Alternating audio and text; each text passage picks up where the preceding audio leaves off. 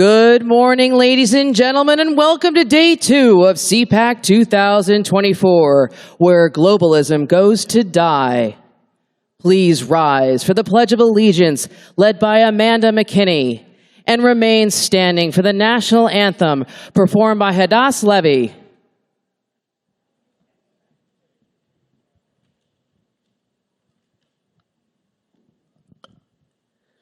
I pledge allegiance to the flag of the United States of America and to the republic for which it stands, one nation, under God, indivisible, with liberty and justice for all.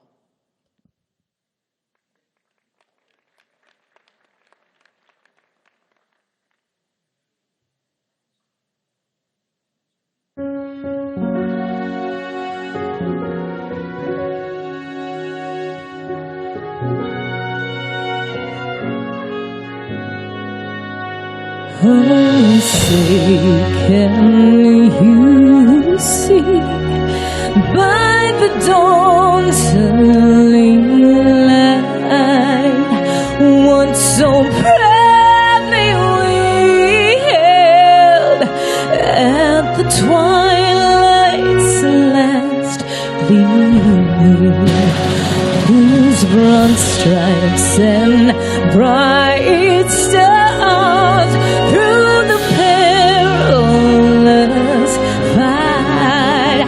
Oh, the ramparts we watched were so gallantly streaming, and the rockets red glare, their bombs bursting in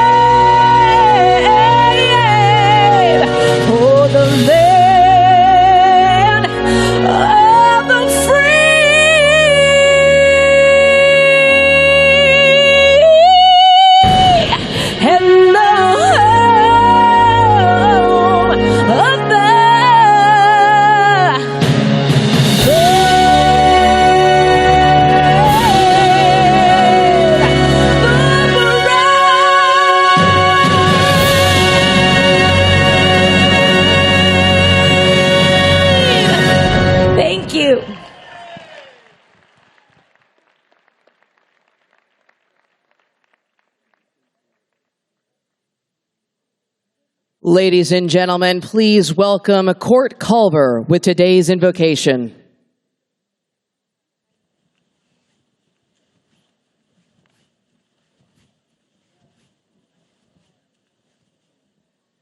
Let's pray, y'all. Heavenly Father, we thank you for everything that you've given to us, and we come before you, for you are greater than this country, than any of us, and this conference. We thank you for this incredible gift that you have given us, that is the United States of America. We lift up the thought leaders and the politicians who are speaking to us today, and we remember your word, where you tell us that if your people, which are called by your name, shall humble themselves and pray and seek your face and turn from our wicked ways, that you will hear from heaven and forgive our sins and will heal our land. Heavenly Father, we pray for the humility to come before you in prayer, and we pray for the courage to turn from our sin, and we call upon you to fulfill your promise and to heal our land. And all God's people said, Amen.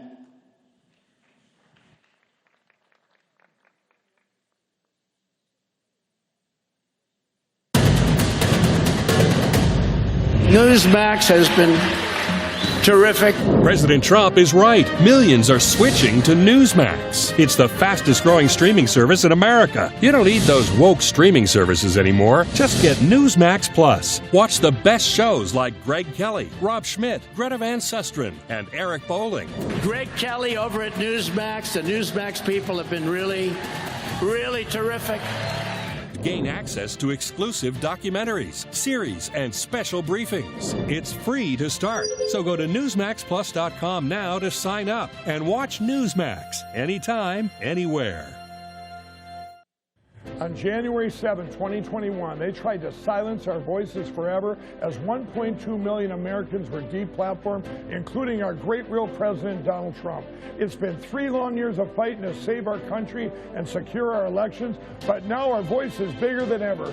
God has blessed me with FrankSpeech.com and our courageous Lindell TV lineup with Emerald Robinson, Steve Bannon, and the great Lou Dobbs, along with hundreds of other hosts. We want you to be informed and involved as we work to save our country. So watch our epic lineup on Lindell TV at FrankSpeech.com. Thank you and God bless. Hey, it's Matt Schlapp, chairman of CPAC. We have an old-fashioned notion here. We only let you vote one time in our straw poll, but make sure you do and let Donald Trump know who you want to be his vice president. Go vote in the Real America's Voice straw poll. They put their lives on the line to preserve our American dream. Everything we have is because of everything they give. And now, more than ever, they need to know that we stand behind them. Each year, our community salutes honors the thousands of high school seniors who have made the selfless decision to pursue military service, not knowing where that journey may lead. For just $19 a month, you can provide the recognition and resources so urgently needed. Let's say thank you together. Sources out there that are saying that Iran, their goal is to draw the U.S. into this broader conflict. There's no question that not only did the Iranian parliament come out and start saying death to Israel, you know that they've chanted death to America. They hate us. They hate our culture. They hate what we stand for, which is that of freedom and religious freedom. And for them, they want to take us down. And the mere fact is you have a commander-in-chief right now who is hiding in the basement that needs to be out there every single day answering the tough questions. Instead, they basically say that climate change remains the most important national security crisis that we're facing. They have caved in time and time again to Iran while knowing that they are funding Hezbollah. They've sent over $100 million, that is Iran, to Hamas, and over $700 million to Hezbollah. Clearly, it is about sponsoring terrorism. Clearly, it is about destroying our strongest ally, Israel, and then America.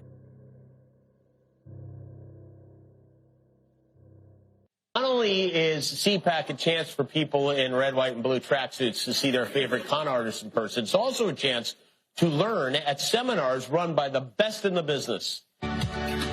Ladies and gentlemen, up next, putting our heads in the gas stove. Please welcome former administrator of the Environmental Protection Agency, Andrew Wheeler. That's a real title of a session, putting our heads in the gas stove. People signed up to see that. There were a lot of weird discussions at this convention. When we thought it might be fun to see if you could tell the real ones from the fake. It's time to play real or fake CPAC session, okay? I'm going to read the name of a panel. You guess if it is real or fake. You ready? Real or fake CPAC session. Would Moses go to Harvard?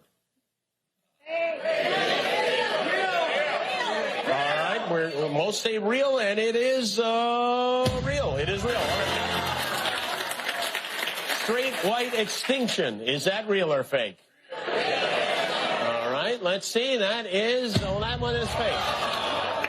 We'll try another. What you talking about, Fonnie Willis? And most everyone says fake. That is Tinkerbell culture. Are fairy tales making our kids fairies? Real? All right, well, sorry, that one is actually fake, but illegally blonde, real or fake? That is real. Catfight, Michelle versus Kamala, real or fake? Oh, you say it's fake, do you? Well, guess what? It's real. And finally, Jagged Little Pillow, The Rise of Mike Lindell. Real or fake? That is indeed fake, and we're going to get back to Mike in a minute. Ladies and gentlemen, it's the dust-up. Please welcome the aunt of Matthew Perna, Geri Perna, Director of Litigation, Center for Renewing America, Jeffrey Clark, and your moderator, host of Sandy Rios 24/7, Sandy Rios.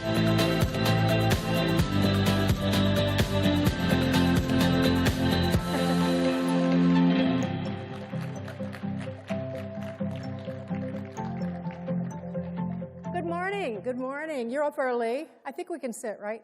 Yeah, we sit. You know, I'm a radio host, so I always have to have notes, so sorry. I said my security blanket. But I was thinking, as I was preparing for this, when I was growing up, one of my favorite weekly shows, this will tell you how old I am, was Superman, the old Superman. And it always would start with, look, up in the sky, it's a bird, it's a plane. No, it's Superman. Then it goes on to explain that he comes as a mild-mannered newspaper reporter, really champion. He's disguised as that, but he's come to seek truth, justice, and the American way. Well, that's the way some of us grew up. We actually understood that. Justice for all people, blind justice, truth, justice, and the American way. Well, I have to say that on January the 6th of 2021, we saw something we had never seen in this country. We saw the beginnings, we had no idea, but it was the beginnings of the perversion of justice. We saw the arm of justice, the FBI. We saw all the tentacles of the Justice Department, the thousands of employees there turn their wrath on regular American people. And then we saw them turn their wrath on people who were associated with the person that actually they were after, and that was the President of the United States, Donald Trump. They wanted him destroyed, and in order to destroy him, they've tried to destroy Americans and people that love America. It's so twisted and bizarre. It really is what they call a color revolution in our country. We're going to talk about two different phases here this morning. One of those, well, I just want to give you some stats. Julie Kelly spoke yesterday. Don't you love Julie? I know, what would we do without her exposing, that she's a great journalist, and they're few and far between. 1,350 people have been charged. This is according to Joe Biden, because he was bragging about it. 900 of those people at J6, there was a few million that went to support the president, and they were concerned about how the election was conducted. We all saw it during the count that night, the election night. In my whole life, I've never seen the counting shut down and the chicanery that took place. We knew something was wrong. So lots of people, like you and me, went to say, we've got to do something about this. And of those people that went, 900 now were not only arrested, but they pled guilty. Many of them were forced to do that, by the way, re-educated, and convicted. And they are now serving a combined 840 years in prison. And as I heard Joe Biden say that, he's pretty happy about it. So there we are. This is the color revolution. Well, I want to turn first to Geri Perna, who's to my far left. Geri's nephew, Matthew, was one of those people at the Capitol. And just one young man out of millions, age 37, and I would just say that shortly after, maybe 2 years later, Geri can make this clearer, Matthew committed suicide.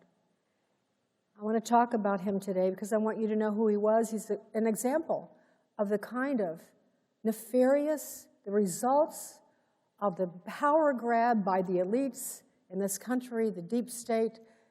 It's cost real lives. So, Geri, you were Matthew's aunt, and thank you so much for joining us. I always like it when you tell us about Matthew, because they all become demonized. They're all, we see the videos, and they're angry, and they're waving things, and we don't think of them as individuals. So, what was Matthew doing? What was his life like before that day? Matthew was extraordinary. He had traveled the world. He had a love for people of all races, religions, creeds, anything. He loved old people. He loved talking to old people. He always said how much you can learn from talking to your elders. He was a respectful person who believed in our country. He loved our country. And he went to January 6th because he thought he was going to be part of a historical moment. And instead, it was a day that ruined his life and so many others as well. Just as I recall, because you and I have discussed this before, we've had a wonderful interview I'll never forget. You talked about his education. I mean, he was highly skilled. He wasn't Penn State, something like that. Tell him about that. Matthew graduated from Penn State and Penn State University toward the top of his class, and he went on to teach English in other countries. He went to Thailand and South Korea, and he taught English to school children. He read constantly, often 2 and 3 books at a time he was reading. He was forever with a book in his hand. He was highly intelligent. He wasn't the epitome of what they're making out the January 6ers to be, a bunch of hillbilly, MAGA-loving idiots, the way the media portrays them. He was very intelligent, and this world lost when he died. So, Geri, people, of course, want to know, they always ask, and want to know and deserve to know, what did Matthew do, for heaven's sake? What did he do in that Capitol? Matthew walked through the Capitol with a cell phone in his hand, recording.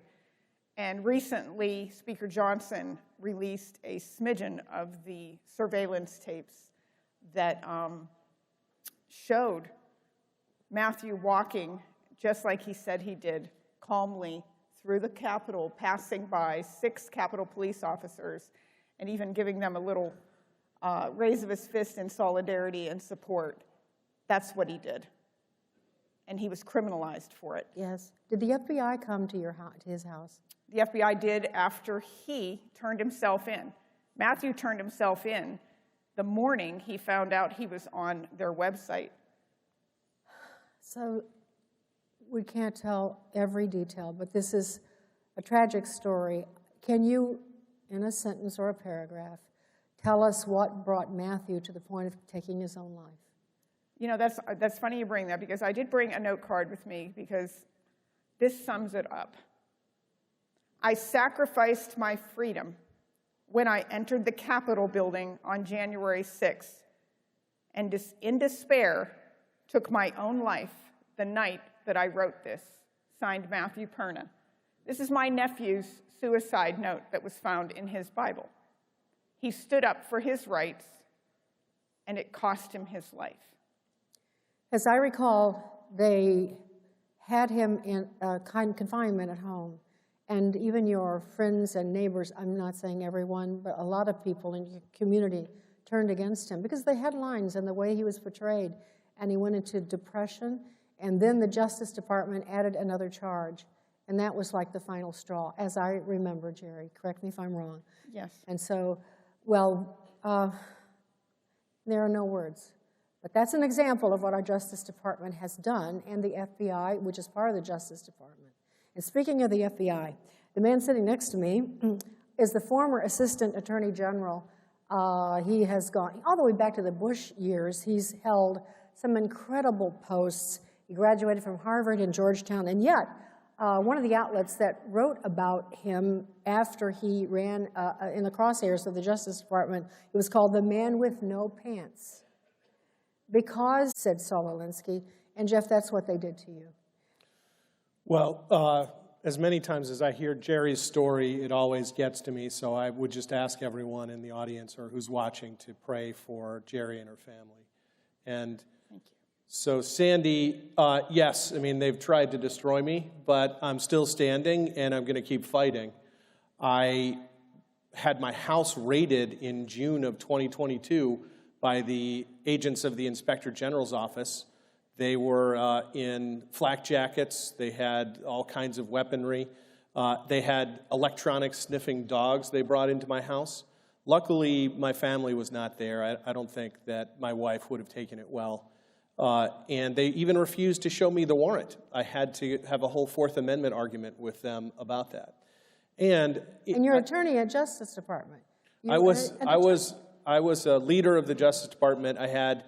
There are 7 litigating divisions at Maine Justice. I had charge of 2 at the same time. I was the only assistant attorney general who had that span of authority, and that was a total of 1,400 lawyers and countless support staff. So a mere 18 months later, under the Biden administration, I'm subjected to this indignity, including, not that I want this to be my selling point, that they pulled me out without allowing me to get fully dressed. You even asked them and they refused to let you do that. That's how disgusting this all is. Yeah, Same but different with Geri. Obviously Matthews has a tragic ending, but this is part of the destructive phase. It's to destroy in any way reputations and life. And the reason why they did that was because I was the only leader in the Justice Department who wanted to investigate the 2020 election with energy and drive and to look at all of the possible problems with that election, and there were a lot of them. There are legal problems in terms of the states changing their election laws without going through the state legislatures, which is unconstitutional. They were just flat out disobeying state election laws in many of the battleground states. And then I think there were also issues with mail-in ballots, very serious issues with mail-in ballots. And there were also issues worth looking at about electronic voting machines. And I think all of my colleagues were very interested in just moving on to return to their wealthy lives in private practice. And by sticking my head up out of the trench, I became a major target, and that's why they came after me. Yes, it's interesting that he wasn't your boss at the time, but William Barr had been your boss, the Attorney General. And after the election, of course, he makes his famous declaration that there was no vote. They looked into everything, and there was no malfeasance, no voter fraud, whatever his words were. What were your thoughts when that happened, Jeff? I wondered what investigations they had actually done. And indeed, I demanded to see the investigations, and I was never shown them, which is telling. Yeah. And I will also tell you that Bill Barr testified to the January 6th committee that he saw 3 categories of issues. One were the state legislatures' laws being changed by other bodies in the state other than the state legislatures, which I think is unconstitutional, and many agree with me. The second area was violations of state election law that had been set in advance and then violated due to this COVID cover.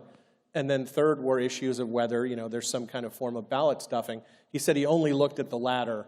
And I can also tell you, what I've seen of public records, the amount of things that were looked at, even in that third category, was very small. So 2 categories entirely ignored.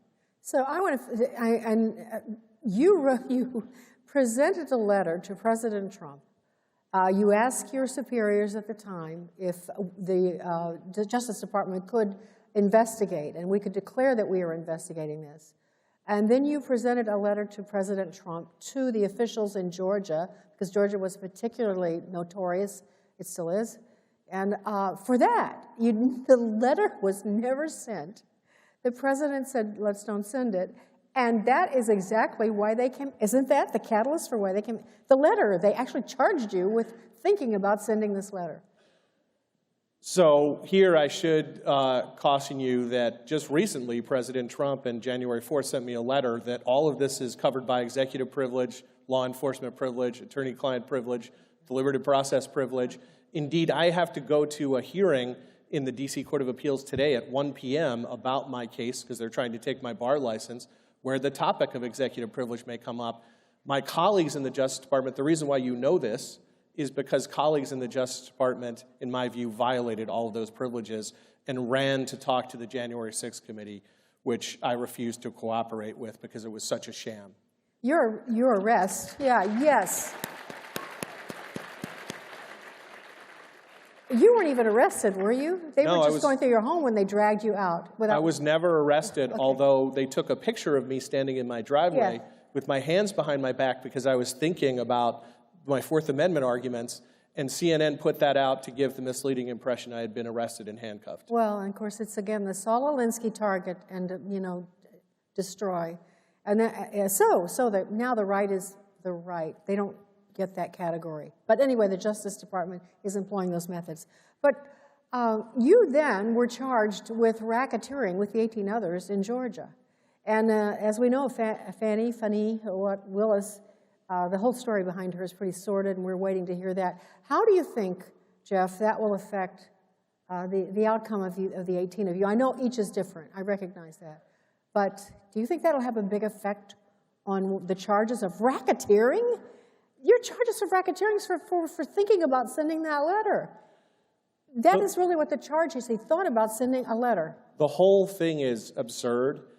Most of the 19 people don't even know each other, so the idea that we had formulated some kind of short-term mafia to hijack the elections is ridiculous. But that hasn't stopped the New York Times from claiming that I was one of the coup plotters in chief, along with my friend John Eastman and President Trump, et cetera, Rudy Giuliani, et cetera. And I've never met Rudy Giuliani.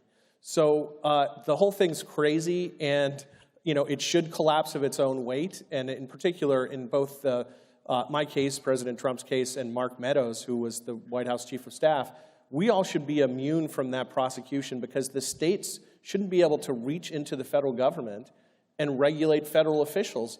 It's a total legal absurdity. There are so many legal absurdities, too, like not protecting the president's executive privilege. That's right now, the SCOTUS is considering 2 cases regarding this right now, I believe, right? The issue of immunity is before them. The issue in terms of what happened to the J6ers of 18 U.S.C. 1512 C2, the issue of applying this crime of obstructing an official proceeding, which is a total overreach. Which they made a felony, which now is added years and years to these. A lot of people Yes. did nothing but walk through the Capitol. And if that case is reversed, if the rulings of the lower court are reversed there, then half of the indictment against President Trump by Jack Smith in D.C. goes away. Excuse me, and let's talk about that. Because if that gets reversed, don't get me wrong, I will be thrilled for the defendants from January 6th if that gets reversed. But that will mean that my nephew, Matthew Perna, killed himself over something that was unjustly charged against him. And this government, and this DOJ needs to pay for this.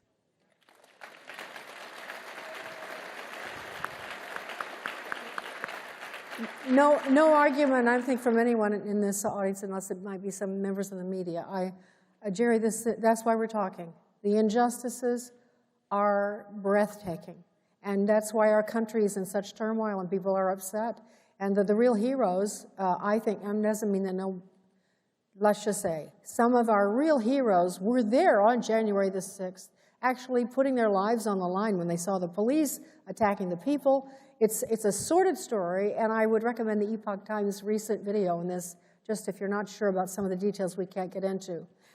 Geri, do you keep in touch with other families, J6 families? There are several J6 families that I keep in touch with. Can you give us an idea of some other circumstances? I get messages through Twitter almost weekly from January 6 defendants who are talking to me about taking their lives. Oh. I get this all the time. And just last year, Jordan Meacham shot himself, 22-year-old kid, killed himself, a January 6 defendant. And I did say when Matthew died, there will be other ones. There will be more suicides. They are pushing these people to the brink of insanity. There are organizations that help these people. Patriot Freedom Project is one that I have reached many family members who are going through what my nephew did.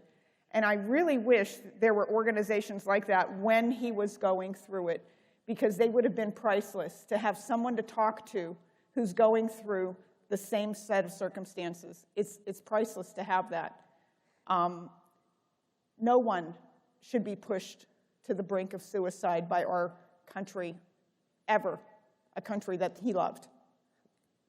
There is another source, patriotmailproject.com is a place where you can write to these guys, and some of them are still in solitary confinement right here in the D.C. jail. It is ridiculous. Some have been held for almost 3 years. If you haven't been following this, you have no idea. And so I think the question, I don't know, there's an answer to this, but the thing that occurs to me is everyone, the talking heads are all talking about Putin. And I'm not a lover of Putin. Communism is not our friend. It's horrific, and that's what they're trying to institute here. Let me make that clear. Putin is a dictator, but he is, now The newest criticism, of course, that people are disappearing or being killed. Well, that's terrible. But what are we doing here? What is President Biden doing here? What are our congressmen doing? Sitting by and actually doing hardly any. There's a few of them, but very few. They need to do something. You know, they need to do something. This is awful. Recently, I had the honor of being in Dinesh D'Souza's movie Police State. And the tagline for the movie Police State was, "Are we living in a police state?" Yes, we are. And you'd have to be blind not to see that your freedoms are being taken away every day in this country. And no one is doing a damn thing about it. Well, I think people are waking up. I guess, no, I realize the people, the powers that be have been really slow to come to the party, especially in Congress. Trust me, I did what I could. The debt that you guys are going into, you know, your families, they want total destruction. And so this is the path that we're on. I think I would say that the God that we serve, the God of our founding fathers, is a God of justice. And he will, at some point, bring justice, either in this life or the next. Quickly, any final word from you, Jeff? So I would say, look, the grave injustice of what's happened to many of the January 6th defendants is apparent. It violates basic principles of congruence and proportionality. In other words, crimes are being applied that are not intended to apply to them. That's the story of this 1512C2, and it's up at the Supreme Court. And then proportionality, they're being punished far, cause billions of dollars of damages. I was in charge of a task force related to monitoring what was happening at the Mark Hatfield Courthouse in Portland, Oregon, attacked night after night, including with commercial-grade fireworks, with ball bearings smashing the windows. That lawlessness went largely unpunished. Somehow what happened on January 6th for just a... You can't fix what's happened to the J6ers. You can't fix what's happening to John Eastman and Jeff. You can't fix all of that, but you can do something. I always say something, do something, speak out. You can pick one thing and you can do it. You can give some money to a cause that is ringing at your heart. You can help. You can call your congressman. Just don't stop doing something. And God willing, with his help and his blessing, will save this union and restore justice. Thank you very much. Thank you.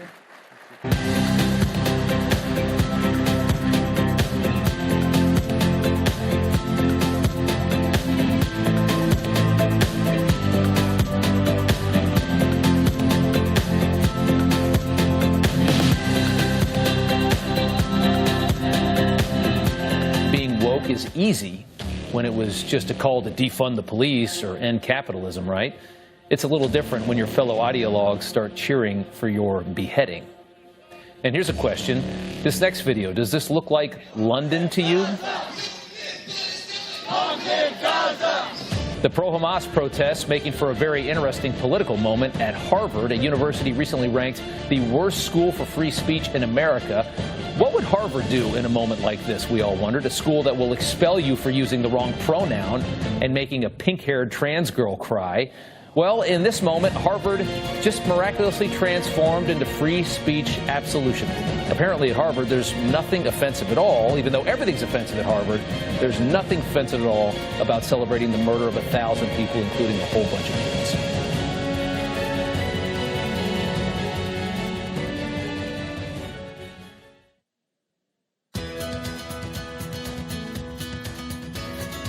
Ladies and gentlemen, please welcome host of America First, Sebastian Gorka.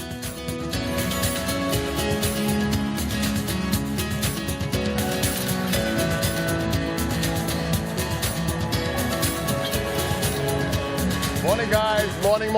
Morning. Please sit down. You guys are the hardcore team, right? The guys who are here in the morning. The day before the president gets in, now that's hardcore. All right, I'm kind of at a loss here because the prior panel stole my thunder. Because really, is there anything more shocking than what you just heard? My parents fled communism. My dad was actually liberated from a communist prison. He was put there at the age of 20 with a life sentence because he was a patriot. And when you hear these stories of political prisoners in America, people who are being kept without a hearing, in prison for 1, for 2 years, that's fine in Venezuela, but not here. And then to hear that tragic story of Matt Perna, that beautiful young man. Did she tell the story? I don't think Geri told it here, but she's done it on my radio show, America First, a couple times.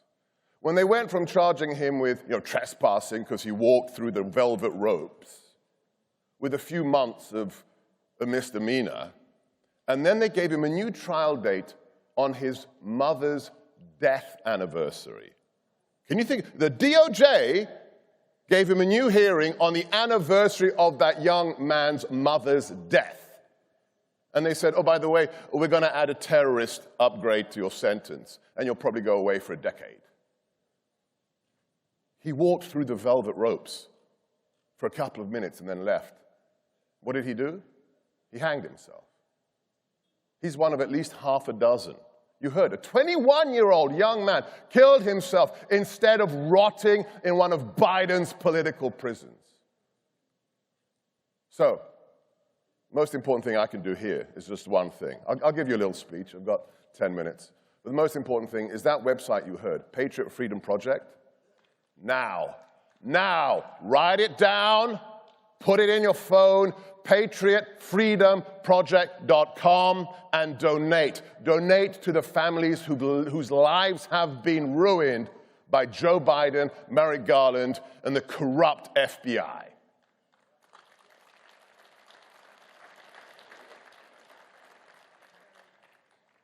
Okay, thank you. So what's the most fun part of CPAC? Come on, what is it? Me? Oh, you're too kind. You're too kind. All right. Selfies afterwards, okay? Tomorrow afternoon, my boss, or my former boss, or God willing, my future boss. The speech from 45, and if we do our part, 47.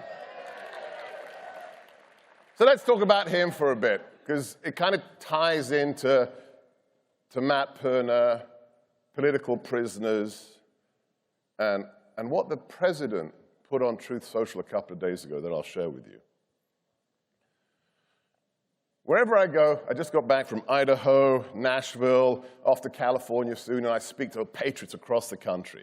Doesn't matter where I am, who the audience is, sooner or later we get to the Q&A, which is the most fun part, right? To ask people, get in a communication with them. I want to ask you this, Seb, and Dr. G, tell me about that. Wherever I go, whoever's in the audience, sooner or later, what question do they ask? What's he really like? Right? Everybody wants to know, what's he really like? And as his former strategist, his former deputy in the White House, I got some bad news for you. What you see is what you get. I've been living in this stinking cesspit of Washington for 16 years. And there's nobody genuine here, right? At least in politics. They have the perfect hair, the white teeth, right? And they're all fake. And they're smiling for the cameras, and then behind closed doors, they're just scum. Just scum. With President Trump, whether you've seen him in an auditorium with 60,000 people in a stadium, or whether he's with me, by myself, in the Oval Office, he's exactly the same, because he's not a faker.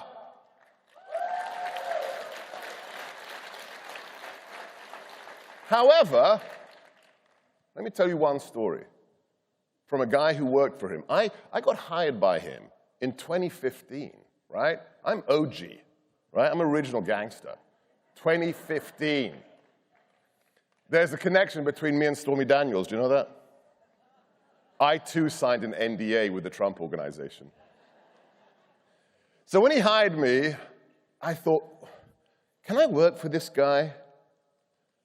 And we were in Trump Tower, just me, the future president, and Corey, his campaign manager, Corey Lewandowski. And we had this amazing discussion about national security, from the Civil War to ISIS to nuclear weapons, you name it. And halfway through, classic Trump, it's like The Apprentice, like an episode.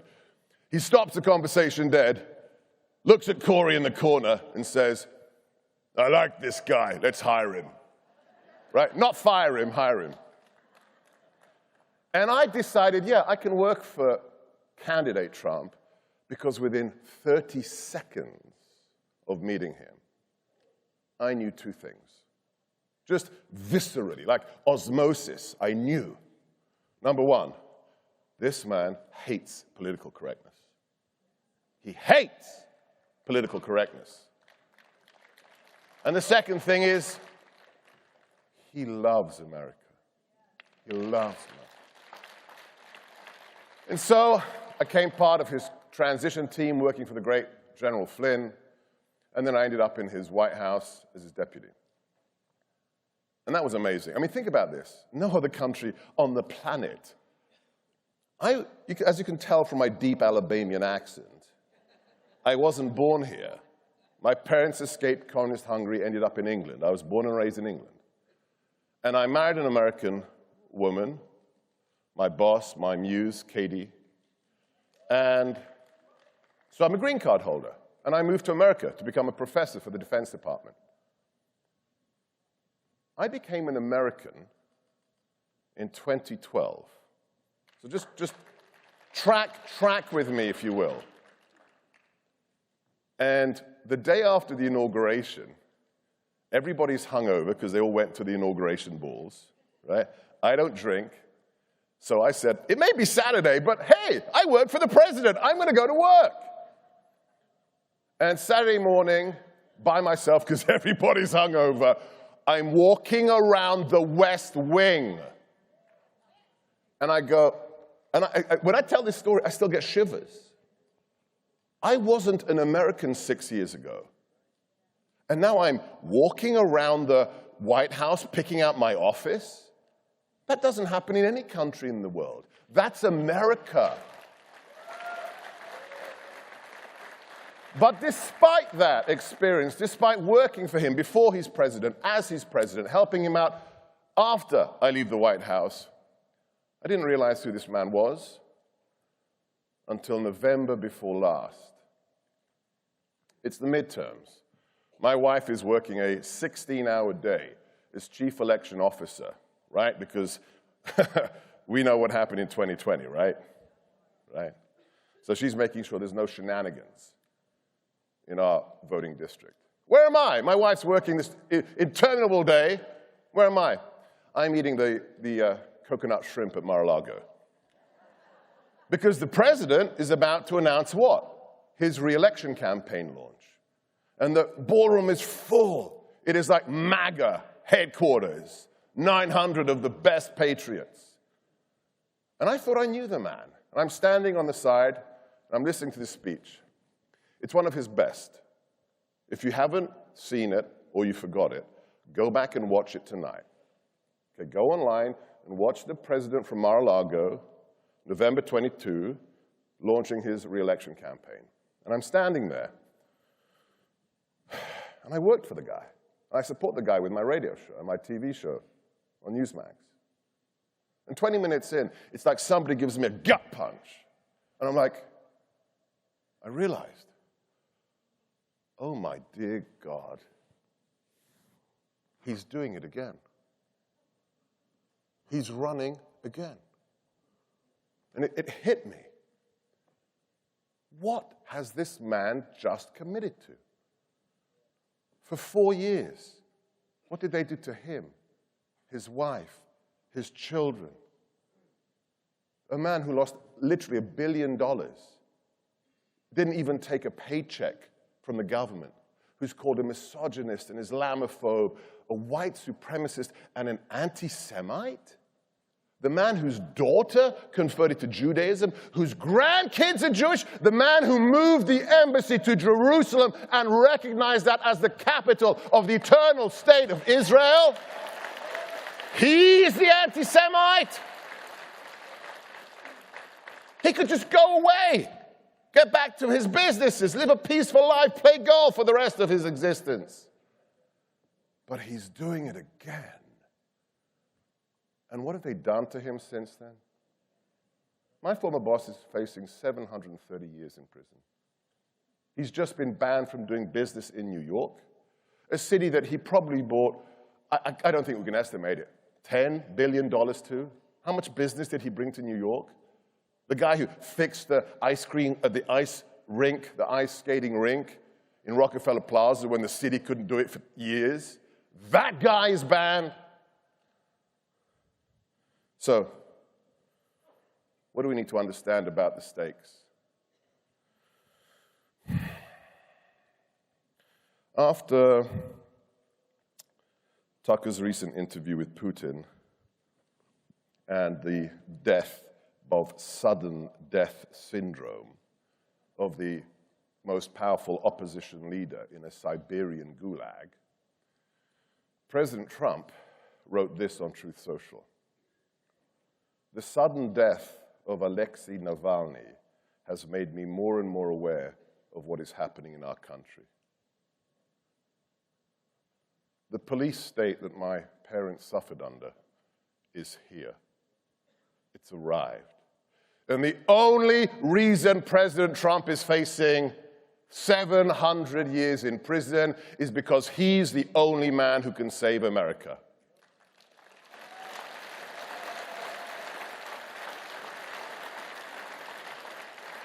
So, like you, I'll be back here tomorrow waiting to hear the boss. But I'm sorry that's not enough. And I'm talking to everyone watching on YouTube, Rumble, social media, on the video posts after this, everybody in this room. It's not enough to be at CPAC. It's not enough to watch my TV show, Newsmax, or listen to my radio show. If you're not actively working to save America, you're working for the Democrats. If you're not an election volunteer, an election officer like my wife, if you're not knocking on doors, Katie and my wife knocked on 18,000 doors in the last election. 18,000. If you're not running for the local school board or helping somebody who is, I'm sorry if you take this personally, but please take it personally. If you're not doing any of that, you are helping Joe Biden with his creation of the police state. So, the charge is ahead of us for the next 9 months. Good Christians every morning pray to God and should ask themselves, what am I going to do to glorify my Savior today? At the end of the day, you should ask yourself, did I do it? Did I do something to glorify God?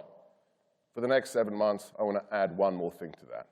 In the morning, when you decide, how am I going to serve my Lord and Savior? I want you to say, how am I going to save the Republic? And at the end of the day, as you rest your head on one of Mike Lindell's My Pillows, promo code GORKA, you ask yourself, did I serve Jesus today?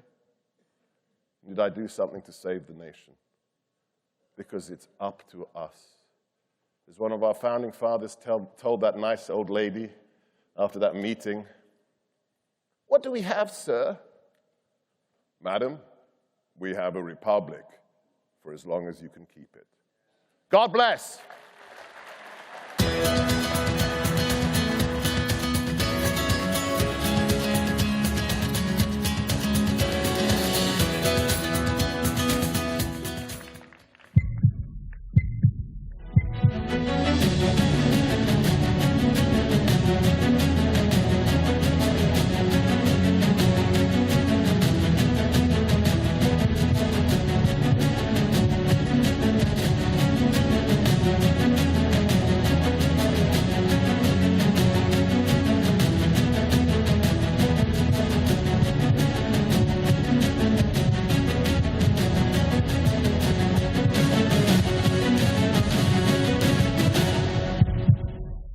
Thank you again for joining us at CPAC 2024.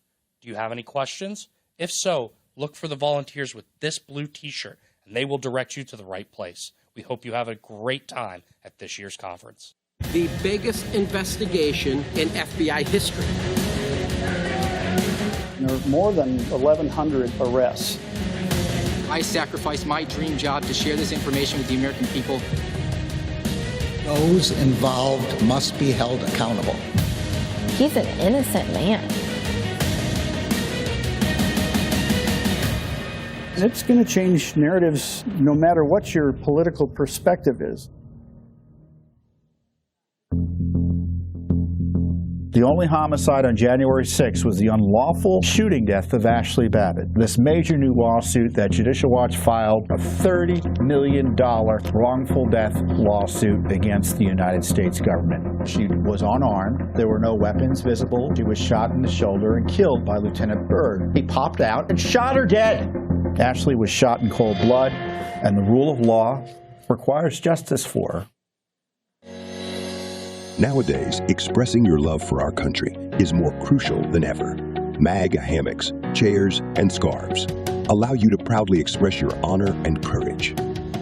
Each product is uniquely handcrafted, with materials sourced entirely from the USA, becoming a symbol of quality and national pride. Loved by true patriots, MAGA hammocks is more than just merchandise. It is a statement.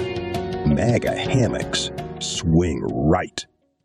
Being woke is easy when it was just a call to defund the police or end capitalism, right? It's a little different when your fellow ideologues start cheering for your beheading. And here's a question. This next video, does this look like London to you? The pro-Hamas protests making for a very interesting political moment at Harvard. A university recently ranked the worst school for free speech in America. What would Harvard do in a moment like this, we all wondered? A school that will expel you for using the wrong pronoun and making a pink-haired trans girl cry. Well, in this moment, Harvard just miraculously transformed into free speech absolution. Apparently at Harvard, there's nothing offensive at all, even though everything's offensive at Harvard. There's nothing offensive at all about celebrating the murder of 1,000 people, including a whole bunch of kids.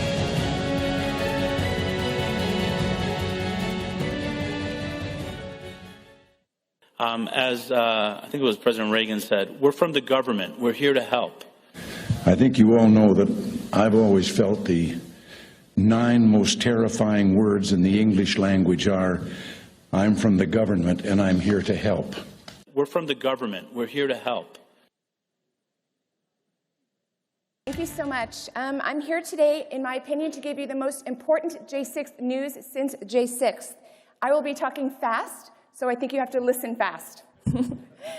The SCOTUS, as we heard a little bit from Jeff Clark a little bit ago, the Supreme Court will be hearing a J6 case called USA versus Fisher in 8 to 10 weeks. They will give a ruling in June, and that will either bring down this entire house of cards or will bring down the pretense that we have a rule of law in our nation. When SCOTUS accepted cert on Fisher case, several D.C. District Court judges started whining that this increased their workload. Never mind that their own mediocrity and lack of judicial temperament caused such biased rulings that the Supreme Court has to step in. Accepting the Fisher case also paused Jack Smith's D.C. witch hunt. The Fisher appeal poses 2 legal questions that implicate thousands of laws in this nation. One is to define the word corruptly, and the other is whether a subset of a statute can be orphaned from its parent. You know me as a doctor, but many of you may not recall that I'm also an attorney, which is what I'm speaking on today. Let us first explain the specific felony statute. 18 U.S.C. 1512c2 is part of the Corporate Fraud Accountability Act of 2002, and its title is Tampering with a Witness, Victim, or an Informant. Witness tampering ranges from minor to severe, from murder to violence to threats. Congress enacted the subsection C2 to capture the bad corporate actors who shred documents, specifically in response to the Enron accounting scandal of 2000 and so. In fact, 1512c2 is universally known as the Arthur Anderson loophole. When passing this law, the legislative and executive branches expressly stated that the intent of C2 subsection is to indict corporate bad actors. Congress said this is in response to Enron, and President Bush said the executive branch shall define corruptly as requiring proof of a criminal state of mind. I'm going to come back to that. And for 2 decades and thousands of cases, the government has never used this statute against ordinary citizens, not once prior to January 6th and not once after January 6th. None of the thousands of Kavanaugh protesters were charged with this. None of the protesters at Trump's inauguration were charged with this. Remember Democrat Congressman Jamal Bowman, who pulled a fire alarm a few months ago, right before a congressional vote?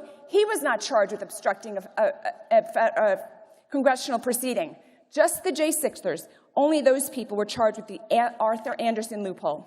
So the first legal question for the Supreme Court is, the government must show proof that a defendant acted corruptly. Virtually none of these cases did the government do that. The D.C. district judges and most of the appellate judges seem confused about what acting corruptly means, even though we all know that acting corruptly is defined as acting with an intent to procure a benefit for yourself or someone close to you. In addition, the president who signed this law, President Bush, specifically stated it must have a criminal state of mind. But our judges seem very confused on this. Law School 101 teaches that to break a law, you have to do 2 things. You have to do the act of breaking the law, and you have to have the mindset to break the law. It's called an actus rea and a mens rea. They're different. In J6 cases, the government simply evaporated the mens rea, the intent to break the law. The government's position is that each defendant had a corrupt intent because him being present meant it was a corrupt intent. This circular reasoning completely evaporates the concept of mens rea completely. It makes everyone susceptible to felony charges all the time. There's a book written about 10 years ago called 3 Felonies a Day, and it describes how prosecutors can now charge almost anybody because the federal statutes are so disconnected from English common law. There are now tens of thousands of federal statutes which prosecutors can select that are a vague or technical prohibition and charge really any person with a felony. And that is exactly what happened on J6. Prosecutors picked an unrelated 20-year felony because it carried such a potentially lengthy prison sentence, and then they selectively charged the people it wanted to charge, right? So Congress said at the time it passed this 1512c2, it is to crack down on the corporate criminals and rebuild America's confidence in our markets. President Bush said we should never use this statute to charge civilian protesters. But that's exactly what happened. Now, it did not matter that the charge contradicted the explicitly stated words of Congress or the explicitly stated words of the president who signed it into law. It did not matter that the charge violated the way the statute had been used thousands of times over 2 decades. And it did not matter that the plain English language of the statute does not support the charge. Once a weaponized DOJ decided to use it this way, all the U.S. prosecutors fell into line, all the judges rolled over, hundreds of ordinary Americans with no intent to commit any crime endured frightening and violent SWAT team arrests, including me. Thousands were thrown into prison or threatened with prison, and another 100,000 more or so are anxious about it. Virtually all of the D.C. judges and many of the D.C. appellate judges agreed that the act of being present proved an intent to be corrupt. Yelling foul at this legal fiction were several dozen criminal defense attorneys, hundreds of J6 defendants, and journalist Julie Kelly. Finally, the most brilliant jurist on the D.C. appellate court, Judge Katzis, clarified for his hysterical peers that having a corrupt intent is required by the plain reading of the statute and by precedent. If the government's reasoning was correct, it encompasses almost any behavior. If there is no corrupt intent, then any conduct that affects any official proceeding, for example, lobbying, could be deemed illegal. So that's the question before the Supreme Court. The issue of, did these people walking through the ropes, walking peacefully, act corruptly? The second issue before the Supreme Court in the Fisher case is whether a subset of a statute can be orphaned from its parent. Chapter 73 of the Federal Criminal Code is the obstruction of justice code. It's 15,000 words long, more than 30 pages long. 1512c2 is one tiny subsection among hundreds of subsections in this one chapter. With a straight face, the government has been arguing that a subparagraph nestled inside a subsection found in the middle of 19 otherwise narrow prohibitions is actually a standalone, all-encompassing statute. This is absurd reasoning, and it's the best one-liner I ever read in a judicial opinion. Judge Katz has said, Congress does not hide elephants in mouse holes. It's crazy. C2 cannot be divorced or orphaned from the 1512 above it. Chapter 73 lists escalating penalties depending upon the facts. Picketing and parading carry 1 year, threatening force is 5 to 10 years, shredding evidence was the 20 years. The government's interpretation collapsed all of this, making any form of obstruction of any felony, of any official proceeding, a 20-year felony. Under this reasoning, a congressman who falsely pulls a fire alarm 5 minutes before a House vote would have to be charged with a 20-year felony. You know, unless he's a Democrat. Now, if SCOTUS does not void the felony charge for Fisher, it will evaporate the concept of mens rea, or intent, eliminate the plain English language of the word corruptly, ignore what Congress and the President said when they passed the law, and redefine infinite federal subsections to become all-encompassing standalone statutes. Its decision will be felt far beyond this one statute, this one day, and this one cohort. If SCOTUS sets arson to decades of precedent, centuries of common law, and the plain meaning of the English language, then we are no longer operating under the rule of law. We will find out this June. Stay tuned.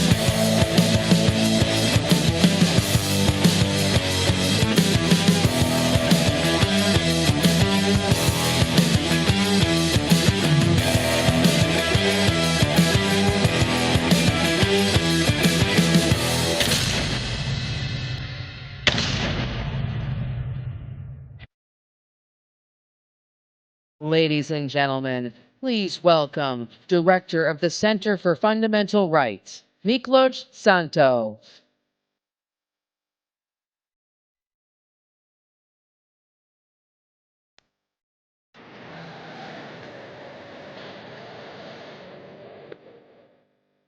Dear friends, fellow conservatives, ladies and gentlemen.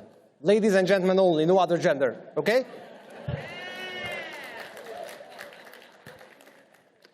Over the past few years, I've become a regular guest in your great country and, of course, at CPAC, and I'm really overwhelmed by the hospitality of the American spirit, but I will say that the number of woke people hasn't declined since then, at least here in DC. And let me be blunt. The cult of woke and its priests in the mainstream press, Hollywood, the music industry, and corporate boardrooms are a clear and present danger to our way of life and even our security. Hungarians, we know this enemy all too well, having survived the Bolshevik nightmare in the past. And let me tell you, woke is just a new form of communism. It is a civilizational threat too. When the West defeated the Soviet Union, my compatriots were convinced that Hungary had finally returned to where they belong. We have won because you were right, and we together defeated the evil empire. Yet overcoming an existential threat can breed smugness and a false sense of security. Liberals embarked on a campaign to weaken the natural immune response in America and Europe to leftist progressivism.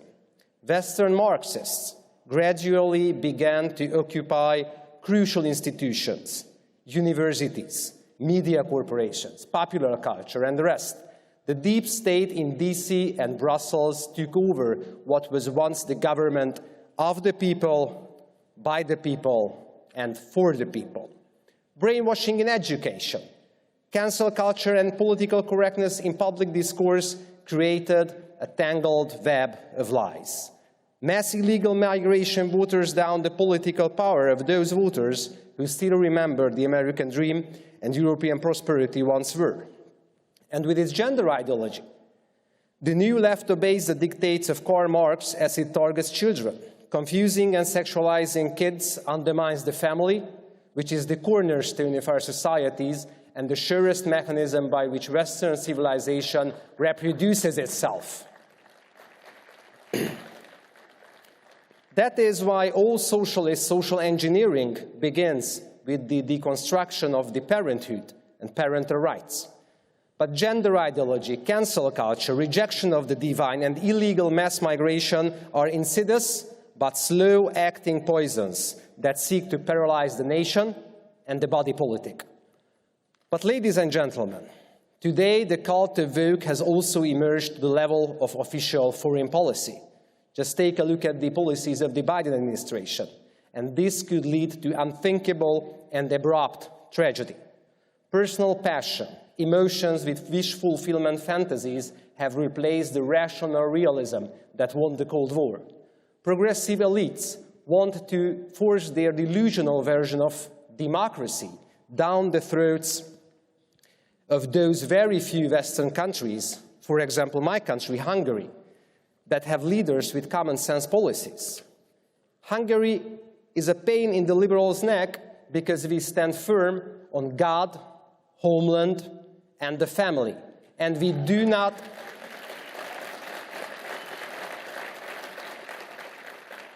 allow George Soros to interfere in our domestic issues by giving millions to his liberal comrades.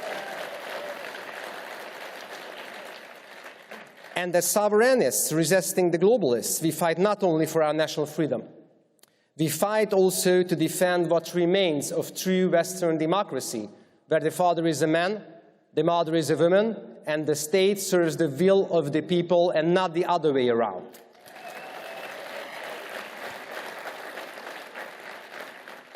Hungarians will tell you that protecting sovereignty means first and foremost protecting and defending democracy. The security blunders of woke foreign policy are legion, but what you feel immediately, should you ever walk the streets of New York, Chicago, Paris, Berlin, not to mention the Ivy League campuses, anti-Semitism is on the rise in the lofty towers of tolerance and sensitivity. But it even gets worse. The cult of woke drives the deep state warmongers in Washington and Brussels to push their Ukraine agenda. Hundreds of thousands of people are dead, countless high-tech weapons, millions of rounds of ammunition, hundreds of billions of dollars and euros have been given away for free, all for no measurable gain. This kumbaya affectation of make love, not war, has been turned inside out, and the corrupt war in a corrupt country has become part of the progressive identity.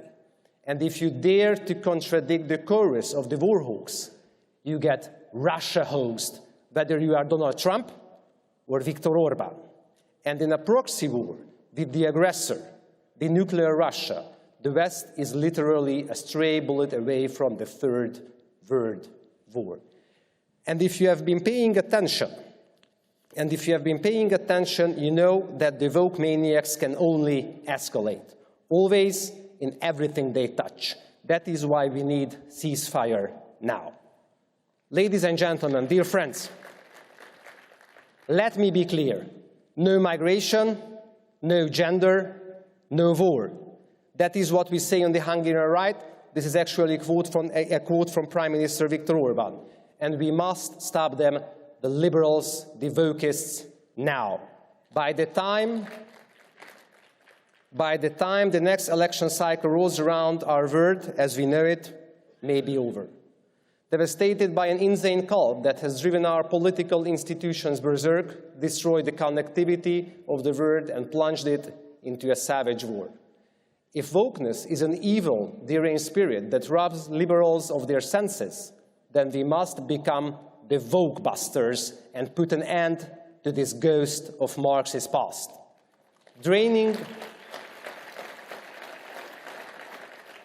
Draining the swamps in Washington and Brussels is no longer just about avoiding another term with Hunter Biden-level corruption at the top. It is an urgent priority for global security. This is the year we take back our civilization, or condemn it to a possibly very violent decline. And we have the leaders to do it. Donald Trump is the greatest American president in living memory.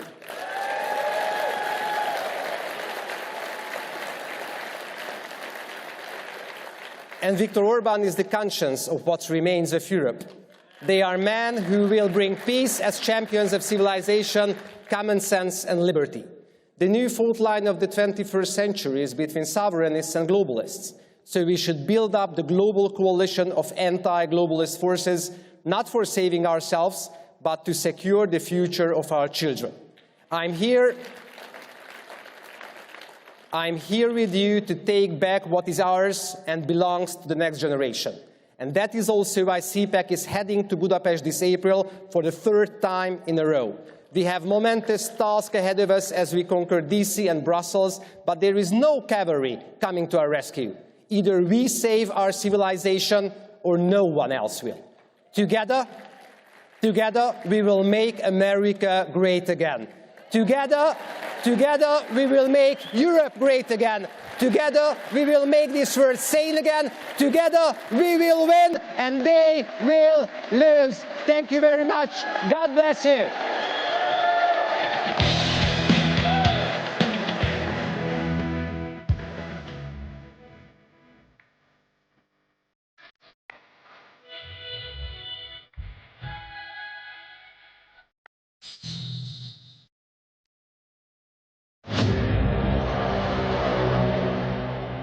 Government gangsters are the group of individuals, career bureaucrats, who have been installed by what we call the deep state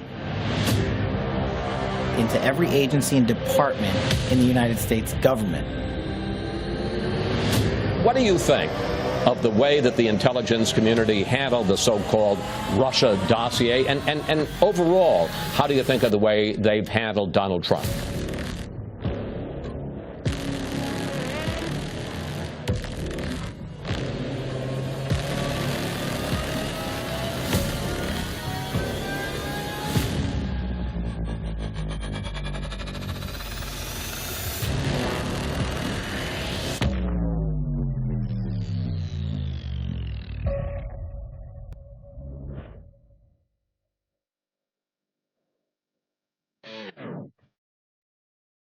Ladies and gentlemen, please welcome former Pentagon Chief of Staff and author of Government Gangsters, Kash Patel.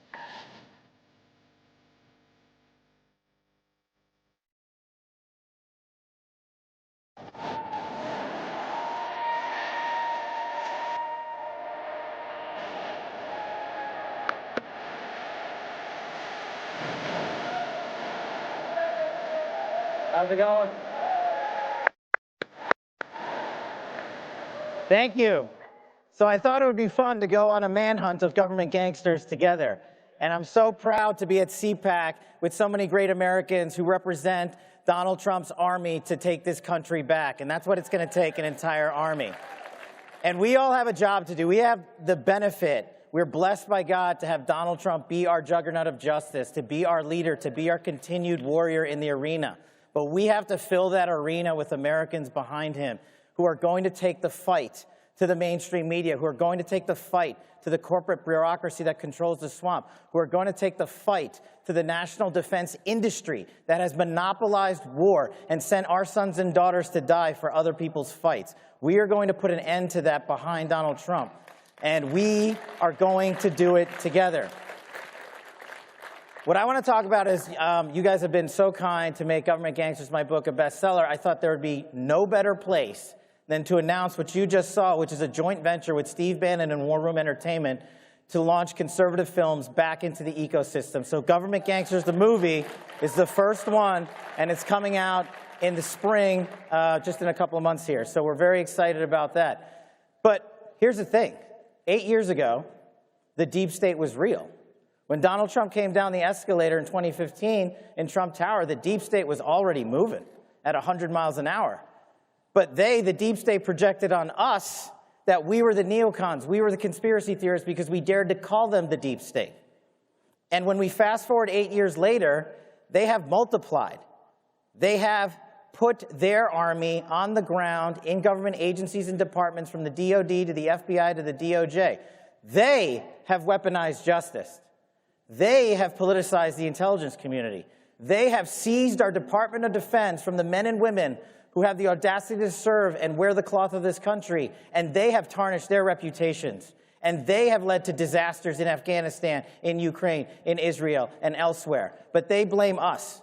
And one of the main themes about government gangsters is we cannot take their bait. We cannot take the overcorrection approach that they want to government. What we must do is identify the people in government that are crippling our constitutional republic. What does that mean? First, we have to identify them. It's not a Republican or Democratic thing. The people that started Russiagate are back in power now. If you think, and the following took me 2 years to prove with Devin Nunes in the House Intel Committee, that a political party in the United States of America could go overseas and buy fake intelligence and hijack the FBI and go to a federal secret court and lie to a judge just to surveil their political opponent. That's conspiracy stuff. But that's what happened in our United States of America to our president the first go-round. What do you think these people are doing now? And there's no coincidences in government. Let me give you an example of the news that's been back in play thanks to great reporting out there about the details of how vast Russiagate was, how the intelligence communities were using operatives overseas. None of that happens by accident. When you go to England and a place like that and you say, you the FBI, you the intelligence community, go out there and surveil illegally Donald Trump associates, someone's got to authorize that. Now we know it was John Brennan and Obama who came in with the directive, but who issued the order on the ground to allow that to happen under the law? Gina Haspel, London station chief in 2016, who would later go on to be Trump's CIA director. She's the one who singularly blocked the report that you guys are now all familiar with about John Brennan's corrupt ICA. That report still sits in a SCIF at the CIA under lock and key because she blocked Donald Trump's release of that report so you guys could see the corruption of their ways. The fight's not over. The coincidence don't stop there. Chris Wray, Rod Rosenstein ran the Russiagate cover-up operation, signed the illegal FISA warrants to surveil Donald Trump while he was president of the United States, to rob us of our single greatest benefit in this country, our freedom to vote. Do you know where Gina Haspel and Rod Rosenstein work today? Gina Haspel is the national security advisor to Chris Wray's law firm, where Rod Rosenstein is a named partner with Sally Yates. Since they left the Trump administration, do you think it's a coincidence that the architects of Russiagate, the greatest conspiracy ever perpetrated against the American people, are all making tens of millions of dollars together at a white shoe law firm in the United States of America? Good, identify the problem. It goes beyond Brennan, it goes beyond Clapper, it goes beyond Esper, it goes beyond Barr, it goes beyond so many people you've heard about from the Trump administration. And the only way we are ever going to break that logjam is if we don't accept their projection. They, the radical left, have told us we are the ones who hijack law enforcement agencies. Are we the ones that sent law enforcement into houses of worship? That was them. Are we the ones that told parents that you will be dictated the agenda for your children's education? That was them. But they did it in the name of America, and apparently since they have the mainstream media, they're getting away with it. And here's the kicker about the media. They serve an invaluable purpose in our constitutional republic until they fail us, which a large portion of them have. And there is no deep state, there are no government gangsters without some of their corrupt actors in the media who continue to print the lies about Donald Trump's success, about our movement, and about our America First mission. And so what I started the conversation with is it's up to us. We've got the greatest leader we could have ever asked for. But he's going to need some help from us. And so what do we do? What do you do in the next 240 some odd days till the next election? You pick one thing. You pick one thing whether it's healthcare, education, sheriffs, law enforcement, countering drugs, narcotics, weapons, what have you, ending the forever wars, veterans affairs. You pick one thing and you go out in your communities and you do it 245 times. And you will see that message resonate, because Americans across this country are tired of the swamp. And the swamp only exists because Washington, D.C. has perpetuated itself to overcome the will of the constitutional republic that is the United States of America. And we have to end that. And we cannot end that unless we do the following: embark on a mission to educate Americans across the country. Now is not the I told you so moment. Now is not the time to go to America and say, we were right about Russiagate, we were right about Jan 6, we were right about the 51 Intel letter, we were right about Joe Biden's classified documents case, we were right about President Trump's classified documents case and the two-tier system of justice. We were right because we dared to put the truth out. We were right because we were fighting for this country and our future generation with facts. And that's what we have to arm the American people with every single day. And there isn't anyone in this room or watching that can't effectuate that change with the amount of great social media platforms and media that we have here, like Real America's Voice and everybody else that's willing to take that fight out there. It's imperative that you join the mission. We will follow Donald Trump's tremendous leadership, but we are going to need every one of you times 100 across this scary country to make sure our message is received. Because here's the thing. 2016 is when Russiagate happened. We're in 2024. There's like 40% of this country that still think Donald Trump's a Russian asset because they believe the lies of the mainstream media. And who in the media is again starting to circulate that lie that somehow Donald Trump is still a Russian asset, when we now know definitively the Russians preferred Hillary Clinton to win that 2016 election? How is that truth still buried?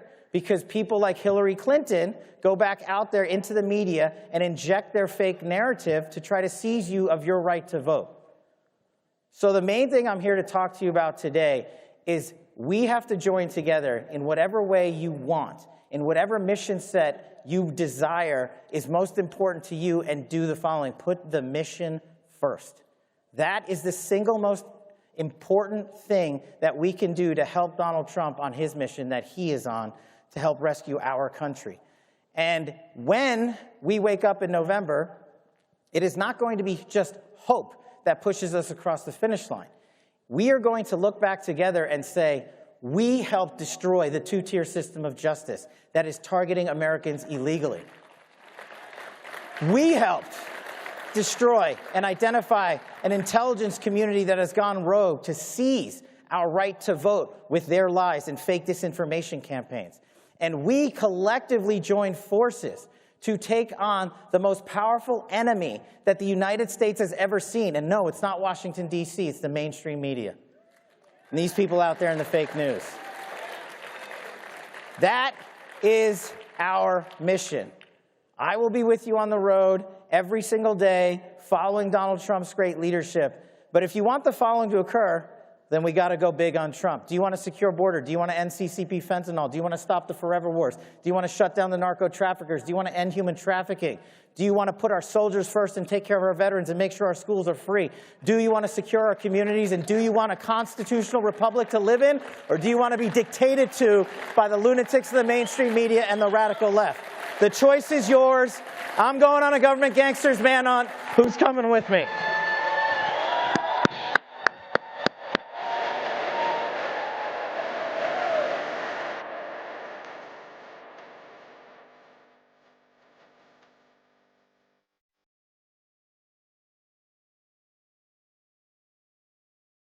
America is under attack.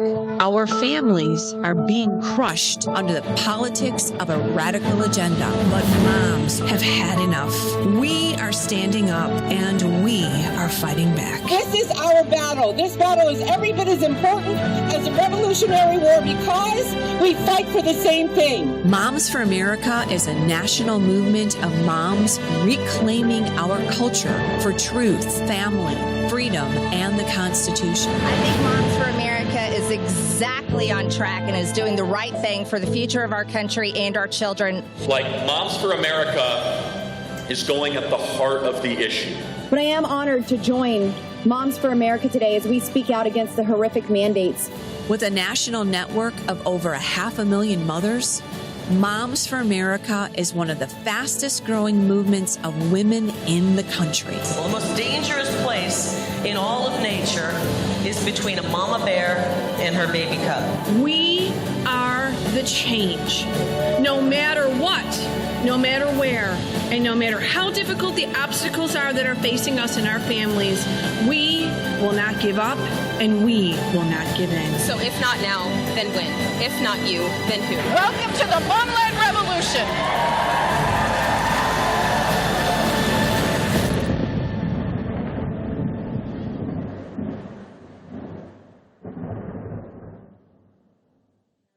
Don't miss out on hearing from your favorite leaders in the conservative movement. Make sure you go to cpac.org/agenda to see who all is coming up next on our main stage.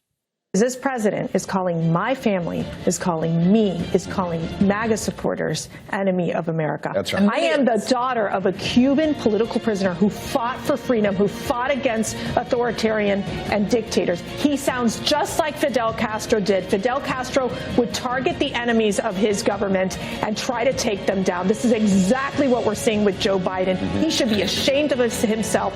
No American should be called a Nazi or be called an enemy of the state. Yeah. Those of us who love this country, and I have spent my whole life defending freedom in America.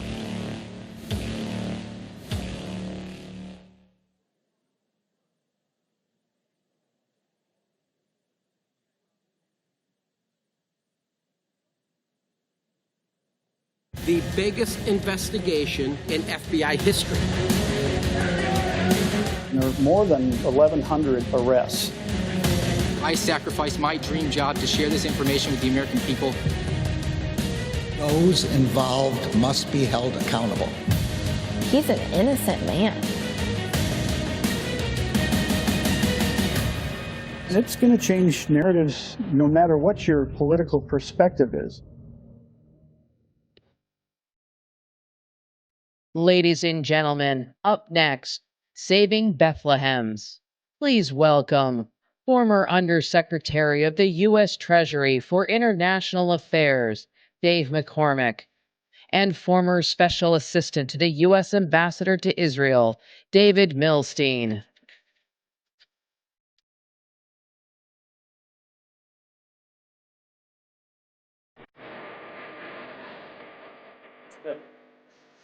All right, CPAC. It's great to be back at CPAC 2024. All right. And it's a tremendous honor to be here with Dave McCormick, who is running for Senate in Pennsylvania. It's a very, very important Senate seat that we need to pick up to regain the Senate in this upcoming election. And Dave, I want to start off, please tell us why you decided to run for Senate. I know you had told me previously that as a combat veteran, as someone who has served our country in uniform, the disastrous withdrawal of Afghanistan was one of the prime reasons why you decided to run. Yeah, well, thanks, David. Thanks for doing this. I decided to run in 2022 because I watched what happened in Afghanistan and the incompetence of it, the weakness. I think sent a message around the world that America was weak and our leadership was weak. And I jumped into the race because I was worried about the direction of our country. And I'm running again in 2024 because I think the America we know is slipping away. And it's unrecognizable economically, in military terms, spiritually, the challenges around the world we see everywhere. And we need leadership that's going to shake things up and take America back. And that's why I'm running. I'm honored to do it, and I'm in the ring.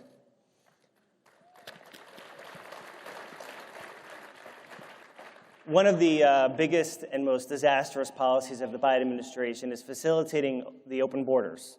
What we're seeing on the southern border and even the northern border, it's not just over 8 million illegal immigrants who are coming into the country. It's also people who are coming from China, from Russia, from the Middle East, people who aren't even being vetted. We've talked about how border security is very much national security. Why is this one of the biggest reasons why you've also decided to run, and one of your biggest priorities when you get to the United States Senate? Well, I hear this everywhere on the campaign trail in Pennsylvania. And if you think about the national security crisis we're experiencing, 160 people apprehended that were in the terrorist watch list. It took 13 to take down the towers in 9/11. But it's far more than that. It is the scourge of fentanyl, which is destroying our communities. I went to the border in 2022. I literally was with the Border Patrol. You could look up on the other side of the Rio Grande, and they would point to the cartel members up in the hedgerows pushing people across. And that fentanyl takes about 48 hours, and the cartels have it in northeastern Pennsylvania.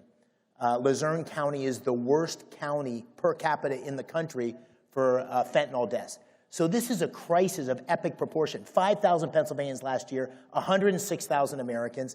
This is a national security crisis. And just think about it this way. If you were an adversary and you were sitting in Beijing, or you were sitting in Tehran, or you were sitting in Moscow, and you were saying, how do we really mess with America? You'd invent something called fentanyl. You'd ship its ingredients to Mexico. You'd manufacture it. You'd send it across the border, and you'd have it undermine and destroy our communities across America and kill Americans. That's what's happening, and we need to treat it as the war that it is, including not just shutting down the border and doing the actions that we should have done from day one under the Biden administration. He's failed us miserably. But I also think we should consider using military force to go after those cartels. This is a war, and we need to treat it as such. And you're running to politically defeat current Senator Bob Casey. What is his record on this? Yeah, Bob Casey's record in general is a man of inaction. In arguably the most consequential state in the country, this is where the country was born. This is the battleground state that's going to determine the presidency, right? Pennsylvania. In that Pennsylvania, we have a senator that has had no leadership, not done a single thing from a legislative standpoint in 3 terms. But more than that, he's voted with Biden 98% of the time. 98% of the time. So when you look at inflation, when you look at a wide open border, when you look at the weakness that we've shown abroad, when you look at legislation proposing biological males to be able to compete against my 6 daughters in school with biological females, Bob Casey's been there every step of the way, and that's how to step with Pennsylvanians, and that's why I'm going to win, and that's why we're going to win in 2024. So one of the many issues that is certainly near and dear to my heart, and I think actually countless Americans, is what's going on in Israel and the importance of America to unequivocally support Israel. As everyone knows, on October 7th, Israel suffered the deadliest and most heinous atrocities that were committed against Jews since the Holocaust. And Hamas, which is backed by Iran, was able to, unfortunately, massacre, rape, burn alive, decapitate, the worst evil you can possibly imagine. Over 1,200 innocent people. They kidnapped barbarically over 200 people. By the way, it's not just Israelis. This was not just an attack on Israel. It was an attack on America. It was an attack on Western civilization. There were countless Americans who were massacred, and there also were a number of Americans who were kidnapped, and there still are over 6 Americans that are being held hostage by Hamas. Dave, you did something that I will always forever appreciate, and I think countless Americans will, which is you and your wife, Dina, actually chose on your own to go to Israel, I think last month, so you could see firsthand what took place. Can you tell us about that? Yeah, it was really heartbreaking in every way. I thought President Trump had made such enormous strides with Israel by moving the embassy to Jerusalem, the Abraham Accords, which my wife had the honor of being part of that team that was able to achieve what it was a monumental achievement in the Middle East. And we wanted to go to see for ourselves what had happened and to show solidarity with the people of Israel. And we landed and went to Kfar Aza, one of the communities, 800 members of that community, 100 of them were massacred on that day. You walk through the streets, you see the bullet holes, you see the blood on the furniture in the homes. There's a safe room where a young woman and her boyfriend were texting back and forth with her father before they were slaughtered. Families burned. Parents killed in front of their children. People decapitated. You can't believe the level of evil. We met with a young woman who was at the music festival that day and was in one of the bomb shelters, was shot through the knee and fell down. Her friends fell on top of her. They were killed, and the terrorists thought that she was dead. That's how she survived. We met with hostage families. We watched this horrible video taken from the body cams of the terrorists. And we met with the IDF and spent time with them as they talked about prosecuting the war. And the takeaway was threefold. Number one, you can't imagine this level of evil in the world. It is beyond anything. You think about it, but when you see it, you can't imagine the evil that exists that would do such a thing.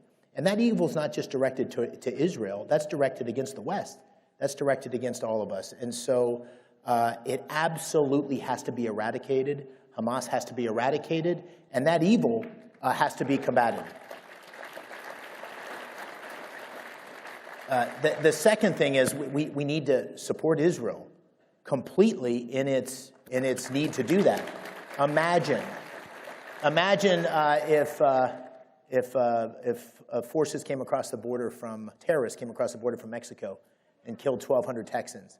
Imagine what we would be doing in response to that. We need to give Israel our full-throated support. I have complete confidence they will prosecute this in a way that is both morally right and also fulfilling its obligation to ensure that people who want to slit their throats don't sleep 600 meters across the border. And the third thing, which we can't turn away from, is the original sin.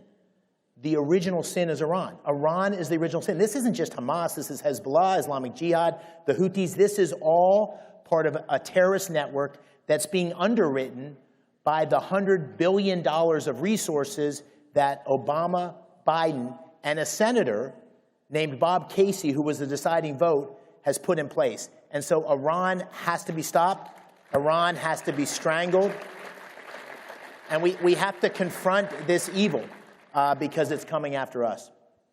Absolutely. And there's a lot of press reports, as everyone knows, very left-wing, very anti-Israel, very, in many respects, very anti-American, that wrongly try to slander Israel and how it's prosecuting this war. But it's very important for everybody to know, and I'm sure you know this, you've seen it, there may be no other country in the world besides America that goes to such unprecedented lengths to only target the bad guys and to avoid civilian casualties. You're talking about you're talking about an enemy, a ruthless enemy, again, backed by Iran, the leading state sponsor of terrorism in the world, that deliberately hides among civilians, in hospitals, in schools, in mosques, firing at Israel from civilian areas, both of which is a double war crime. And then obviously it's a triple war crime when you also attack Israeli civilians.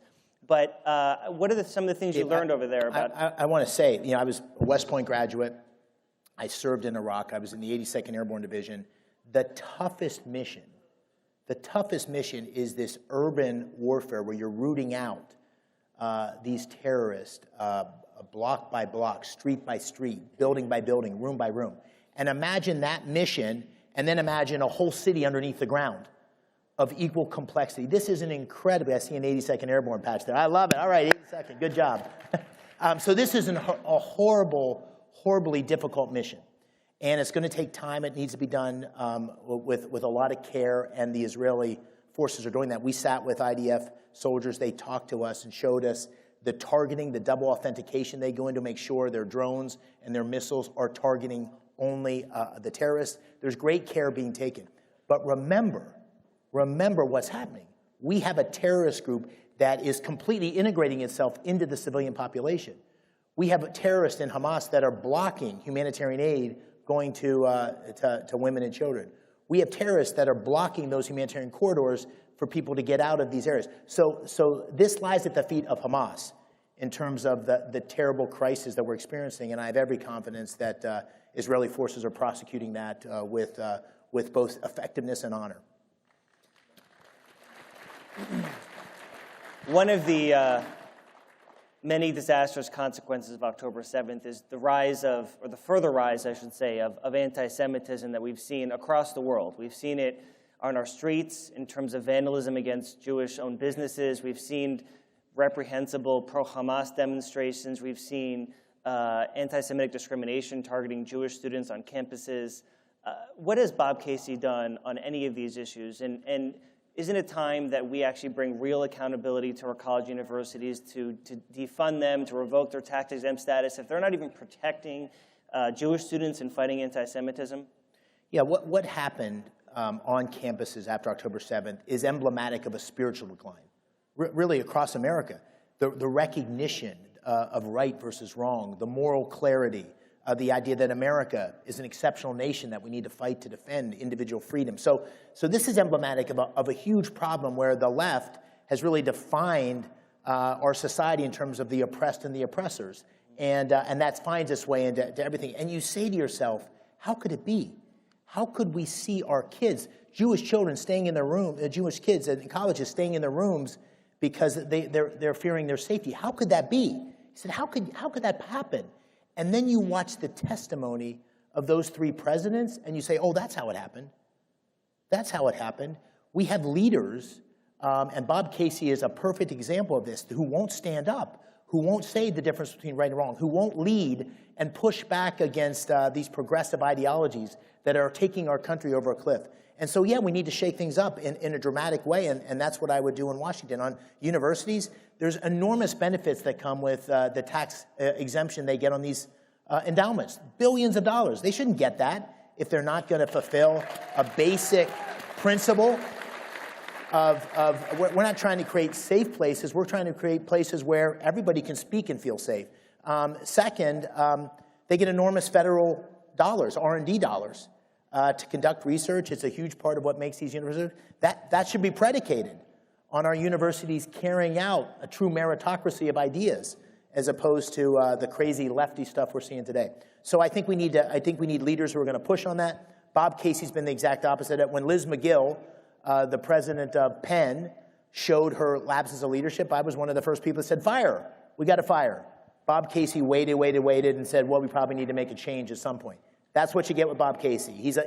My mom's from Punxsutawney, and I say on the campaign trail, you know, Bob reminds me of Punxsutawney in that he's like Punxsutawney Phil. He only pokes his head out of his hole once every 6 years. And that's what's happening right now with Punxsutawney Bob. So, in the few minutes we have remaining, I actually want to ask you one or two questions about, I think, the biggest national security, geopolitical, economic threat that this country faces, which comes from China and the CCP. I know that this is a big issue. It's a big issue for Pennsylvanians, but it's also a big issue for our country. What do you think we should be doing about China? Well, I think the best thing we can do to ensure our adversaries aren't testing us and challenging us is to show strength. And we have a president in Joe Biden that's showing weakness. We've lost deterrence. We had deterrence under President Trump. We had a leader where people said, okay, we better be careful about messing with the United States. We're going to sure what we're going to get. Deterrence is having ability, it's having will, and it's keeping them guessing. Biden has lost the capability, he hasn't shown the will, and he does the opposite. He forecasts exactly what he's going to do. And that's our biggest problem. That's why we're being tested. That's why we're being tested in Europe with Russia's invasion of Ukraine. That's why we're being tested by China. That's why we're being tested by Iran, is because they perceive weakness. Go to the playground. We all grew up on it. If the bully perceives weakness, they're going to push, they're going to punch. So we got to get strength. That's number one. With China, we've been weak for too long. We've had 20 years, most of them bipartisan, of hoping that China would come around. And what happened with President Xi is they made their motivations clear, which is to become a techno-authoritarian leader of the world, the new superpower of the world at America's expense. And so I've laid out a very clear path, which is we need to up the ante. Bob Casey's not done this. We need to up the ante. We need to ban China's extra protections it gets under permanent normal trade relations and the World Trade Organization. They haven't played by the rules, right? They haven't played by the rules. We need to get China thrown out of the World Health Organization, right? We don't know. I mean, can you believe we still don't know the origins of COVID? Here we are, millions of people killed, trillions of dollars, and China's not been transparent at all of what happened in Wuhan, right? Can you believe that China's strategically buying farmland across America? We should ban that. We should stop letting companies invest in China in ways that supports the PLA, in ways that supports the Communist Party. We need to show leadership and show China that there are consequences for bad behavior, and we need to reduce our dependency on China, and that's what I'll do as a senator on the first day. Well, I think we're about finished. So thank you, CPAC, for having us. And obviously, please visit Dave's website, if I may say on my personal note, to help support him, because we really have to retake the Senate, and Pennsylvania is ground zero for that. DaveMcCormickPA.com. Thank you, everybody. Thank you. Thank you. Thank you, buddy. Thank you.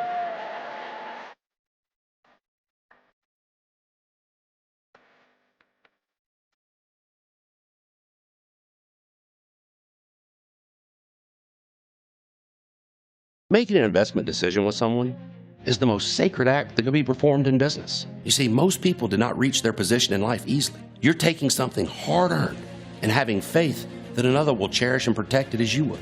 Go to panex.us/learn and see why hundreds of Americans just like you have placed their faith in my family to generate them tremendous tax benefits and revenue by developing and producing American oil.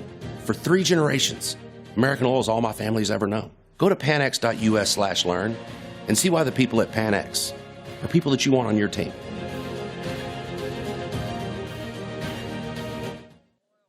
Are you tired of the fake news? Well, go to cpac.org/now, where you can watch all the episodes of America Uncanceled, where Matt and I talk to the top conservative leaders of this great movement.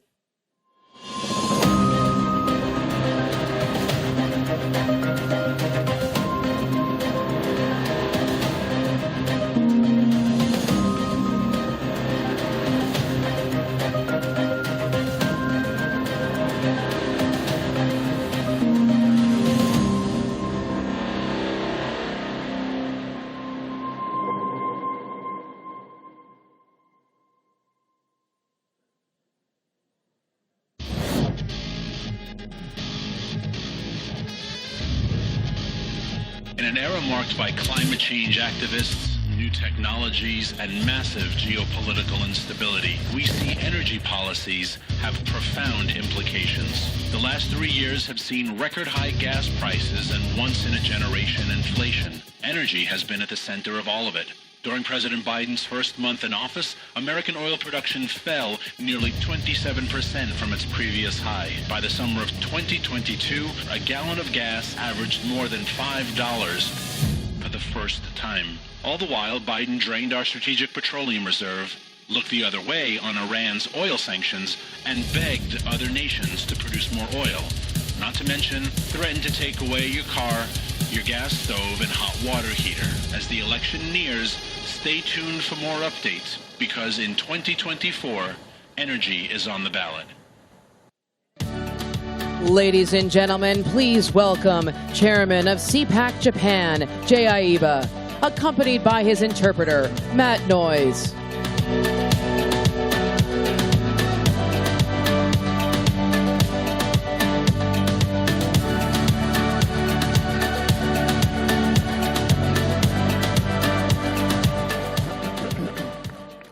Hello, CPAC. Yeah. Hello, conservatives. I'm Jay Aiba from Japan, chairman of CPAC Japan. And thank you. And he is Matt Noyes from New Hampshire. ここから日本語です。トランプ大統領が予備選で一番最初に勝った非常に縁起の良いところから彼は来ました。So I'm going to speak in Japanese from now. And me, Matt, I came from New Hampshire, where Trump won his first primary. So it's an important state.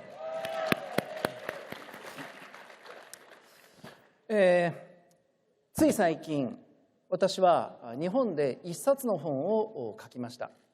そのタイトルは、トランプの帰還、The Return of Trump と言います。So I recently wrote a book in Japan called The Return of Trump. Thank you, thank you. おかげさまで、この本は非常に高い売れ行きを見せておりまして、アマゾンのジャパン、アマゾンジャパンのカテゴリー別ランキングでナンバーワンを今取っております。And thanks to this movement, this book did very well. It was number one in U.S. politics on Amazon Japan. Thanks. で、何が言いたいのかと言いますと、それだけトランプ大統領という人物の真実が知りたい。そして保守派の考えていることの真実が知りたいと思っている日本人が数多くいるということであります。And what I think this means is that a lot of Japanese people want to know the truth about Trump, unbiased truth, and they want to know what conservative ideas have to offer them. だからよく聞かれるんですね。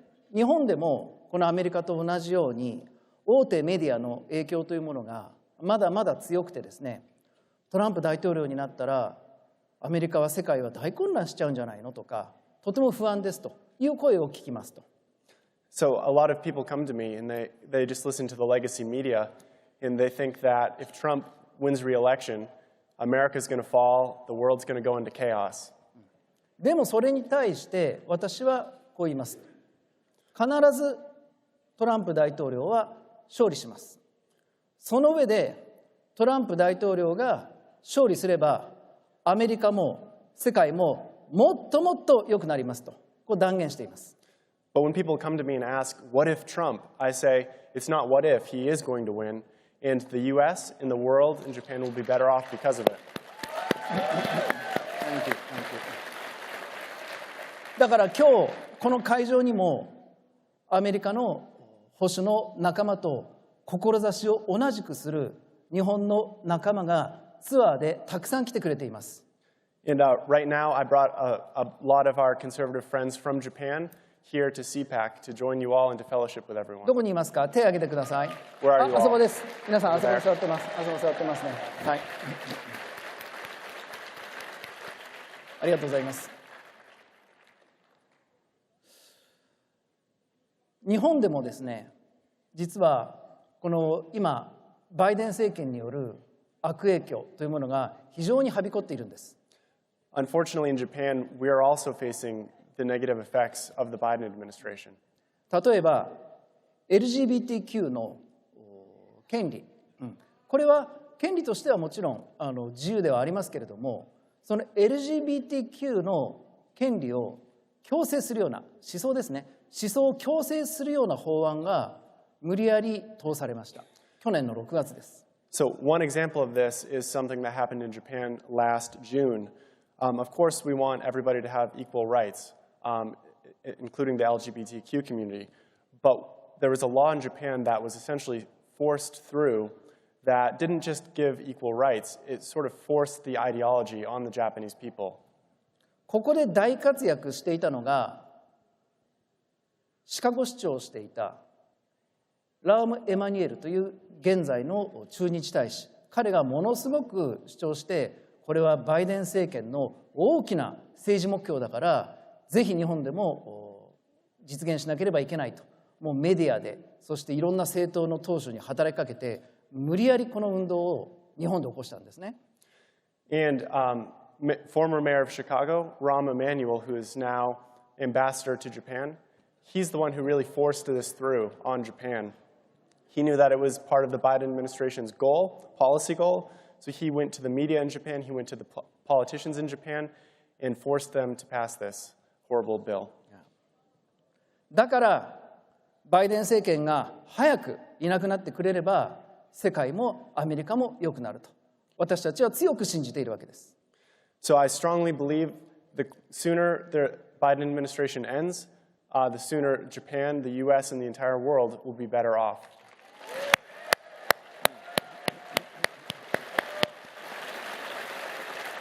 トランプ大統領が再選されれば今アメリカで起きている問題、例えばインフレ、これもバイデンが止めたキーストーンパイプラインを再開し、火力発電を再開し、インフレは一気に解消すると思います。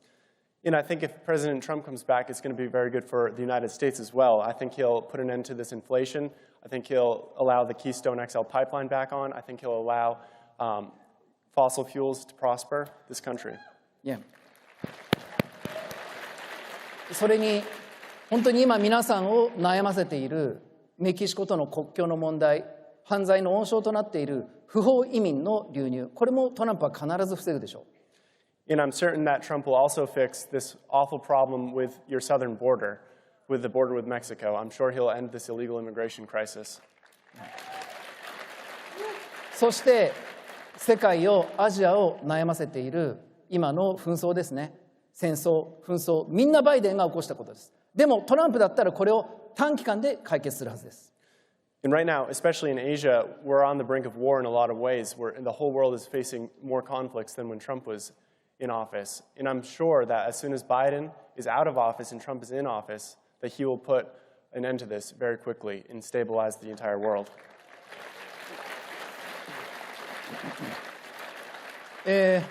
あと最後、皆さんにお伝えしたいことがあります。And lastly, I have one other thing I'd like to tell all of you. 私がこの CPAC に関わって皆さんと仲間になってからそうですね、もうこれで8年が経過しました。So since I started speaking at CPAC and became friends with all of you, it's been about 8 years, believe it or not. 最初、そう8年前は私は結構孤独でした。というのはこの CPAC の壇上に立つ外国人は当時私一人だったからです。And it's really surprising to see how far we've come because at the time, I think I was the only foreigner here speaking at CPAC. でも今はもう各国のさまざまな国の本当にキーマンたち、重要人物が続々と登壇するようになりました。But now CPAC is the place for conservative world leaders, for the key men in every country to come and share their ideas. もうこれは本当に議長であるマット・シュラップのビジョン、そして彼の決断のなせる技だと思います。And I really think this is the result of Matt Schlapp's leadership and his vision, chairman of CPAC. I think it's all thanks to him. Matt Schlapp.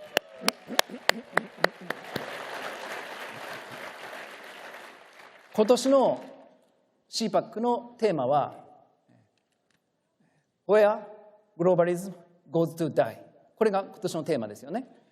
And the theme this year is Where globalism goes to die.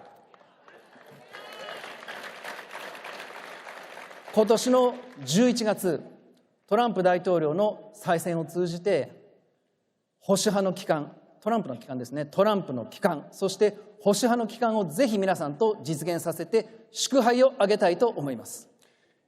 So this November, we're going to see Trump return, and then we're going to see the return of conservatism writ large around the world. そして11月の勝利の1ヶ月後、12月の8日には日本で CPAC Japan があります。Then a month after Trump's re-election, we're going to have CPAC Japan on December 8th in Tokyo. これはトランプ大統領の勝利と保守派の勝利の祝賀記念 CPAC にしたいと思います。皆様ぜひお越しいただきたいと思います。And it's going to be a celebration of Trump's victory and of conservative victory all around the world. So I'd love for you all to come. God bless America. God bless Japan. God bless whole the world. Thank you.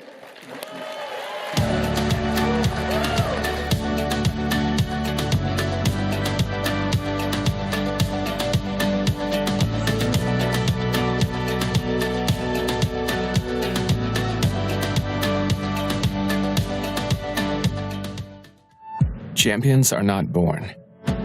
They're made of moments. At Liberty University, we push ourselves in the classroom, on the athletic field, and in the community to go beyond our limits and reach the world for Christ. Every play made, every assignment completed, and each friendship formed is a testament to our dedication to that mission. These moments matter and make us champions. Become a champion for Christ at Liberty University. For over 50 years, CPAC has been the place where conservatives gather to mobilize and show how strong our movement is. Thank you for once again joining us at CPAC this year. Is it really just about money? Are there other parts at stake? Chinese influence was playing into what we see in U.S. films. And China said, you can't have that in there. And Hollywood listened. This is insane. And we all know that their goal is global domination. People have been brainwashed and without knowing it. I want to repeat again, this is what our goal should be. Our goal should be to encourage people to vote in person on Election Day. We should not have mass mail-in balloting. We should not have early voting that goes on for weeks and weeks beforehand. And we should demand that systems are in place to ensure that ballots are counted on Election Day, not for days and weeks and months afterwards. What's so hard about this? This president is calling my family, is calling me, is calling MAGA supporters enemy of America. That's right. I am the daughter of a Cuban political prisoner who fought for freedom, who fought against authoritarian and dictators. He sounds just like Fidel Castro did. Fidel Castro would target the enemies of his government and try to take them down. This is exactly what we're seeing with Joe Biden. He should be ashamed of himself. No American should be called a Nazi or be called an enemy of the state. Yeah. Those of us who love this country, and I have spent my whole life defending freedom in America.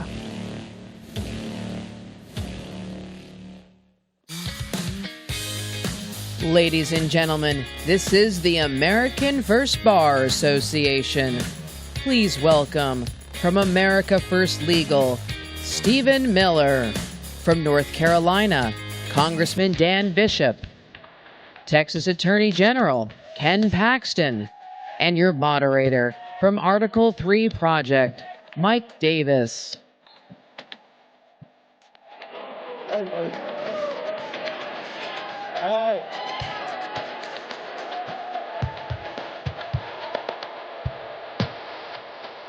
Here we go.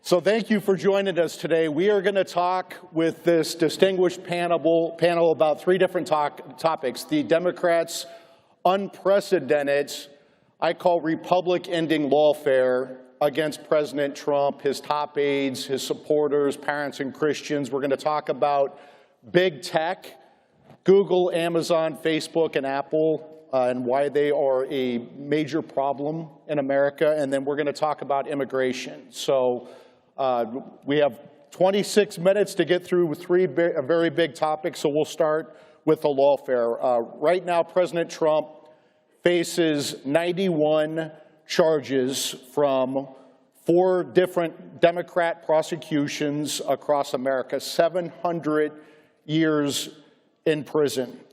For non-crimes, the non-crime of objecting to a presidential election, the non-crime of paying back, the non-crime of paying back sophisticated Wall Street banks on time, in full, with interest. That's the civil lawsuit by Tish James.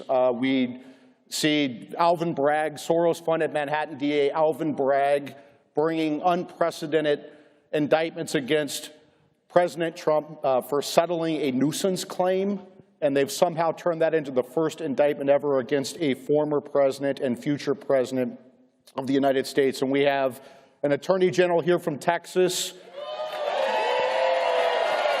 Ken Paxton. We have a future Attorney General from North Carolina, Dan Bishop, our great congressman. And then we have all-star Stephen Miller. So that's our panel today. And let's start with General Paxton. What should we be doing in response to this unprecedented lawfare against President Trump, his top supporters, his attorneys, January 6th supporters, parents, Christian? You're the victim of this lawfare in Texas, where you had drunk Dade, the House Speaker, impeaching you for nonsense. So what are we going to do to fight back against this lawfare? Yeah, and so Donald Trump, you said 700 and how many years? Mine is only 204, so I'm on the low end. Weak. So what I would say is the Democrats, they always support their own, whether they're guilty or not guilty. Republicans have in the past tended to distance themselves from any kind of controversy related to legal, and we just can't do that anymore. Not only do we have to embrace our people, but we also have to support them, both financially, we have to support them with our words. We can't run from it because they are destroying us with the legal system. And the way the legal system is structured now, they send you to courts in very liberal counties with very liberal judges, very liberal juries, all the way up the line. So instead of applying the law, they apply politics, and your name is all that matters. Your name is Donald Trump, you're guilty. If your name is Ken Paxton, you're guilty. I'm not going to name anybody else because I don't want anybody else to be indicted. But that's the way it works. And if we don't stand behind our own people, they're going to take everybody down that stands up for the people. I would say this about Ken Paxton in Texas. He is a target because he has been the tip of the spear, leading the effort to hold big tech accountable. He's been the tip of the spear on immigration. The Uniparty hates Ken Paxton, and that's why they're trying to take him out. I always joke that I'm going to be Trump's attorney general, which is not possible because there's that pesky thing called Senate confirmation. Ken Paxton would be a fantastic attorney general in a Trump 47 administration. And here's a future attorney general in North Carolina, Dan Bishop. What would you do about this lawfare? How should we respond as a movement? We have to fight back. That's what Ken Paxton's example has been in Texas. That's what in North Carolina, we've never elected a Republican attorney general since 1896. It's kind of an anomaly in North Carolina as the two-party system's matured there, but we've been right on the precipice of it. But what I realize serving in Congress and watching this is that's an open seat in North Carolina, and we need more soldiers on the field who can make a difference like Ken has done in Texas. And the state attorney general's tool is one of the most effective in the tool bag. But again, what we've got to do is fight back. I think it's another aspect of what Ken just said.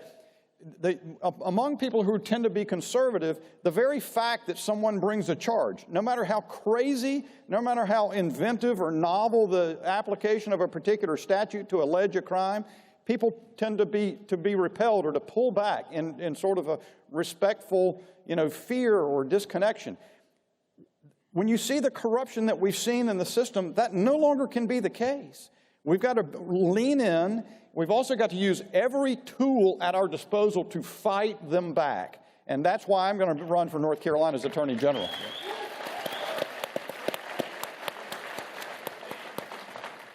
Stephen, what's your response to this lawfare? Well, first of all, good morning, CPAC. It's great to see so many people here at this panel today, because this is the most important conversation topic I think you could possibly have in America right now. The fact that you're all here shows that you all understand that. And I'm honored to be on this panel with so many, three incredible legal minds and legal warriors. And in particular, I want to say that, let's give them a round of applause, especially, of course, our current and future Attorney General. Because the only way out of this nightmare is going to be filling every legal office in this country with Dan Bishops and Ken Paxtons. That's the short answer. Amen. And so this is exactly who should be here for this conversation for that reason. There's something very broken in the conservative brain, and it has been for a long time. And call it a mental illness, call it a spiritual failing, call it a moral deficiency, call it weakness, softness, or just being pathetic. There is something really broken in the conservative brain. They're afraid not only of conflict, we know that, but there's an even deeper fear, a deeper fear than all of that, which is having power and using power. Conservatives are addicted to the language of libertarianism, which is fine. It's a terrible ideology. But in an academic setting, okay, have these debates. In the real world, you elect a DA, you elect a judge, if a lot of judges, of course, are elected all throughout the country, and only one side plays that game, the other side doesn't. You elect a state Supreme Court justice, you elect an attorney general, and so on and so forth, to have an office with specific powers, duties, and responsibilities, with the expectation that they will use that authority to defeat evil, to protect the good, and to accomplish positive change in society. And you have to use that power fearlessly. And you have to measure your success by what is actually happening in the world. So this may seem like a tangential point, but it's not. Conservatives pass laws all the time that say, do this and don't do that, do this and don't do that. But they don't actually change anything in the real world once those laws have been passed. A number of states, for example, have passed laws saying that you can't have this in the curriculum, or you can't have that in the curriculum, and you can't teach DEI, and so on and so forth. Without exception, I can promise you, all the commies in the classroom changed the name of their lecture, changed one word, changed one little paragraph in the syllabus, and did the exact same damn thing every single day because they're communists and that's what they do. Were they sued? No. Were they arrested if they broke a law and it's applicable? No. Did any DA anywhere, if you're talking about trans issues, think of arresting somebody for abusing children with trans ideology? No. We write blog posts about it. That's what we do. And as long as that continues to be the case, we're going to lose the country, we're going to fail, and all we're going to have about it is a record of all the times we whined and complained and did absolutely nothing. So until we get serious, all the way down to the local DA, all the way up to the state AG, and every office in between, including judges, electing people who have power and will use that power and measure their success by change in the real world, then we aren't going to be able to beat the left. And that's just the honest truth.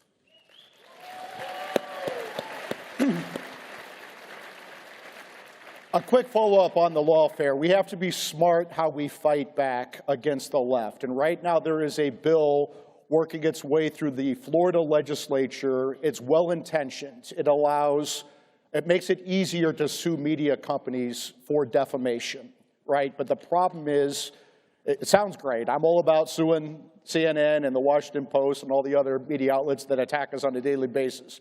The problem is the left has more trial lawyers, they have more money, they're better at lawfare than we are right now, and they're going to use this law in Florida to go after conservative media, Christian broadcasters, independent Hispanic media outlets who aren't leftist. That's the problem. And let's start with Stephen Miller on this, because you've been pretty vocal on this. What's your response to this Florida bill? How can we be smarter about how we fight back? All right, let's see if I can do this in 30 seconds. We all want to go after the big corporate media, but you have to write laws to actually go after the enemy. Big, broad, neutral laws will be used to crush us. It will be used to obliterate us. Look at what New York did when they went after Donald Trump. They changed the law, which is unconstitutional, by the way, to go after one man. If you just have a law change in Florida that says it's way easier to punish people for defamation, end of law, what the hell do you think is going to happen? Every left-wing trial lawyer in the country is going to move to Florida and sue the hell out of every conservative influencer, podcaster, everybody else. Write the law so it protects your friends and harms the bad guys. Otherwise, you're handing them a sword to run right through you. Congressman, what's your response? Well said, Stephen. And here's an example of something that is carefully targeted. Last summer, the United States Supreme Court said state attorneys general could no longer sue, didn't have standing to sue, to hold the DHS, the Department of Homeland Security, accountable when Secretary Mayorkas, brazenly violates immigration law. Well, the Supreme Court, in that same opinion, invited Congress to confer standing specifically on attorneys general if it wanted to do so. So we've just marked up last week in the Judiciary Committee under Jim Jordan a bill that will do exactly that, re-extend the power to state attorneys general. That's going to work well without opening up a Pandora's box for us. General Paxton, you have been the tip of the spear on the fight against big tech, Google, Amazon, Facebook, and Apple, and he is the guy who came up with the legal theory to go after Google's online advertising monopoly. That is the lifeblood of big tech.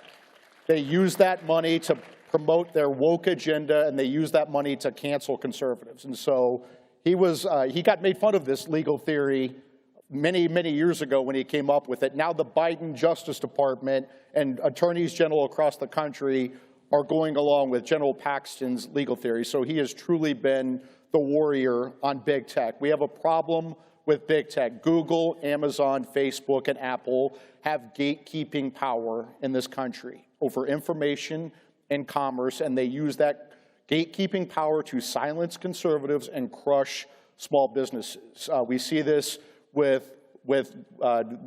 back with Parler. People said, if you don't like Twitter, build your own. And so Parler came along, and what happens?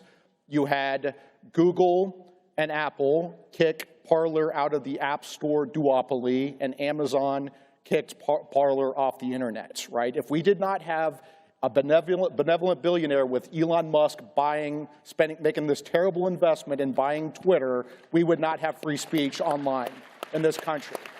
And we shouldn't have to rely on benevolent billionaires to have free speech in this country. And that's why what Ken Paxton is doing in Texas is so important. And I want to talk about that. We also have Amazon.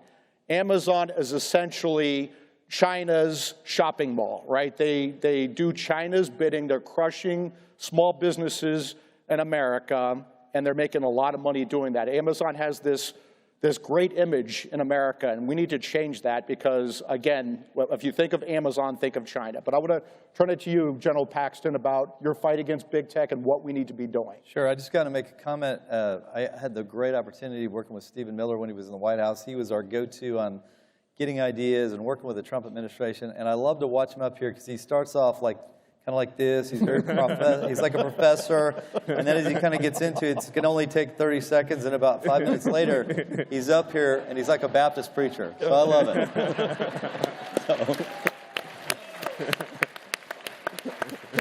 He is truly amazing. So I wanted to say one more thing about lawfare. It's not just people, the liberal Democrats that are doing this. We have Republicans doing it. I've had more trouble with Republicans doing this to me. And so we need to be aware that, like the Dade Phelans that I'm dealing with in our Texas House, who lets the Democrats run our Texas House. It's the Karl Roves of the world who enjoy the same type of push of using the legal system to take out what they call their enemies, Republicans. So we need to be very aware that it's not just the liberal Democrats that are doing this. It's some in our own party, and we need to hold them accountable. So I'm going to say that. Well, let me add to that, because I think you see the same phenomenon in the U.S. House, in the Congress. It's Republicans that have stopped us from going to the mat to see to it that big tech firms are reined in. We've got to be able to go to the mat as a party. We've got to be able to do it together. We've got to fight for something. Unity alone, absent purpose, doesn't accomplish a thing. So big tech, I agree with that, Dan. Big tech. My second term, beginning of my second term, I ran a second term. We'd been fighting the Obama administration. Trump had been elected, so I thought, that war is over. Little did I know we would have Obama 3.0 with Joe Biden, and even worse. But I knew that we needed to figure out what was going on with the tech companies. So I spent months going out to Palo Alto, the Silicon Valley, talking to professors, talking to technology experts, meeting with the Microsoft people that sued Microsoft for antitrust violations. I was trying to figure out, who's doing what. And out of all of that came, I think, 4 lawsuits against Google, a Facebook lawsuit, a Twitter lawsuit, and those have been extremely effective. The most effective was one that no one thought made any sense. We called it ad tech, and that's where Google dominates advertising on the internet. They control 97%. They make over $120 billion a year, and they destroy companies. They increase prices on consumers, and there's no competition. When we applied that theory, no one thought it was legit. But here we are 4 years later, even after they tried to move us out of Texas to New York, we found a way back. Mike Lee helped us get a bill to allow us to control our own destiny. And this lawsuit now is scheduled against Google. We have already had some successful lawsuits against Google, but it's scheduled against Google to not just take back money that they've stolen from us and that they've illegally obtained by being anti-competitive and using unfair trade practices. It's also designed to change the structure of these companies so that they can't stop us from communicating, so they don't control our free speech. Because if the government indirectly can control our speech through these companies, the First Amendment is gone. And so we have to find a way, and that's what we're doing. Yeah. I always say that conservatives, we believe in the free market, but that requires a functioning market. And if you have these trillion-dollar big tech monopolists, Google, Amazon, Facebook, and Apple, using their market power to crush competition, shutter small businesses, and cancel conservatives, we don't have a functioning market. We don't have a free market. And that's why it's so important we have people like General Paxton as the tip of the spear for many, many years going after big tech. And I'm going to turn this to Congressman Dan Bishop, future Attorney General of North Carolina. What would you do as the North Carolina Attorney General? I presume you're going to be teaming up with General Paxton on these issues. Absolutely. I think of another example that's just developed a little bit lately, and I think, by the way, there's got to be effective working relationship between state attorneys general and Republicans in Congress to reinforce what each other is trying to do.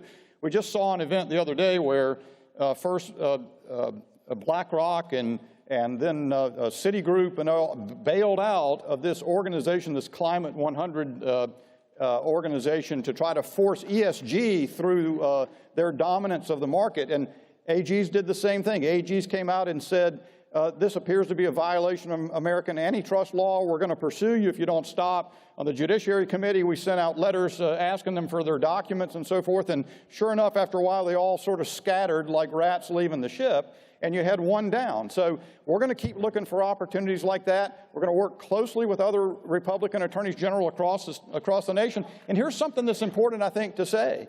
What we're trying to do, and what Stephen Miller's done with America First Legal and so forth, is we're actually pursuing the law. We're trying to enforce the law, not abuse it by circumventing it through the position of executive authority. And that's, whether you see that in Homeland Security or in the experiences Ken's talked about, that's got to be stopped, and that is ultimately our strength as conservatives. We support the rule of law. What we've got to be is more aggressive, as Stephen suggested, in getting after it and showing that we don't hesitate to use enforcement power to pursue the law. It's called the rule of law, not the suggestion of law. Conservatives talk about the phrase rule of law all the time, but they forget the first word in that phrase is rule, as in it is supreme. When Democrats break the law, you bring it smashing down on them. That's the rule of law.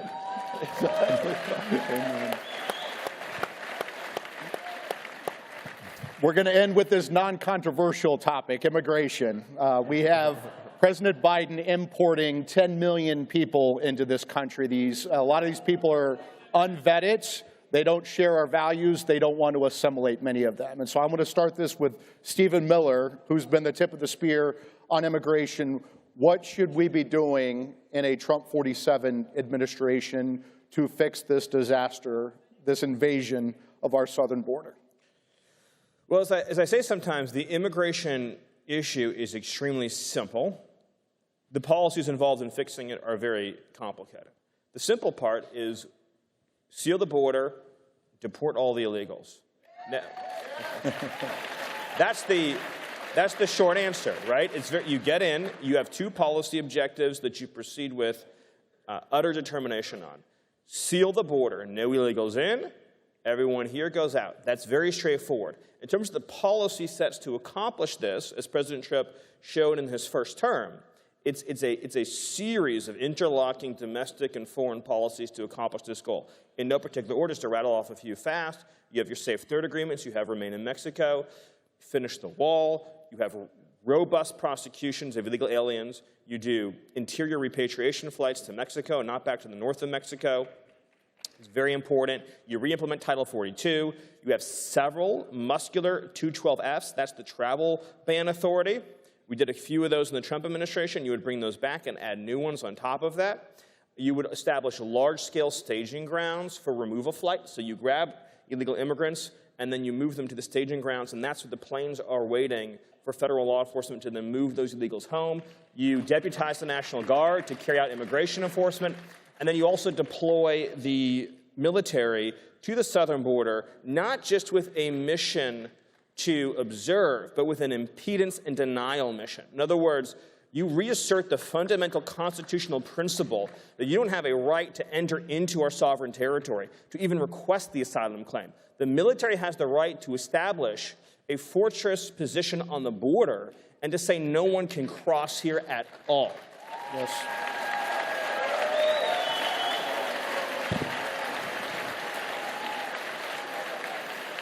I think the significance, Stephen, of what you just said is, in all the things you just laid out, we've got to have a president to do it.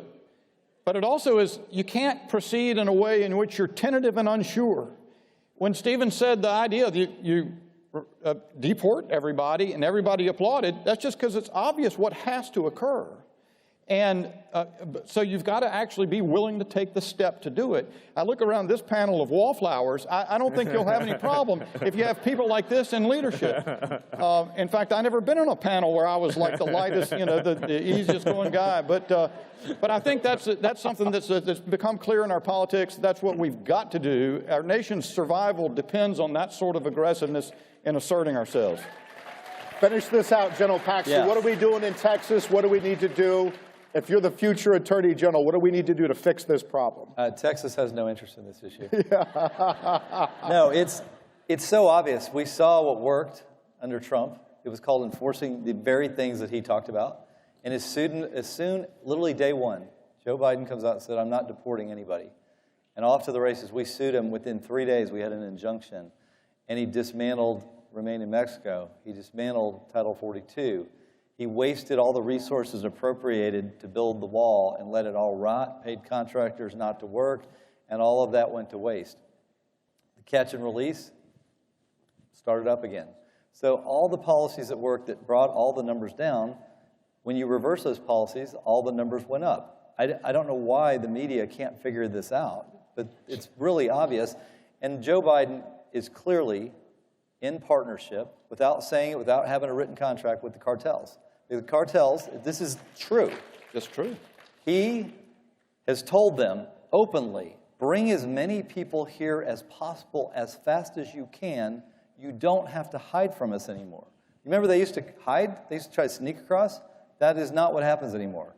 Unless they're like terrorists or really bad criminals, because they even let criminals in. We've sued them over that. So this is an administration that this is exactly what they want. They know they're helping the cartels bring drugs in, human trafficking. It is all designed by our own government. And so we are in a war with the cartels, with the Chinese importing fentanyl, and our own president against the United States and our country and my state. So we have to have a new president because this is clearly not working. Right. Amen. 13 Amen. seconds left. And that's the end. Thank you so much. We ended it on time. Yeah, I know.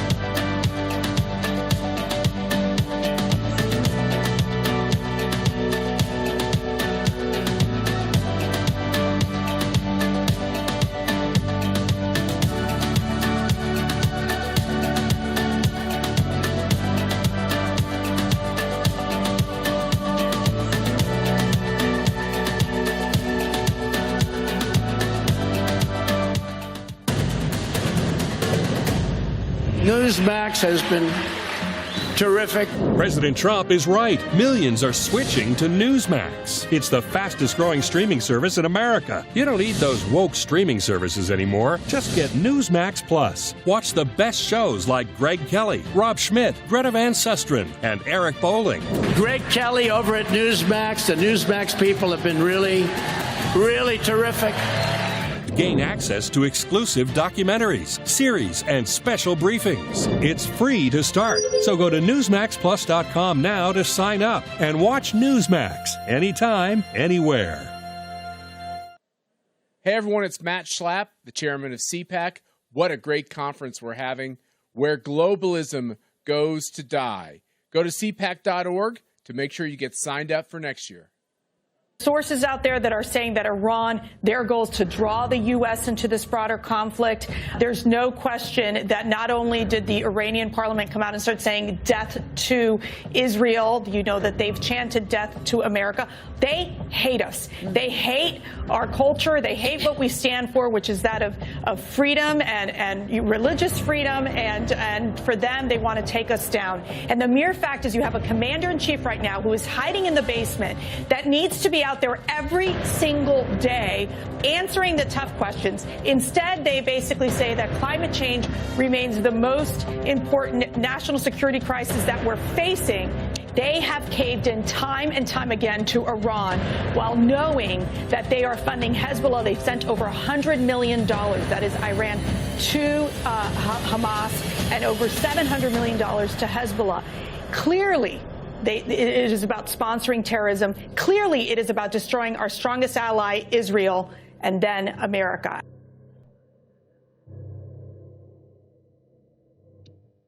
Ladies and gentlemen, please welcome the great one and Mark Levin.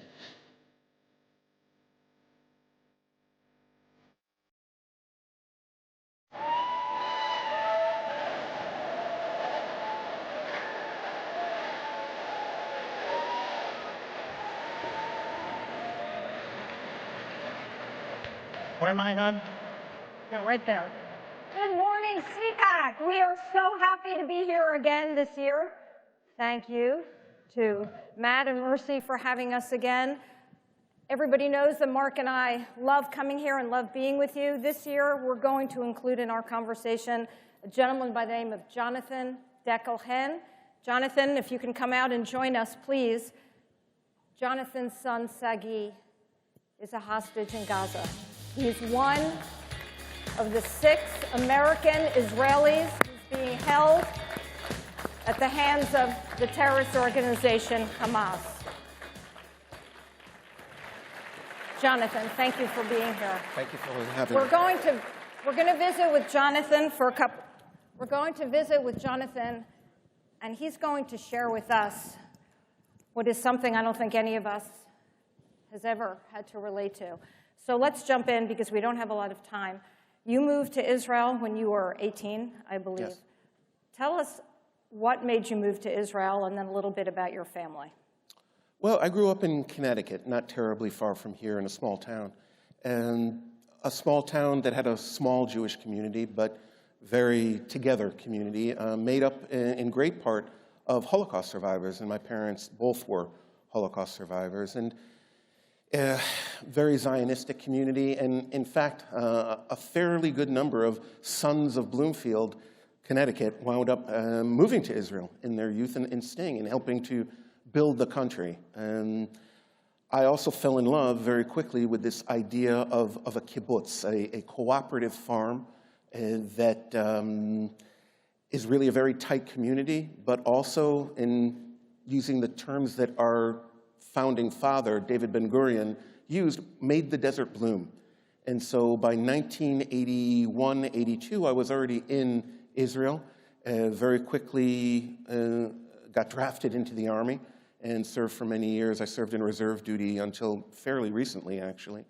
And by 1985, having lived on a kibbutz for several years, met my woman who was going to be my wife, and started having kids. And so I've raised 4 now adult children on a kibbutz. And fortunately for me, 2 of those grown kids, after they got married, decided to come back and live on our kibbutz, kibbutz Nir Oz, which is on the border of Gaza, about a mile. My home was approximately a mile from the border fence of Gaza, right in front of Khan Yunis, which, as we know from the news, is a real anchor of the Hamas terrorist organization.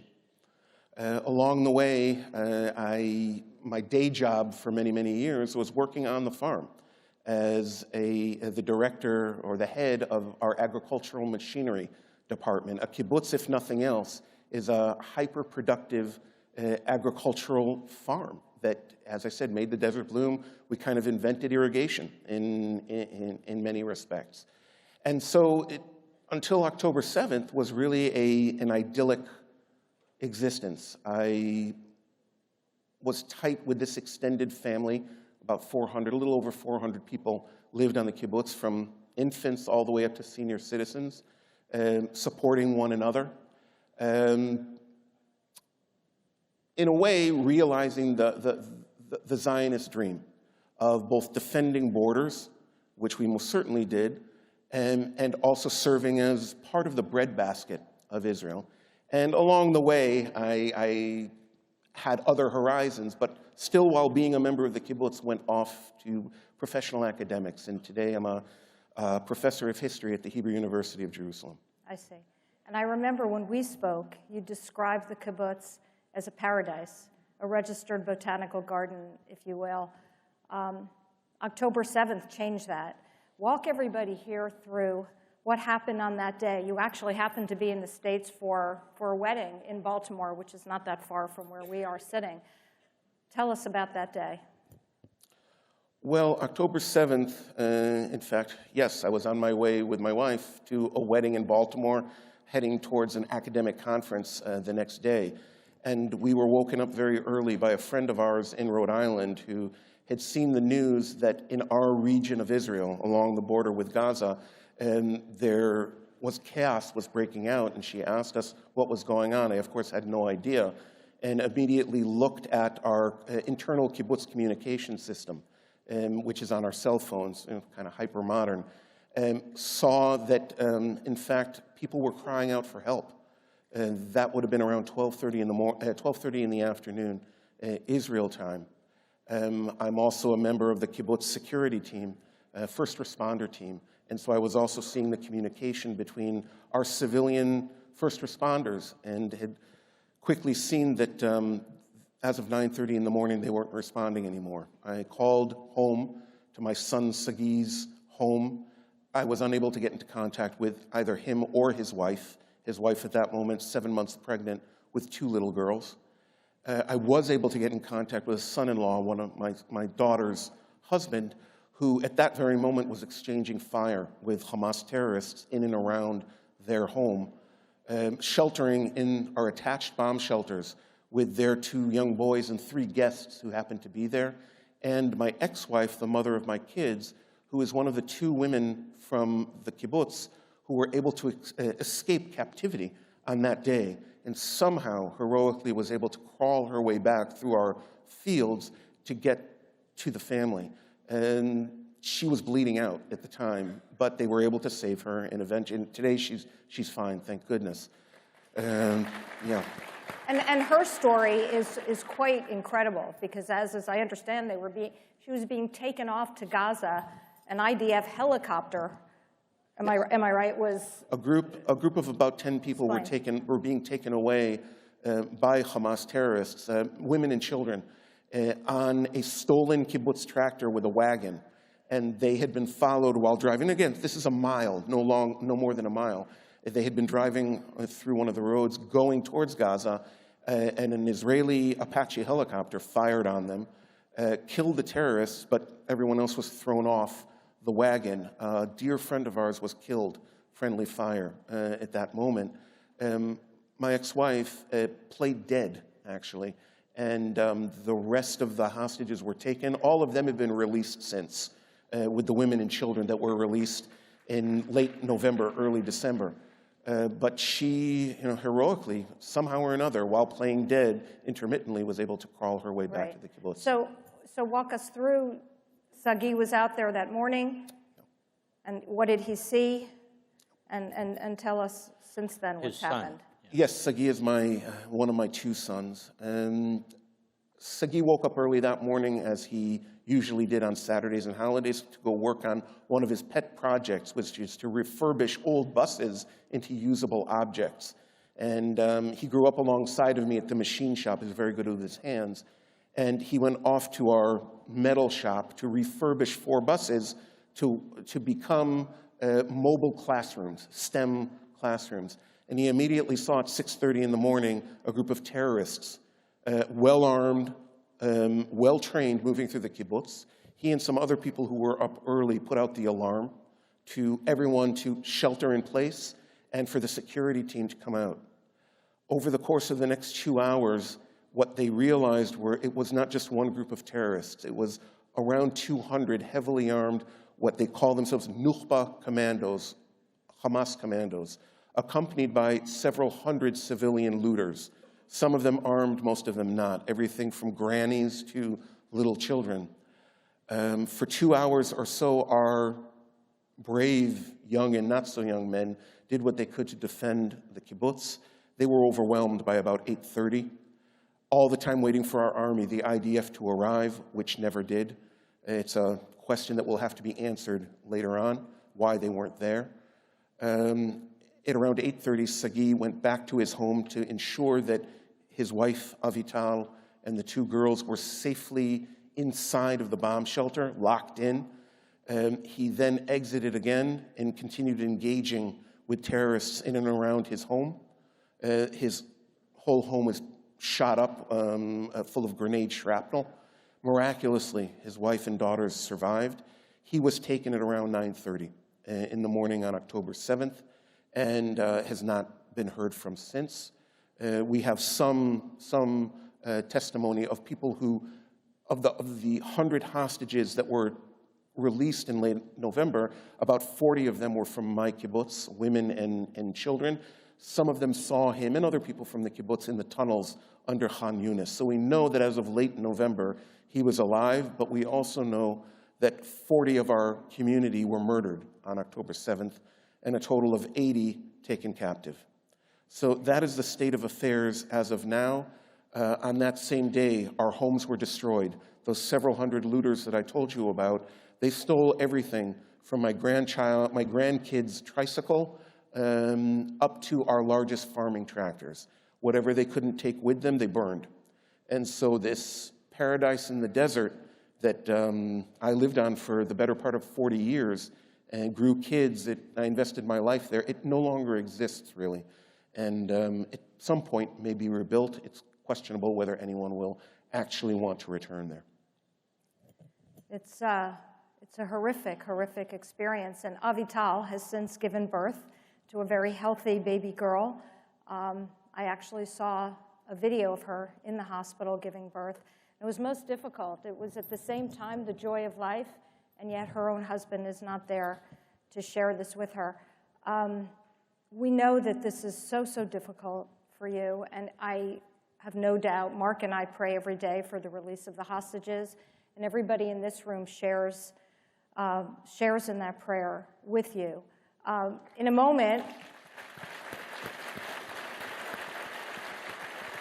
thank you. In a moment, I'm going to ask CPAC to put up on the screen a website that everyone should take note of and go to, because each and every one of us in this room does have a role to play. We can be ambassadors for these 136, Sagi, plus the others. And you can see photos up there now of some, there's Sagi right there. Go to the website. It gives you tools on how to reach out to your members of Congress. We have to keep the thought and prayers of these people. Mark and I and others are wearing these dog tags, if you will, that say bring them home. We encourage you also to go to the website and buy these. All the proceeds go to the families. They need our support. And what it does is it raises awareness, because people will ask you, what is it you're wearing? And it gives you the opportunity to speak where these young men and women, and not so young men and women, cannot have a voice. Tell us in the last couple minutes that you're with us here how, in your head, these people can be ambassadors. Well, of course, it's a great suggestion to have people go to that website, and there are many options. I feel blessed by being here and feeling the partnership from your community to ours. But even within partnerships, sometimes friends have to say unpleasant things to other friends. And it's become, sadly, difficult for most of the hostage families as of late, that seems as if our own government, the Israeli government, isn't prioritizing the lives of the hostages as it should within its general war effort. I've lived on the border with Gaza since 1982. I lived through rocket attacks, mortar attacks, sniper fire, anti-tank fire, you name it. No one needs to explain to me or any of the other people from our communities how much Hamas needs to be destroyed. That's agreed. But if I could ask for your partnership in this, to reach out to your Israeli partners, to emphasize to them that there cannot be a victory for any of us over Hamas without getting these 136, we hope, Israeli hostages home alive. And that means that as much action needs to be had to get them home alive as needs to happen for the destruction of Hamas. Both things have to happen. Thank you. We really appreciate you being here. I don't know, perhaps technical difficulties. The website is Bring Them Home. Please go to it. Thank you very much. Thank you so much. Our prayers are with you.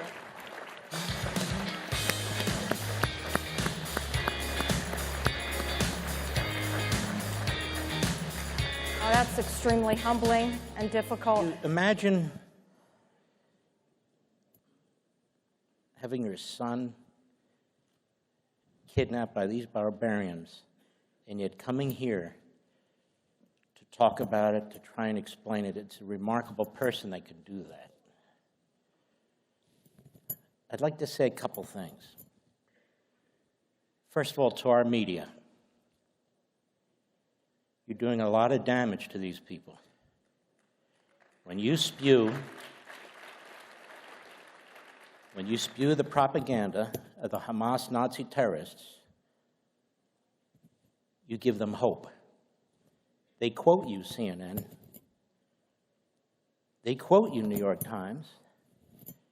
They quote the River to the Sea crowd. We hear them quoting because there are English interpreters telling us what the Hamas leaders are saying.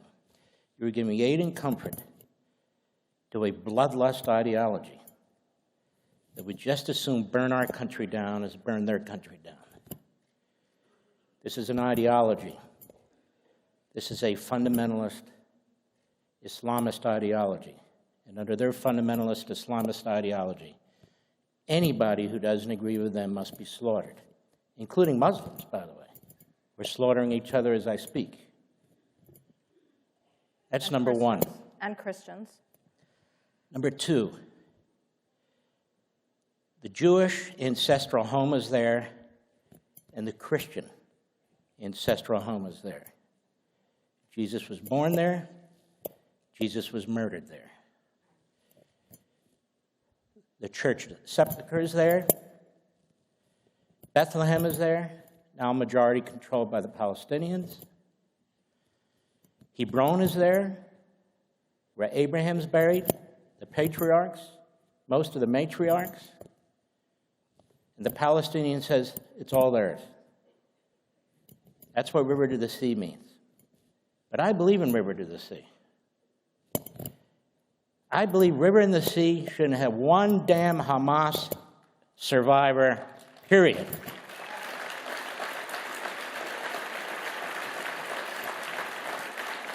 Not one. But I want to move to America. We are not here, media, to burn down our country.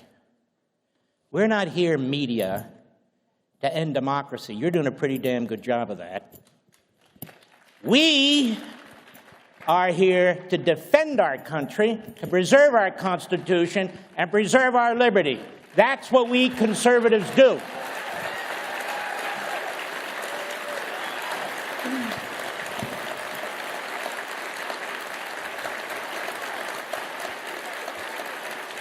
You want to talk about dictatorships? Let's talk about dictatorships. When is the last time Joe Biden ever spoke positively of the Constitution of the United States? When is the last time he could actually cite the Declaration of Independence? When's the last time a liberal ever talked about individual liberty or property rights or God-given rights? They're all there in the Declaration of Independence. They never talk about it, ever, because they don't believe in it, that's why. This is a battle between good and evil. Good and evil. We're good, they're evil. You know why we want to preserve our culture? The American culture, which combines all cultures into an American culture, because it's the greatest culture on the face of the earth. Americans aren't swarming into other countries. People in other countries are swarming into America. Don't you get it? It's because America is the greatest country on the face of the earth, the greatest culture on the face of the earth.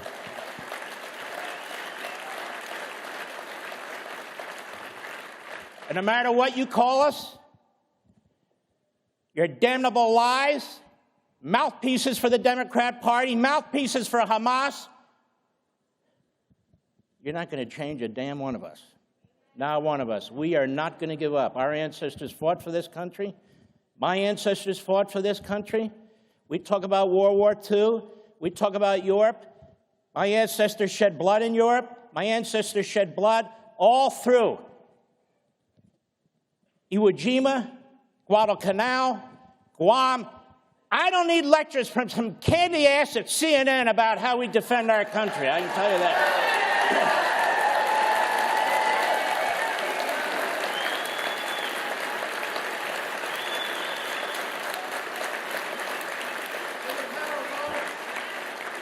We are not isolationists. Why? Because the enemy's not an isolationist. We're not pacifists. Why? Because we're not stupid. That's why. We lived through World War II. We were attacked when we were isolationists and pacifists.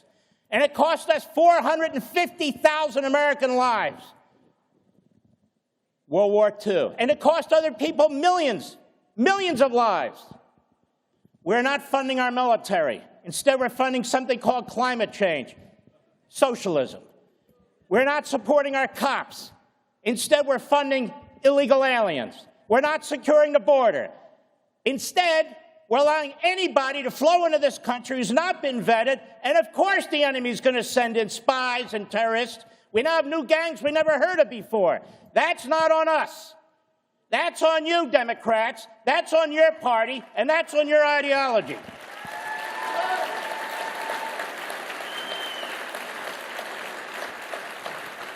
They love to talk about a free press. I wish we had one. Free press. That Constitution you hate, that First Amendment, that's what secures your damn ass. And you hate the Constitution and the men who wrote it? How dare you? How dare you? Everything we have in this country, everything we have in this country is a result of the Revolutionary War. It's a result of the Constitutional Convention. It's a result of the Civil War. We've had our problems. We have fought through our problems. Blood, sweat. The biggest battle where we had the most casualties was the Civil War to end slavery. No other nation on the face of the earth had a civil war to end slavery. We did that.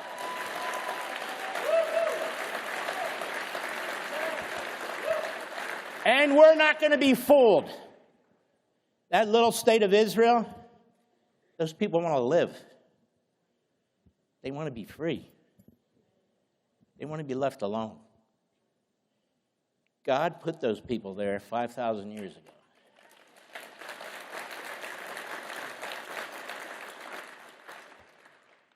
There were no Palestinians there.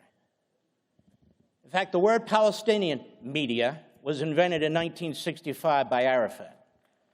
The Jews used to be called the Palestinians. The Palestinians of Palestine. Now, all of a sudden, they're the Palestinians. They're Arabs. That's what they are. That's okay. But they're Arabs. And they had a homeland. It was called Jordan. Jordan. You want a second state? There it is. It's called Jordan. That king has the nerve to come into our country, stand next to our imbecile. That's right, he's an imbecile. To stand next to him. Well, look, it's official now. Didn't the prosecutor say he's an imbecile? Yes. Didn't the Attorney General appoint the prosecutor? Yes. I'm supposed to ignore in so many words, okay, he's an imbecile. I got it. Fine. All right, so, and we all know he is, but he's dangerous. He's issuing executive orders against the Jewish indigenous peoples in Judea and Samaria. Since when does a president issue executive orders that extend outside of our country and are specifically targeting people like Jews? What kind of a person does something like that? Or he's telling them they must have a second two-state solution. You know who does that? An anti-Semite does that. What's with this two-state solution? Oh, yes. And you have to give up your home. You have to give up a little town called Shiloh. You ever heard of Shiloh? That's really where Judaism began. Before the city of David and before Jerusalem. Our first capital. The first capital, all the tribes came together. That's where they came together. Biden says, I don't care, give it to the Palestinians. I don't care, give Judea and Samaria to the Palestinians. the peaceful Palestinians. Where is the leader of the peaceful Palestinians? Will he please present himself so I can interview him? I can tell you. His name is Abbas, and he is paying terrorists to kill Israelis under a program called Pay to Slay. And I can also tell you that America First Legal has sued the Biden administration for violating the Taylor Force Act. Go ahead. And Taylor Force was an American citizen, a veteran, a West Point graduate. The peaceful Abbas Palestinians murdered him. Donald Trump said, that is enough of that. He cut off funding to the PLO. He cut off funding to UNRWA that works with Hamas. He cut off Iran and put his foot on their throat. He cut them all off. Iran was on its back. Hamas was starving to death. The PLO was in its little cage. And then comes Biden, the arsonist. Lights up the whole damn Middle East. Sends our troops there for sitting ducks. I don't even know why they're there right now. Iran, through its proxies, murder 3 of our citizens. And what's his response? Does he hit Iran? No. What did Reagan do when they hit one of our freighters? He destroyed half their Navy. What did Trump do when he said that's enough? He took out Soleimani. What does Biden do? He wants to take out Bibi Netanyahu, and he's attacking the Israelis. This is serious. And I understand this gentleman here. Nobody's suffering like him. And he raises good questions about how this happened. And they need to pursue it, and they need to figure it out. And I don't blame him. If that was my son, I'd move heaven and earth. Because these people are not just kidnappers. They're torturers. They're sadistic. They're rapists. And I'll just say one last thing. There was a report put out last week. I couldn't even read it. About what was done to these people at that festival. The devil himself couldn't come up with ideas like this. Women were murdered with weapons stuck up their genital, up their anus. They were shot. Their breasts were cut off, and they were playing catch with them. They were mass raping these young girls, murdering them while they were raping them. So I would say to the media in this country, how come you're here and you're not over there reporting? Why is that? Some of you were over there and you're actually helping the Hamas on October 7th. I was just going to add, somebody just got a Pulitzer Prize for it. And the Associated Press just got sued for having some reporters embedded on October 7th. So they knew it was happening. Witnesses to this genocide. So I say this on the moral equivalency stuff, name one IDF soldier who would ever even think about doing that to any human being. They're not raised that way. It's not a culture of death, it's a culture of life. And I want to say one final thing, we're out of time. Most of you aren't Jewish. Most of you are Christians. And as a Jew, I can't thank you enough. I cannot thank you enough. The Judeo-Christian belief system is what founded this country, whether the media likes it or not. And that's why we have the freedoms we have. That's why we have the principles that we have. That's why we have the Constitution that we have. Never forget it. Every person that comes to this country, regardless of their faith, Christian, Jew, Muslim, Buddhist, Hindu, or what have you, you thank the people of Christianity who founded this nation. Oh, there were Jews and others, but you thank. And I'll say one last thing. You ever go to Arlington Cemetery? It's crushing. Row after row after row after row after row of American. Brave young men and women. Star David, some others, the crest. The overwhelming majority of them are crosses. The overwhelming majority of them are white. The overwhelming majority of them are men. If I hear one more damn time about the white, Christian, privileged citizen, you drag your asses over to Arlington Cemetery and you tell those people that.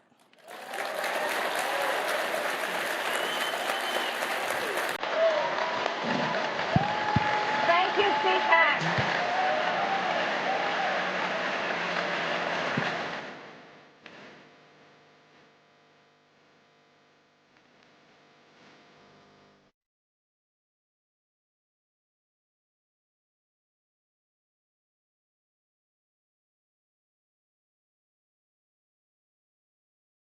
The old civil rights adage goes, no justice, no peace. What we have to prepare for is we're going to see this propaganda spread even further in the media outlets, in the mainstream media outlets. What's happening right now is in a greater context of one of the greatest crimes against humanity, which is an apartheid regime. The Israeli government is what has fueled this. It's Israel that is occupying the Palestinians, not the other way around. And it's basically like living, Alex, in an open-air prison. I think Hamas mainly attacked military establishments, military installations. You can't condemn women and children and elderly people being murdered in the streets.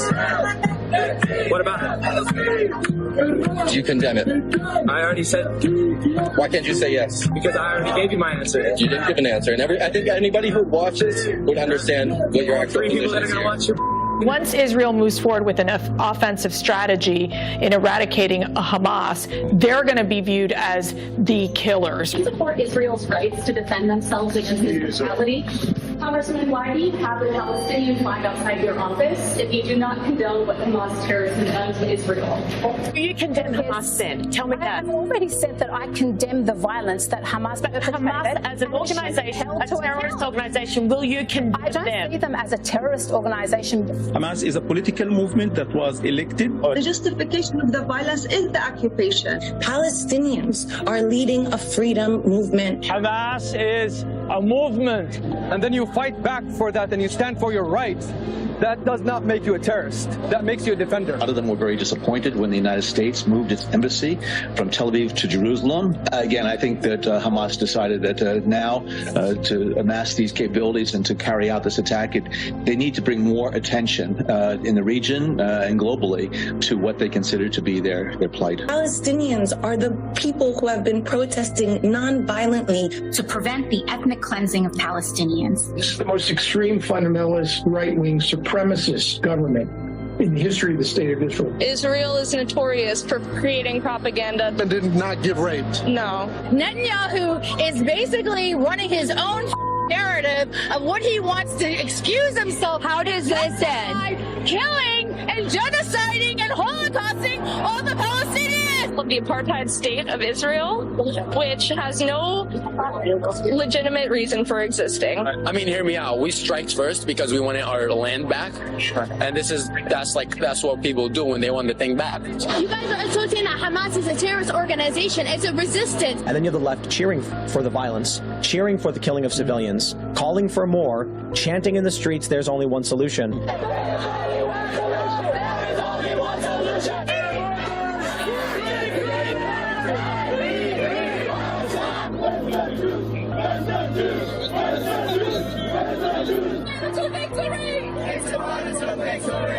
Israel is a terrorist state.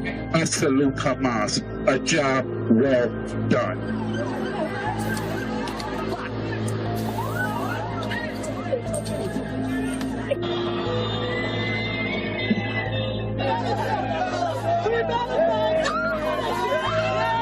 Hamas is not a terrorist group. What is it, like a motorcycle club? Every single thing they have done is justified. Resistance is a human right. It was exhilarating. It was exhilarating. It was energizing. Okay. If we weren't exhilarated, by this challenge to the monopoly of violence, by this shifting of the balance of power, then they wouldn't have to be won. I was exhilarated. Intifada! Intifada! Intifada! We will honor all our martyrs! We will honor all our martyrs! Hamas are Palestinians!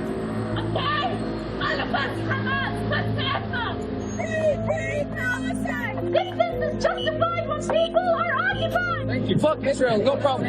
Fuck Israel. Glory to the murders.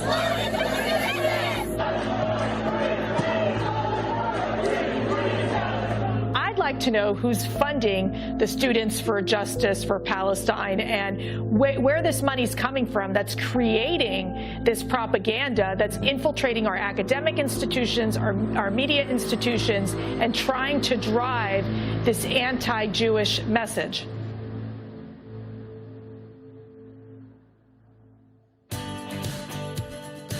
Ladies and gentlemen, please welcome Mayor of Riverton, Utah, Trent Stags.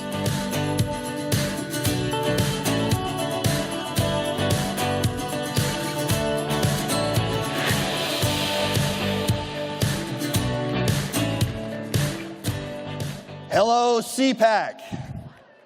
It's great to be here with so many friends. Trapped in Venezuelan prison, Josh Holt had little hope of rescue. In 2016, he was being held on fabricated charges by a brutal socialist government. Josh's mother and father were distraught. The Obama-Biden administration had done nothing. As his hometown mayor in Riverton, Utah, I too felt discouraged over the years, wondering, pleading really for someone in Washington, D.C. to show that they cared. And then came President Trump. He cared about Josh. He knew about Josh's situation and had directed America's best negotiators to work on the case. Although it was difficult, Trump never gave up. And after 2 long years in prison, Trump secured Josh's release.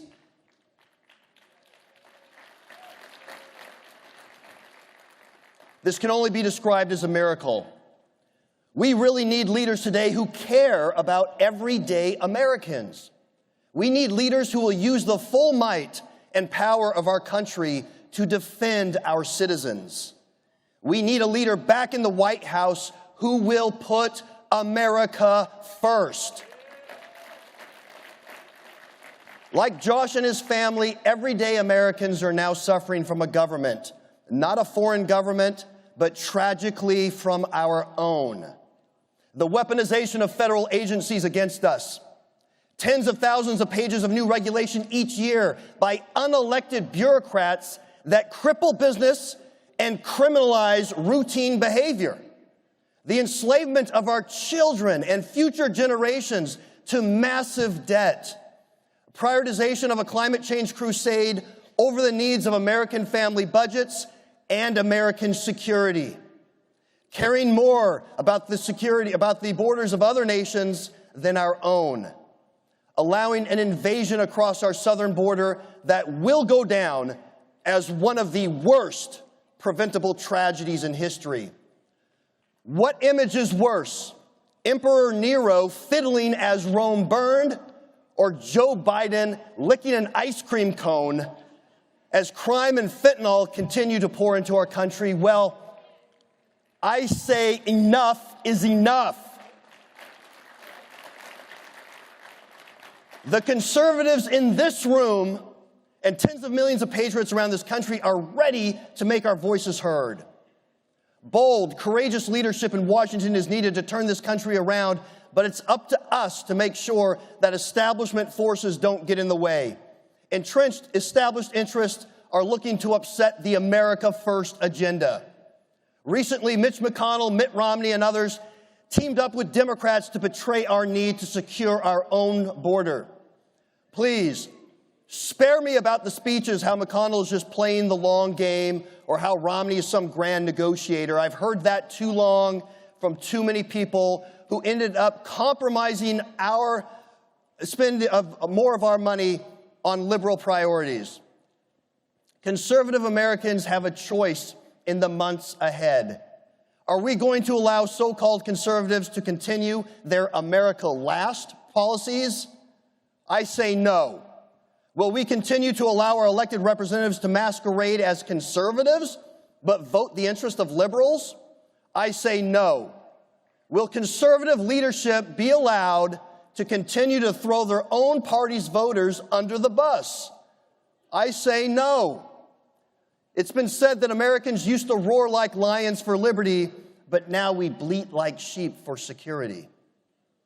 This happened because the establishment in both parties care more about maintaining their power than unleashing American liberty. But this stops today. Bold, true conservative leadership will restore our constitutional republic.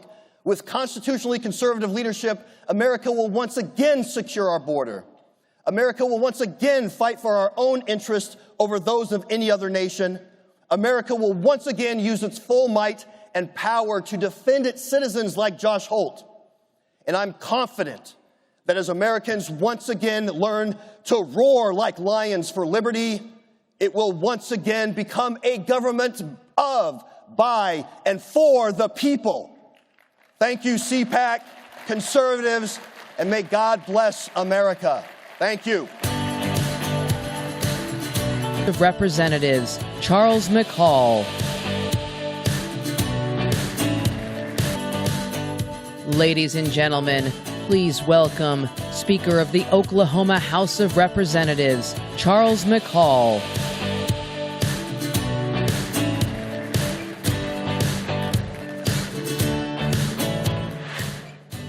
Good morning. I bring you greetings from the great state of Oklahoma, where we like our steaks the way we like our politics, red, bright red. I'm honored to be the Speaker of what I believe is the most conservative House in the nation. Oklahoma is a state anchored in bedrock conservative values, from fiscal restraint to the faith in the Almighty. We believe in common sense, constitutional liberties, and Oklahoma sent its National Guard members to protect the southern border as the Biden administration fails to do its job. We have zero tolerance for illegal immigration. We believe our children are the most precious resource, that their education shapes our future and their future. We are a state most precious resource.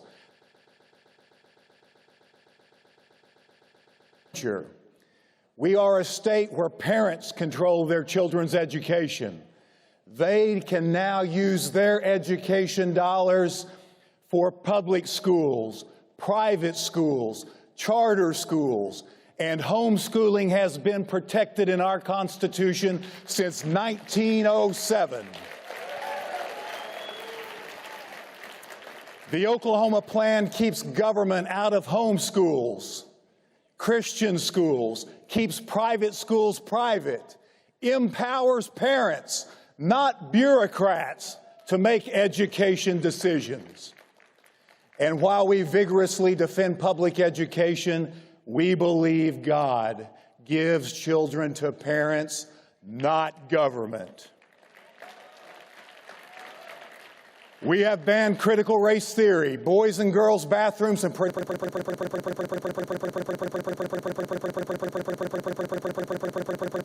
common sense to Oklahomans and Americans. We recognize our constitutional right to bear arms. We have a novel name for it. In Oklahoma, it's not open carry, it's constitutional carry.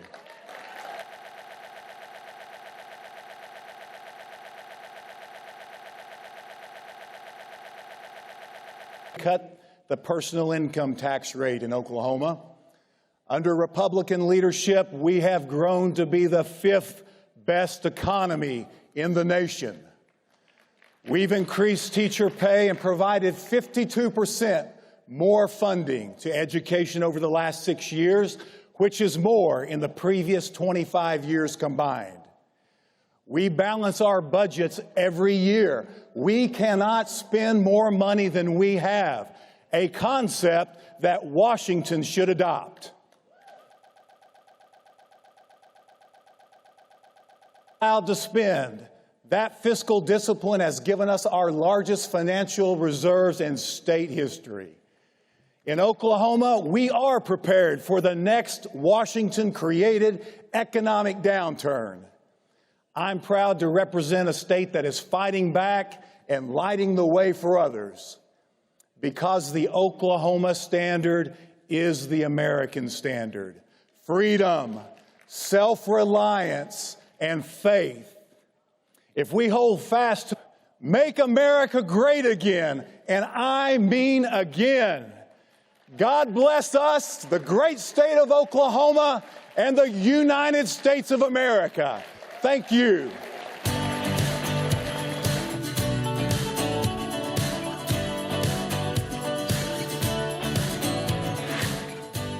Ladies and gentlemen, from West Virginia, businessman Chris Miller.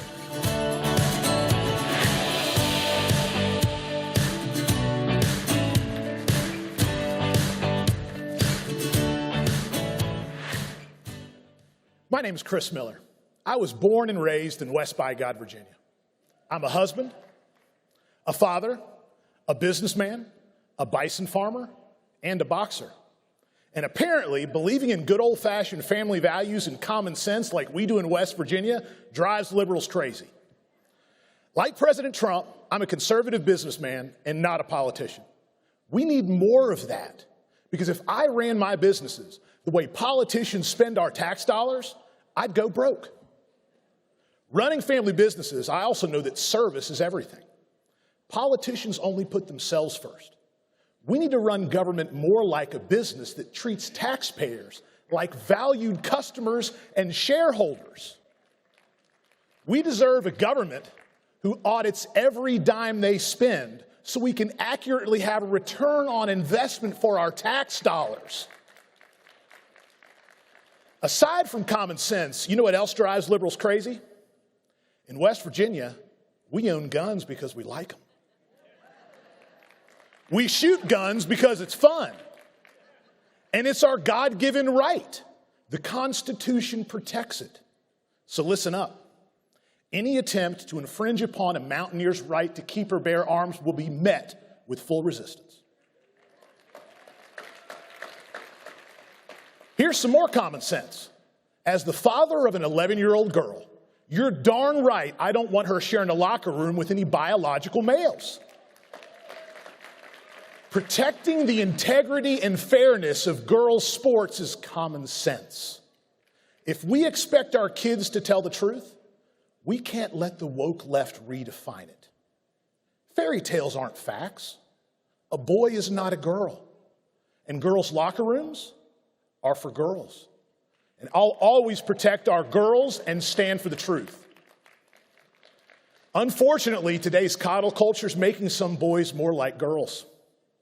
Woke doctors are literally making boys into girls. They're practicing mutilation, not medicine, and they should be in prison. The Marxist and communist on the left believe the American family structure is racist and want society to replace parents. Banning critical race theory is a start, but let's require K through 12 schools to teach patriotism and civics starting in grade school. America's not a racist country. America is the greatest country on earth. And that's not propaganda, it's the truth. You know what else is the truth? Most politicians don't ever have a real plan. But I'm not a politician, I'm a businessman. And we always have plans. So in West Virginia, we have to look at our past to understand our future. Even though we've been extracted and taken advantage of, our history is full of greatness.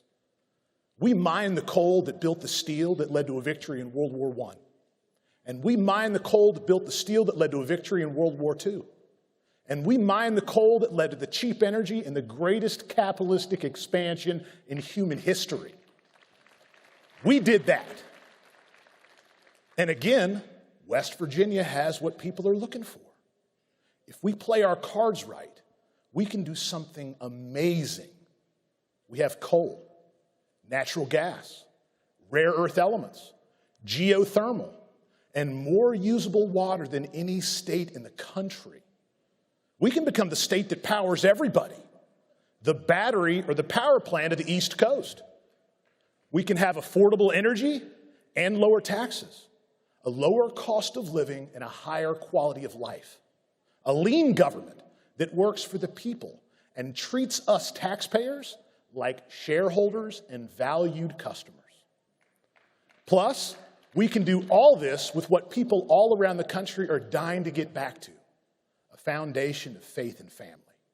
Because in West Virginia, we don't have the biggest cities, the tallest skyscrapers, or the best boarding schools. We've got the best people. Only in West Virginia, if your Tesla breaks down, will a bunch of coal miners come out of the mine, push your car to the nearest coal-powered generator, and get you charged so you can go on down the road. That's a true story. Look it up. It's a way of life that's almost heaven. Faith in God, a focus on family, respect for the sanctity of life, pride in America. We're not a racist country, we're the greatest country. In big cities full of snobs who mock us in West Virginia, those family values are almost extinct. But West Virginia is almost heaven, and I'm going to keep it that way. Thank you.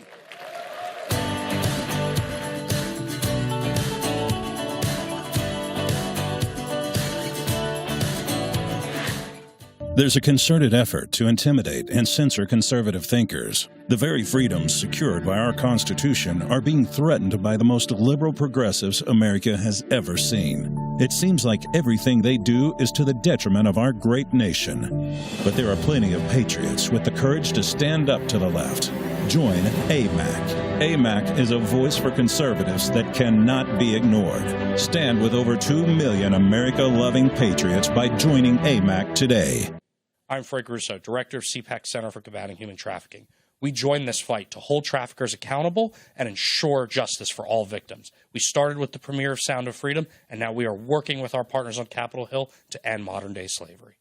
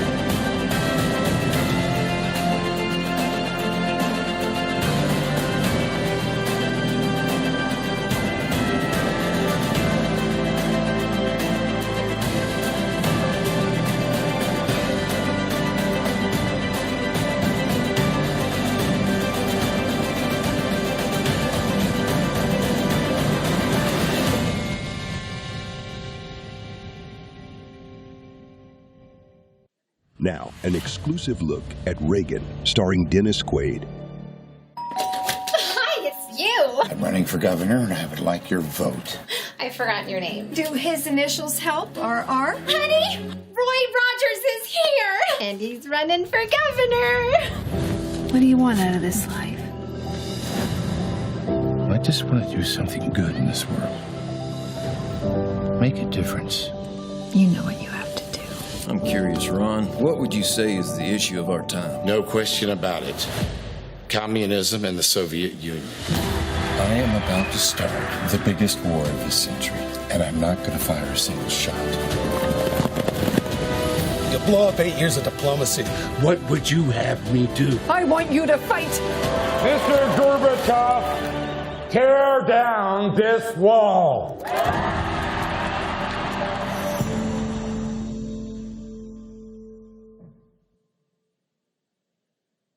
As I think it was President Reagan said, we're from the government. We're here to help.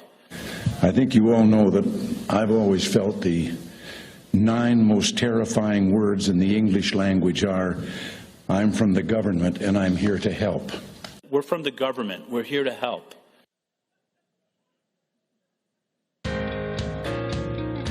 Ladies and gentlemen, up next, combating human trafficking. Please welcome Anti-Human Trafficking Director for the Attorney General of Virginia, Tanya Gould.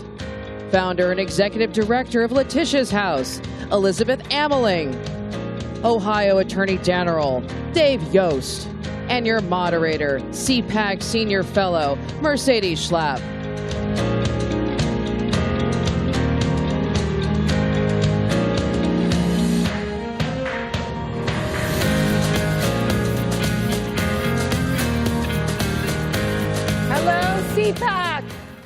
everybody doing this morning? I mean, it's been hustling and bustling. Let's take a seat here, and so much going on Radio Row down in the CPAC Central Hub, and it is just an honor to be here with you. And I know we got to turn to a very serious topic, a topic that CPAC has been involved in, and I want to really bring in this incredible panel of experts, of fighters on the front line to save the lives of children who are being sex trafficked, of young women, of young men who are being sex trafficked. I'm going to make this very clear. This has nothing to do with politics. It is about humanity.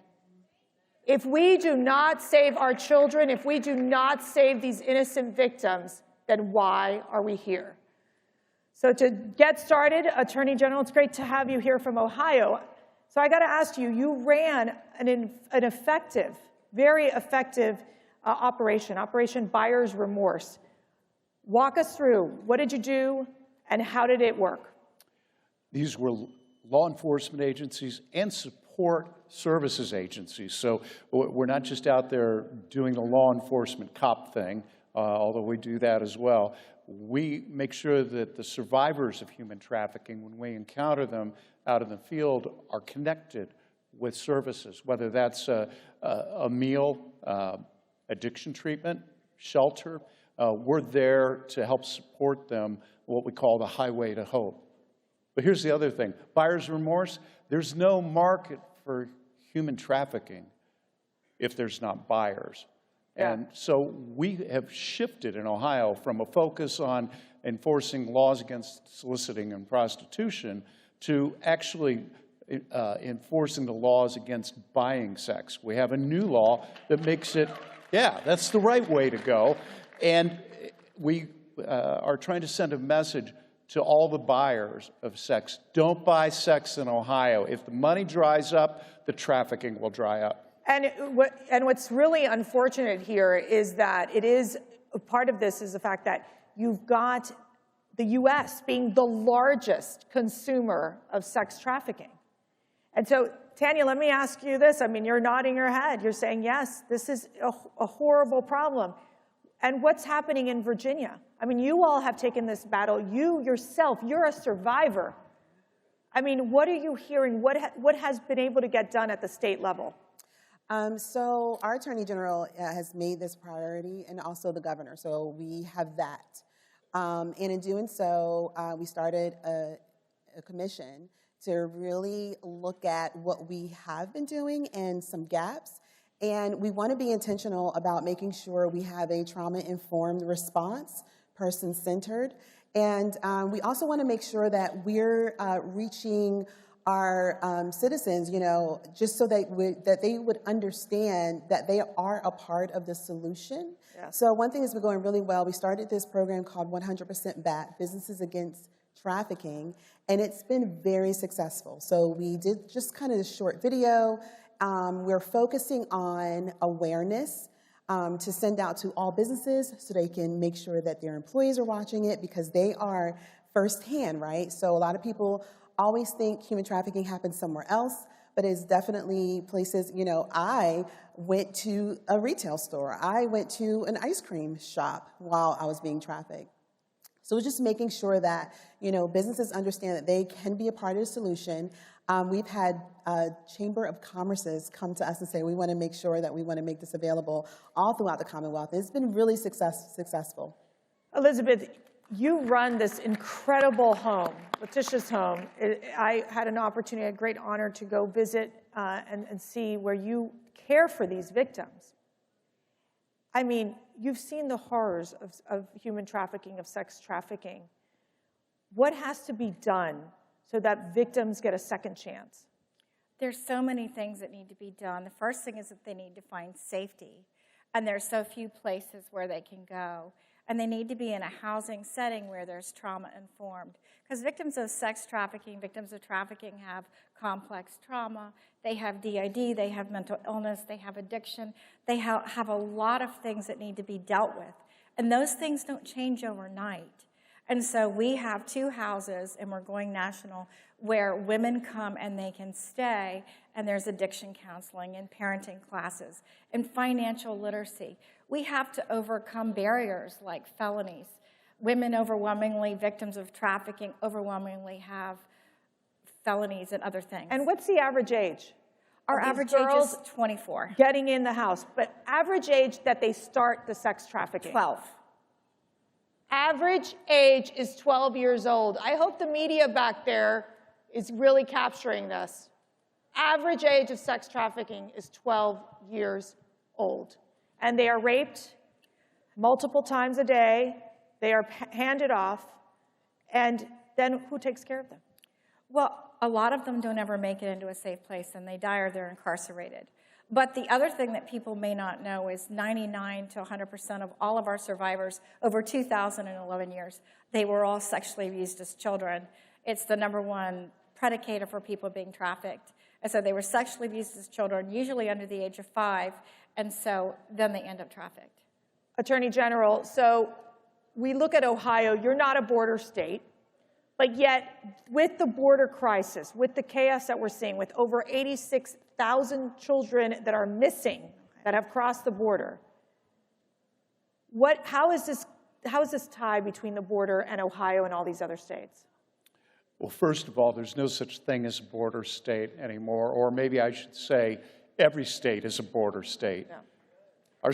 Our southern border is so wide open that whether we're talking about human trafficking or we're talking about drugs, it's pouring into our country and going right up the middle and dispersing everywhere. The border is the largest issue this year in America, whether we're talking about the economy, whether we're talking about drugs, whether we're talking about human trafficking. Get control of the border first. And let me ask you this too, it's not just sex trafficking, but labor trafficking. What is that? So labor trafficking is just the same, except that they are trafficking the human being for their labor, not for sex. And you caught you literally found unaccompanied minors on farms in Ohio. It happens all over the country. Right. And again, it's a function of our indiscriminate non-enforcement of the southern border. Tanya, let me ask you this. So when you're looking at the policies itself, we're talking about the victim side, helping them heal. But the reality is, how are we catching these human traffickers? Are they being prosecuted? So traffickers are master manipulators, and they do everything that they can to make sure someone else, is blamed for what they're doing. And that this is just something that they've done forever. It's how they do their work. It is their operation. So, to really take the time to figure out what traffickers are doing and how they're doing it, that's a lot of work.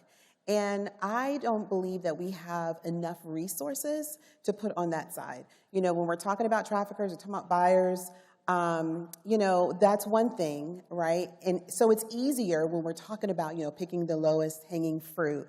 It's easier to go after victims and survivors, right? So we do want to switch that, but not only switch that with our mindset, but also switch that with our funds and make sure that we're going after traffickers. It's very difficult. They are master manipulators, which is how they're able to go after people who don't think that they're vulnerable. But they understand what vulnerability is, and that this is how they do it. And we see this in a lot of cases where these women are part of these crimes, that then they get thrown into jail, and then their lives are completely ruined. Elizabeth, you've dealt with these issues time and time again in trying to get these women out of jail to help them rebuild their lives. We have, and it's not unusual to have somebody trafficked for 12 years who's come to our house. The average number of felonies in our house is 11. It's identity theft, because survivors or people who are being trafficked will have credit cards that don't belong to them. Their children might be in the next room and they get 5 counts of child endangerment. Try getting a job with a felony. It's almost impossible. So we had one person that we love very much, and she was trafficked at 12 by her mom. We also have a lot of parents trafficking kids in the U.S. People don't know that, but it's real.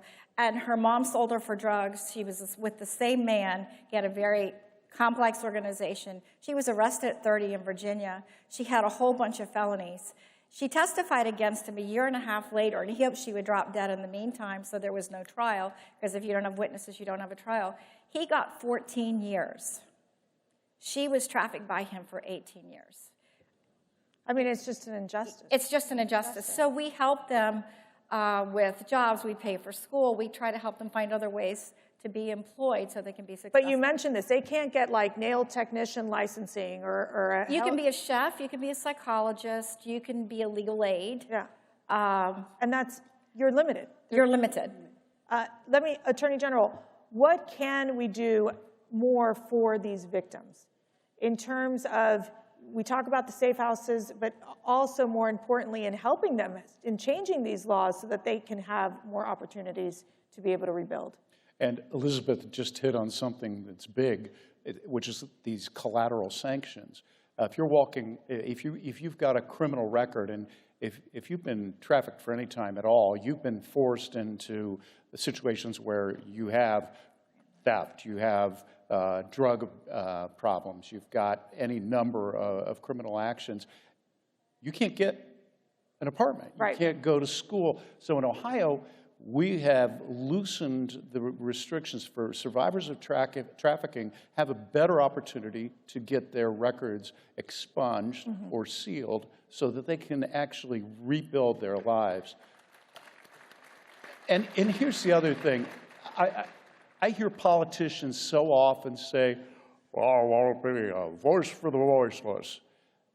Survivors have a voice. Yes. It's just time for us to listen. Yes. Thank you, Tanya, for your courage.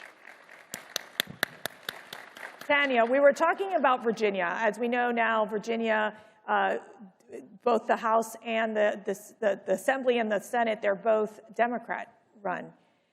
How much support do you get from the Democrats on tackling this issue of sex trafficking? Well, it depends on what issues are at the table. In Virginia, we still have a long ways to go when it comes to human trafficking, understanding and learning. So that's one thing. So there's still that learning curve, educating our legislators and making sure they understand. So that's kind of where we are there. We do have on both sides, we are able to get some good policy and legislation there. However, it just depends. We are purple. And sometimes, I like to say we're purple because we don't make any decisions. Yeah. Right? And but don't you think this is like a no-brainer, bipartisan issue? I know for CPAC, our goal is to actually, as we do with criminal justice reform, find, the center-left groups to come work with us and find common ground and get through legislation. We do. We get enough support to at least, get a lot of bills heard. But again, if we're trying to do harsher penalties on buyers, that's not going to go. And then how is it with the budget? Is there enough money there to help the victims? Right. And I can't wait for Elizabeth to jump in, because she's going to jump in like 2 seconds. But So, like I said, it's still about educating our state, our Commonwealth. It really is. That's really where we are. And until our legislators understand that human trafficking, so for an example, in Virginia, we don't have a great data collecting system yet. Yeah. So if we don't have the numbers, we can't prove that this is happening. Yeah. Right? So there's still a lot of work to be done in order for legislators to understand, this is the path that we need to go. Yeah. I know, we know this is where we need to go, but we still have to have that data, and we're still working on that. Elizabeth, in terms of the recovery process, I think you talked that sometimes these women are let go too soon, and then they end up back in a situation where they're being sex trafficked again. What's the frustration you're feeling as you're trying to make your home, Letitia's home, be able to bring in more girls and help them rebuild their lives? The biggest frustration probably is that we're very limited. We have people bonded to us. There's a time constraint. Overwhelmingly, the women who come are moms. A lot of them have lost custody of their kids, or their kids are in foster care, and there's a very tight window for them to get custody back. And so we have 12 to 13 months to help somebody recover from addiction, get their GED, they maybe have a 5th grade education, learn life skills, financial literacy, improve their credit score, by some miracle, get a job so that they can get an apartment with their 5 felonies and get their kids back. I mean, it's insurmountable. And I want to add, faith is a critical part of the recovery process. Yes. When I walked into that home, they had the Bible there. It is prayer, and because that is part of the healing. Explain the importance of faith in this issue. And Tanya, I want you to weigh in on that as well. Faith, our founding principles, everyone's created in the image of God. I mean, we're trauma-informed, we're certified always, but we believe that when women find out that they've always been loved and there's no one like them, our house manager says, you're the apple of God's eye, he only made one of you and you're perfect. We say that to them because they don't have moms and dads. Overwhelmingly, their parents are dead or in prison. They have to have that connection. If they develop that while they're at our house, they do better going through counseling, they do better dealing with addiction, and it is transformative because it lets them know they're loved. And when we started, the first young lady we helped, Letitia, she said, I feel loved for the first time in my life. So it's vitally important. But my wish list is that we would have enough funds so that we could provide that transformative, longer housing period so moms don't ever lose their children, because nobody should have their rights severed because they've been in jail for 12 months. It is so wrong. And children who go into the foster care system, 70% end up in the trafficking pipeline. We have to stop it. We want the housing to be there, so at the end of 3, 4, 5 years, they are independent. They have jobs. They have dignity. They know who they are. And their children are growing up loved, and we break that cycle. Yeah. And they are free forever. We have to do it. Anyway.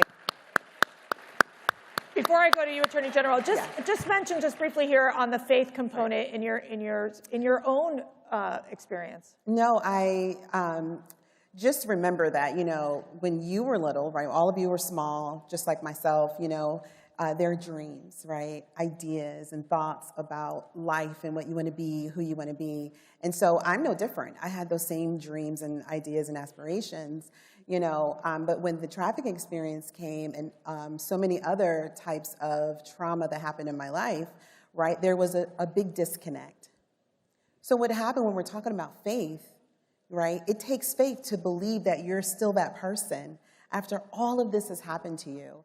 And so having people and places and folks that believe in just me being human and who I am and, the image of being in the image of God and having I am in God and God is in me, like that whole thing, there was a huge disconnect. Yeah. So being able to come back to that and having people in place to do that is, it's just beautiful. Right, and I'm sure the Department of Justice doesn't really care about the faith component, and they're going to try to force in their own regulations with these homes.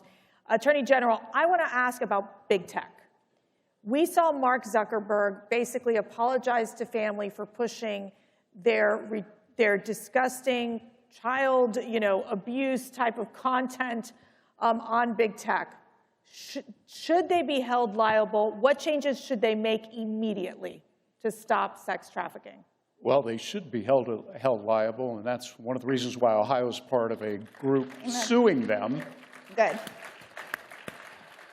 But just this morning, I'm sure you read this in the Wall Street Journal like I did, an exclusive new bombshell about these parental accounts that are featuring underage models in bikinis and underwear, and they're selling this stuff.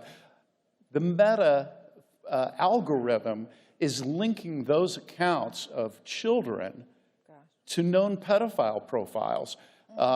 There's something seriously wrong with the algorithms that are driving our society. Meta is at the top of it. I wonder whether they changed the name Meta to be short for metastasize. Oh, that's right. Okay, I want to get final thoughts here as we're going to be wrapping up. What is one thing you want to leave to our CPAC audience? This is the heart of the movement. This is the front lines, the activists.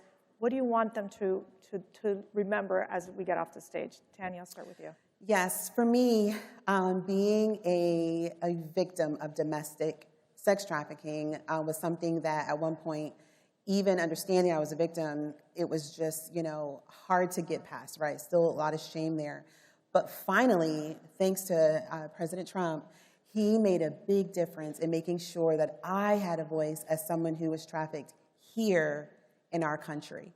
So just, you know, as we're moving and we're talking about, you know, the border, we're talking about this happens somewhere else, just remember that this is happening here, you know, in America, in the land of the free, the home of the brave. You know, I remember going and saying the Pledge of Allegiance and singing the song, "My Country is of Thee," right? That's for me too. So just as you're going about your day, just remember that. Remember that this happens here in America. Elizabeth. I would say we have a big heart and we want to see trafficking end in my lifetime. So, hey, I'm a grandmother, so that could be soon. So everybody listening needs to get on board. We will help you do restorative care homes. We will help you with transitional housing. We can do trauma training. We will help anyone and everyone who wants to take this national and stop it. So contact us at freeforever.org, and we will help you gladly. Attorney General. Our rule of law, our society, our civilization is built on a profound insight that everyone, every human being is created in the image of God, that they are recipients of God-given rights and of equal worth and dignity. Tanya, I know that survivors are frequently looked down upon and blamed, but the truth of the matter is this fight is a fundamentally conservative fight about the dignity and equality of everybody. We don't throw away human beings in America. Yes, yes. Amen. Well, I want to thank my panel, and also we're really proud at CPAC to support and we launched our CPAC Center for Combating Human Trafficking. We are on the front lines, and we are supporting these incredible heroes across the country. So thank you all, and God bless.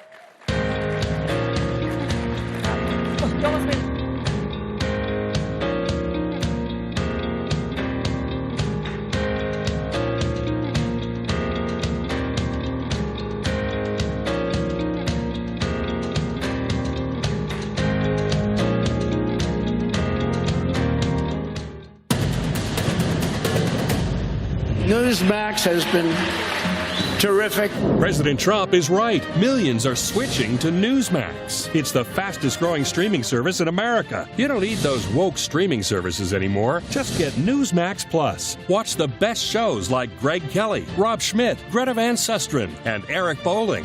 Greg Kelly over at Newsmax. The Newsmax people have been really, really terrific. Gain access to exclusive documentaries, series, and special briefings. It's free to start. So go to NewsmaxPlus.com now to sign up and watch Newsmax anytime, anywhere.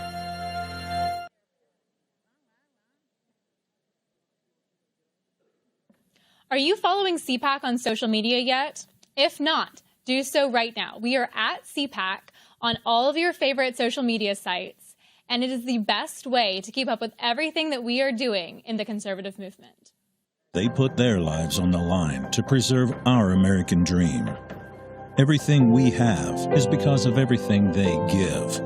And now, more than ever, they need to know that we stand behind them. Each year, our community salutes honors the thousands of high school seniors who have made the selfless decision to pursue military service, not knowing where that journey may lead. For just $19 a month, you can provide the recognition and resources so urgently needed. Let's say thank you together.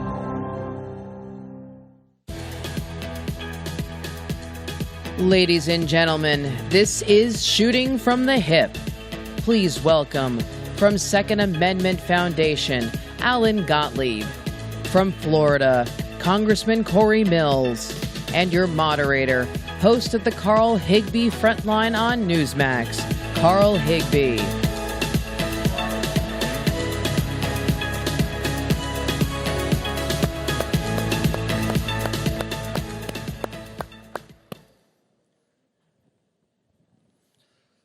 All right, CPAC.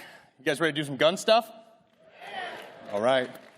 All right, so joining us today, Congressman Corey Mills, as they just said, fantastic advocate of the Second Amendment, and also Alan Gottlieb of the Second Amendment Foundation, doing great work challenging basically everything the Biden administration is doing to try to take away our freedom. I want to get to a little bit of social stuff on guns, but first legal. Congressman, obviously the left's been waging a war on our gun rights for 60 years through a variety of things. Now it's kind of turned to an ATF administrative state because they can't get it through Congress. The Supreme Court's smacking them down left and right.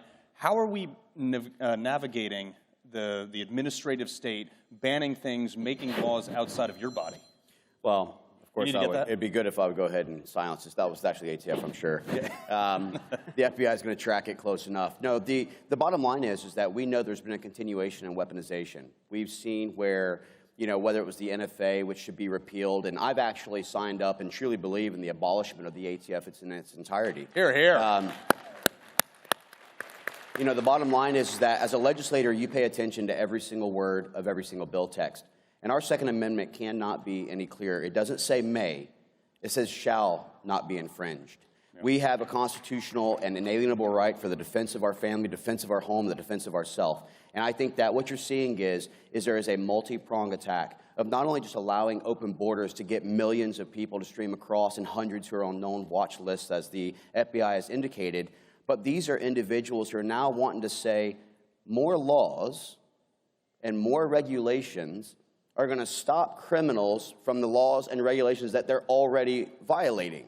Right. All it does is it actually stops the American people from their ability to protect themselves. And I can tell you, as a constitutionalist, I've been a registered Republican my whole life, but I consider myself a constitutional conservative. Those 7 articles, those 27 amendments, when they're ratified and why, is our inalienable right and protections. And I will die and I will fight to my last breath to make sure that our Second Amendment is protected, because that's what protects our first. And then, yeah.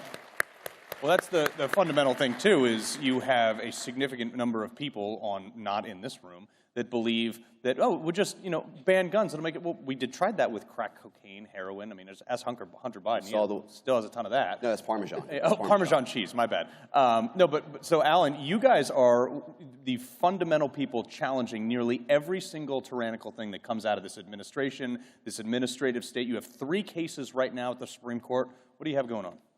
Well, in total, we have 59 cases nationally that we're working on in court. But we have filed 2 cert petitions, one challenging the Maryland so-called assault weapons ban and limitations on magazine capacity. Right. And we just filed this past week one challenging Illinois' similar ban on so-called assault weapons and magazine capacity. Both those cert petitions are at the U.S. Supreme Court. The third one's not our cert petition, it's the federal government's. We won a case challenging some of their regulations, and in the Fifth Circuit we won. They're not happy about it, and so they've gone on and filed a cert petition trying to overturn our victory, which quite frankly is going to be good for us, because the Supreme Court's going to reaffirm our victory and make it national. Yeah, I mean, we have call it a 5.5 Supreme Court majority. But Congressman, the other thing too is they push these laws, these rules through the administrative state, the ATF, sometimes state. Like I live in the Socialist Republic of Connecticut, if anybody's from there. They basically try to take everything from you. But they make these stupid laws, and then they say, okay, you can't have this anymore. But with 1160, which was the assault weapon ban in Connecticut, they had like 68% of law enforcement officers say, we're not going to enforce that. So when you're going to say, I'm taking everybody's AR-15s, your 30-round magazines, your whatever it may be, anything that's fun, who are they going to find to enforce that? Because how many people want to knock on your door, my door? I don't think they do. Well, I mean, at the end of the day, what they're going to try and do, and we got to just go ahead and call this for what it is. Yeah. This is not about policing. This is about politics. Mm-hmm. They are trying to do everything they can to weaken the American people, to make us dependent upon the administrative state. They have continued to do this, and at first they thought they could just tax us out of it. They thought they could just charge us with these frivolous payments. Oh, well, you have to pay this to own this weapon. Right. You have to pay that to own that weapon. You have to pay this to hold and possess your weapon. You know, then you've got these red flag laws, which are unconstitutional in its entirety. Look, I come from the greatest, freest state in America, the great state of Florida. And I can tell you right now, there we go, there's a couple of my Floridians out there. But I can tell you right now, while everyone else in these blue states are talking about we have the highest regulations, you know what else they have, Carl? The highest criminality, the highest murders per capita. Yeah. And the reason why is because if you come, like you just talked about, to our house, right, you better bring a coroner with you. Yeah, exactly. When you come to the blue states, you can guarantee that there are free victims there. Yeah. And so this is why shall not be infringed. Our ability to protect ourselves, our businesses, the American way of life, the understanding that this is to protect, and I wore the uniform, Carl wore the uniform. We swore an oath to our Constitution to protect and defend this against all enemies, foreign and domestic. The greatest threat that we have right now, I have gone to Afghanistan, Iraq, Kosovo, Pakistan, North Somalia, Kenya, been blown up twice in '06. The person who I'm most concerned with is the United States government, because they're continuing to be weaponized. They're continuing to come after us. We have to stand tall. We can't be the silent majority, and we have to make sure that shall not be infringed, shall not be infringed. What he didn't mention was he's most threatened when he comes here to D.C. I have to get I'm probably better off to wear a bulletproof vest in the Capitol Hill than I was when I was overseas. Exactly. Well, Alan, you know, the other thing, too, is obviously the recent Bruin Supreme Court decision comes down, says, yes, it is the individual's right to possess a gun outside the home as well, backing up Heller versus D.C. I live in Connecticut. I've been trying to get my gun license there for 8-9 years. They won't give it to us. How do we make sure that we enforce the Supreme Court decisions, because New York's just snubbed their nose at them and said, we're not doing that? Yeah, well, we have lawsuits going on against Connecticut and New York on some of the restrictions they put in post-Bruin, thumbing their nose at the Supreme Court. What's interesting, I expected that after Bruin, they'd figure out, okay, we're going to pass restrictive laws, but try and be a little less than what Bruin threw out, so we can try and get away with it and push the envelope. They didn't do that. They doubled and tripled down and passed laws that are worse, which actually makes our job a little easier in our court cases because, I mean, they're in more trouble. In fact, we just had one in the Ninth Circuit where they tried to ban advertising that might reach minors and entice young people to want to own a firearm in the future. We won that at the Ninth Circuit Court of Appeals 3-0. The Attorney General in California tried to get the en banc panel of all the judges to hear the case and throw it out. They couldn't get one judge in the Ninth Circuit to say yes, and now our decision is final and we won. California. I kind of want to get to the more social aspect of the war on guns, we'll say. I mean, look, you know, you look at all these mass shootings that are happening recently. Most of them happen in Joe Biden's gun-free zones that he was the original architect of. You have a significant number of them happen. Actually, the top 10 most dangerous cities are democratically held cities, some in Republican states, but they're not prosecuting, to your point, the bad guys themselves. And none of these people, to my knowledge, NRA members, I would wager that NRA members are far more law-abiding than the entire Democratic Party as a whole. Exactly right. So how do we fight back on the social matter when all these groups, Moms Demand Action, you know, the Bloomberg's groups, and all these people with billions of dollars in their pocket, because they play the social war of, oh, well, if you don't want to give up your guns and take away guns, then you're for gun violence. Nobody's for gun violence. No. But again, this is all about fitting a narrative. Look, this is where the fake media and the fake news comes in. They only report on mass shootings when it fits a certain narrative. Let it be a criminal migrant who has illegally come across our borders. Let it be someone who is of color, and watch how fast they run away from the story. What they want to do is not vilify the actual criminal who is committing an act which is obviously illegal. They want to criminalize our actual ability to hold arms. Right. And so what we're seeing right now is that there is this weaponization in an effort to try and go ahead and control a narrative. And we have to stop being the silent majority, and we have to start getting out there and being more vocal, because as Joe Biden has already leaked, you know, in between his ice cream and hair sniffing, he has basically made it very clear that he said our Constitution is not absolute. Well, let me tell you something. Let him go walk through Arlington, through the rows and rows of headstones who fought and died for this nation in uniform to make sure that we could do something that was worthy of their sacrifices. What's worthy of their sacrifice is protecting our inalienable rights, protecting our Second Amendment, protecting our protection and our sovereignty, and making sure that we don't allow the police state to continue to be weaponized against us. And that's what I fight for every single day on D.C. Right. Well, I mean, that's the problem, is there's not enough politicians that are willing to actually put their name on the line. Because you said politicians. There needs to be statesmen and representatives. We have too many politicians out there already. 100%. But Alan, you know, to the same point, it's an armed citizenry. Like after the Germans bombed Pearl Harbor, right? It's like Animal House. After the Japanese bombed Pearl Harbor, I watched that movie 3 days ago. So after the Japanese bombed Pearl Harbor, they refused to invade America because they were worried about a gun behind every blade of grass. Right. How do we make sure that people understand that this is the part that the deterrence against, maybe not against, you know, somebody breaking into your house, but we're talking about evil nations that are getting nuclear weapons right now that want to do harm to us. How do we encourage people to say, hey, protect yourself? Well, you know, it's interesting. It's a great point you're bringing up there. And I like to point out when there's international incidents like Israel being invaded, all of a sudden gun sales in the United States leapfrogged and just jumped in numbers. Yeah. People realize and they get it. When it comes to securing your home and your country, it's really up to you.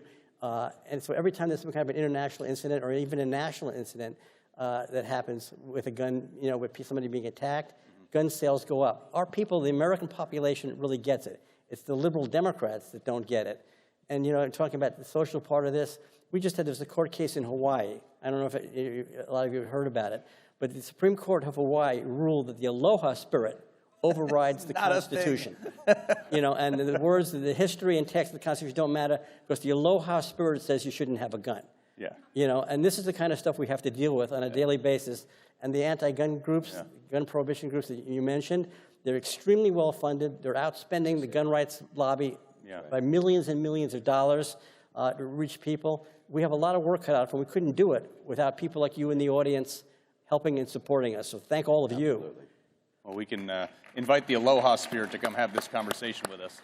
Well, you know, you both brought up a great point, though. You know, so after the October 7th incident, which is a horrendous incident that took over 1,200 lives there in Israel, we saw where the need to be able to defend ourselves is so important.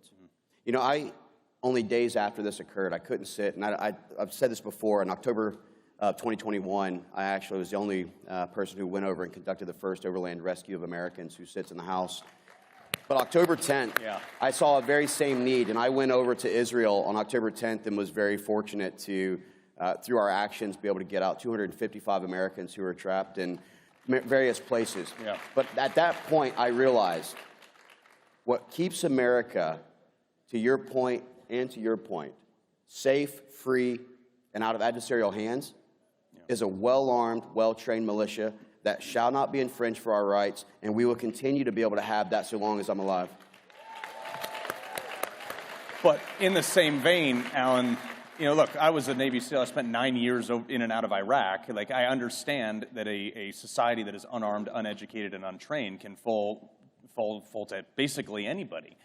But in the same article that Congressman Mills was talking about here, the liberal left, they cheer when we armed Ukraine. You know what? We won't even secure our own border until we arm Ukraine. We want to give millions and billions of dollars of weapons to every single black hole in the entire world, but not take care of our own citizens. Yet when we want to own a gun for our protection, because they just let 20 million illegals into this country, no, can't have that.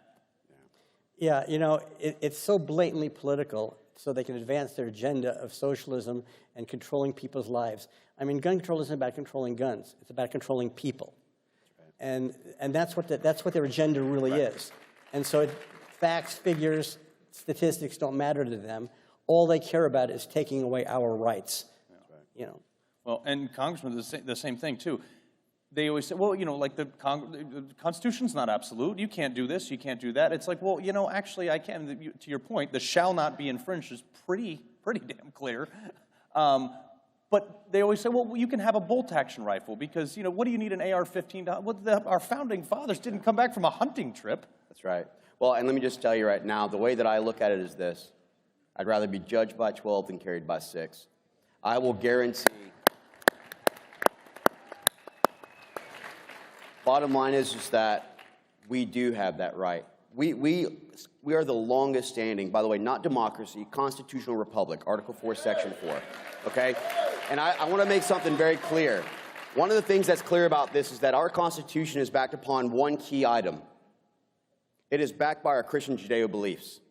And that means that our inalienable rights, our God-given rights that exist from God to man, not the way Biden and the administration would like it, which is from God to government to go ahead and politic and then to man, our right to defense, our right to free speech, our right to religion, our right to have a jury of our peers and to be tried not through the lawfare that is targeting our rightful president, President Donald J. Trump, but the idea that we have to protect these rights, and they're going to go after the first little fracture. And that fracture is our Second Amendment. Because you're seeing where, and again, I've said this multiple times, our Second Amendment protects our First Amendment. And if we allow this to happen, you're going to see a bigger increase in lawfare. You're going to see more of the indictments against other Americans. You're going to see where they're going to continue these frivolous indictments like Letitia James in New York or Fannie Willis over in Georgia. This is a hill to die on for every American. We must protect our right to bear arms, and we must protect our Second Amendment. Yeah. Carl, you mentioned the AR-15, which is America's most popular firearm. Millions of them are owned by people. Because it's awesome. Okay, and but the national media doesn't want to talk about it, and it crosses my desk every day. Is there are people out there every day that use a so-called AR-15 to defend themselves and their family, but you never see it on national news. You'll never see a story where somebody saved their family or their children, even sometimes where a young adult in the house saves their mother because they had an AR-15 and used it for self-defense. It's such a one-sided debate with this national media that carries the agenda for the gun ban movement that it's absolutely disgusting. Well, most of them don't even know what AR stands for. They continue to try and say AR stands for assault rifle. Well, I guess I've got an assault ink pen. I mean, look, the reality is that it stood for Armalite rifle, and the very first one that actually got created, but it doesn't fit their narrative.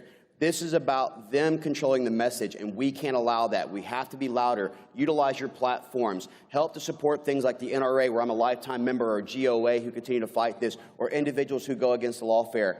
We have to control the narrative. We have to control our ability to hold our own rights. Yeah, no, absolutely. So, bottom line is, Democrats are the greatest gun salesmen every single time a Democrat comes into office. So they actually help drive those numbers up. We're at like 400 million now. Rookie numbers, so go buy a couple more when you get home. Exactly right. Congressman Corey Mills, Alan Gottlieb of the Second Amendment Foundation. Appreciate you guys coming out today. Thank you all. Thank you.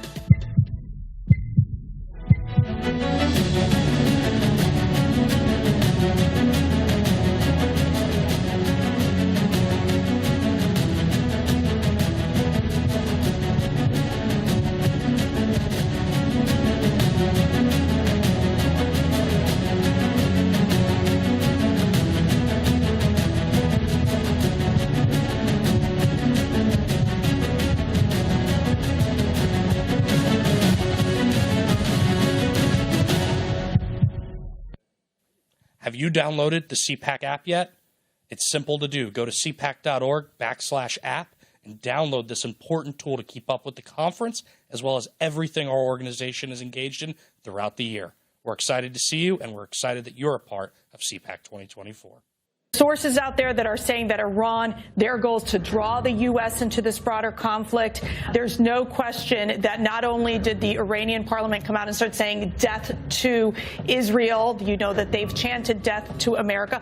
They hate us. They hate our culture. They hate what we stand for, which is that of freedom and religious freedom. And for them, they want to take us down. And the mere fact is you have a commander-in-chief right now who is hiding in the basement that needs to be out there every single day answering the tough questions. Instead, they basically say that climate change remains the most important national security crisis that we're facing.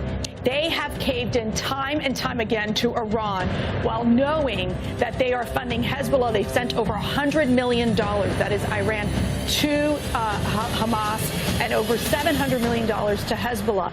Clearly, it is about sponsoring terrorism. Clearly, it is about destroying our strongest ally, Israel, and then America.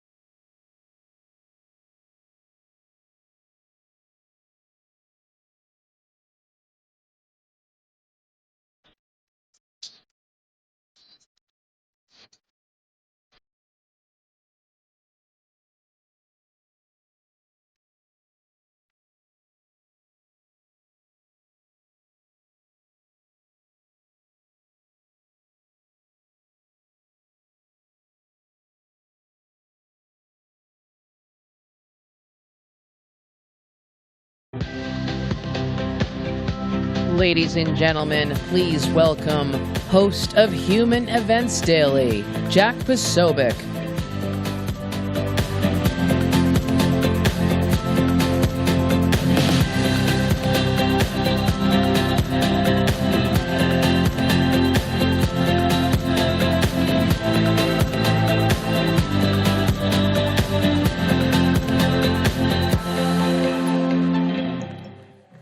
Greetings, CPAC.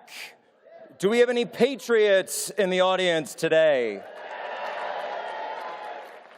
My name is Jack Posobiec, and I'd like to welcome you to the most dangerous speech to democracy in the world.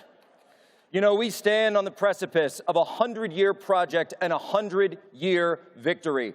Now, as you may have heard, I don't just want to drain the swamp.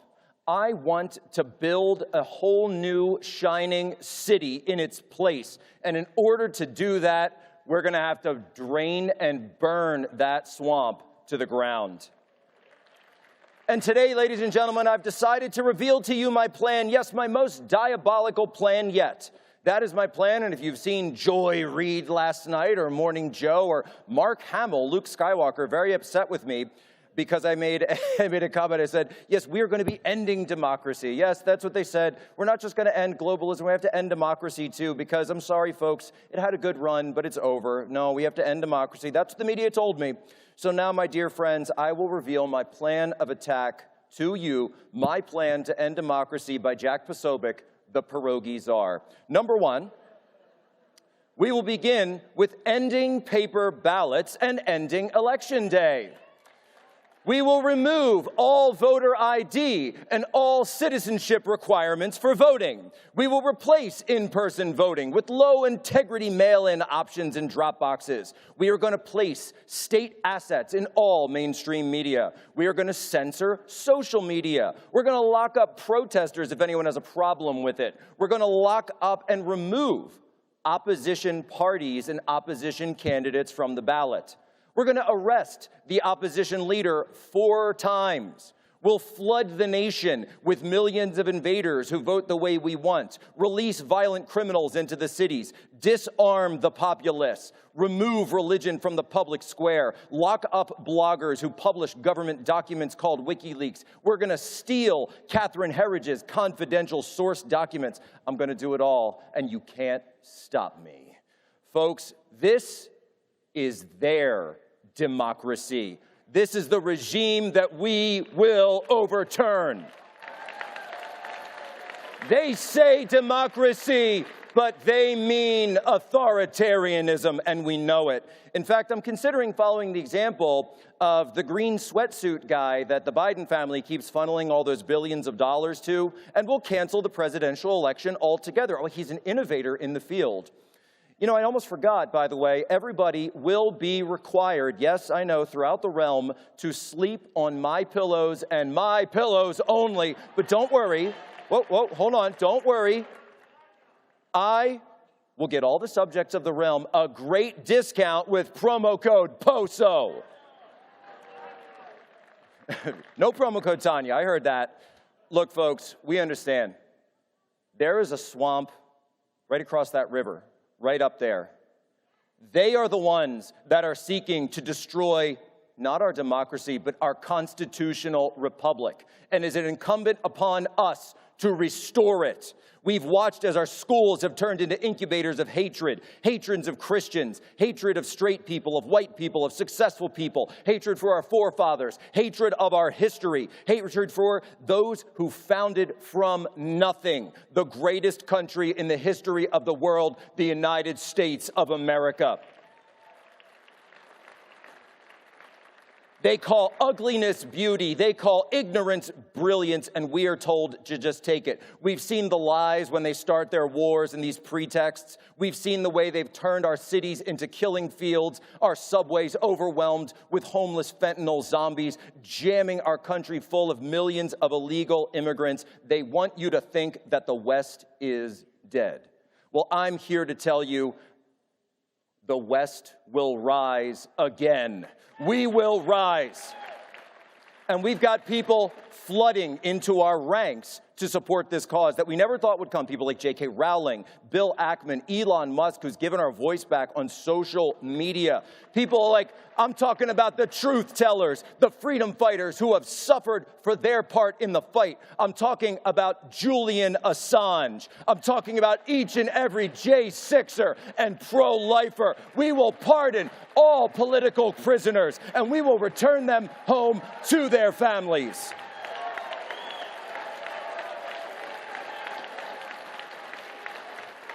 Ladies and gentlemen, we will fight, and if we fight, we are inevitable, and we will join more into our ranks. And I say, I open the door to anybody who may have voted for Barack Obama. I know.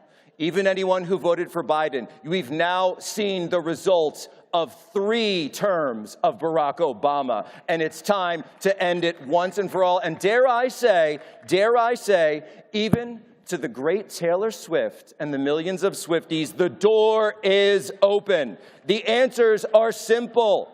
Bukele has shown us the way. Milei has shown us the way. Lock up the criminals. Liquidate the administrative state. Are you prepared to fight? Are you prepared to take their best shot and say, is that all you got? They say Alexander gathered his Macedonians before the march on Persia. Well, I say, I see before me a gathering of Magadonians here in this room. And after we raise that swamp to the ground, we will establish the new American Republic on its ashes. And our first order of business will be righteous retribution for those who betrayed America. They will be judged. And there is one man who will be standing on this podium tomorrow. One man who will address the world from this very platform. One man who will never be destroyed and never let America be destroyed because he loves her too much. A man who has exposed the elites. A man who knows how to build. One man who knows how to restore our wealth. Ladies and gentlemen, his name is Donald John Trump. And he has one goal, to restore American greatness. Are you ready to restore American greatness? Then I say, in the name of truth, in the name of Western civilization, and yes, as God as my witness, next January 6th, we will be certifying Donald J. Trump and his return to the White House to finish the mission. Thank you very much, and may God bless the United States of America.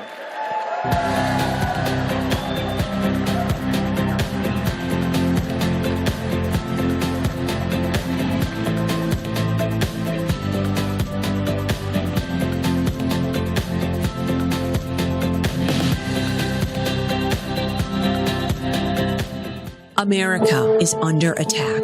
Our families are being crushed under the politics of a radical agenda. But moms have had enough. We are standing up and we are fighting back. This is our battle. This battle is every bit as important as the Revolutionary War because we fight for the same thing. Moms for America is a national movement of moms reclaiming our culture for truth, family, freedom, and the Constitution. I think Moms for America is exactly on track and is doing the right thing for the future of our country and our children. Like Moms for America is going at the heart of the issue. But I am honored to join Moms for America today as we speak out against the horrific mandates. With a national network of over 500,000 mothers, Moms for America is one of the fastest growing movements of women in the country. Well, the most dangerous place in all of nature is between a mama bear and her baby cub. We are the change. No matter what, no matter where, and no matter how difficult the obstacles are that are facing us and our families, we will not give up and we will not give in. So if not now, then when? If not you, then who? Welcome to the Mom-Led Revolution.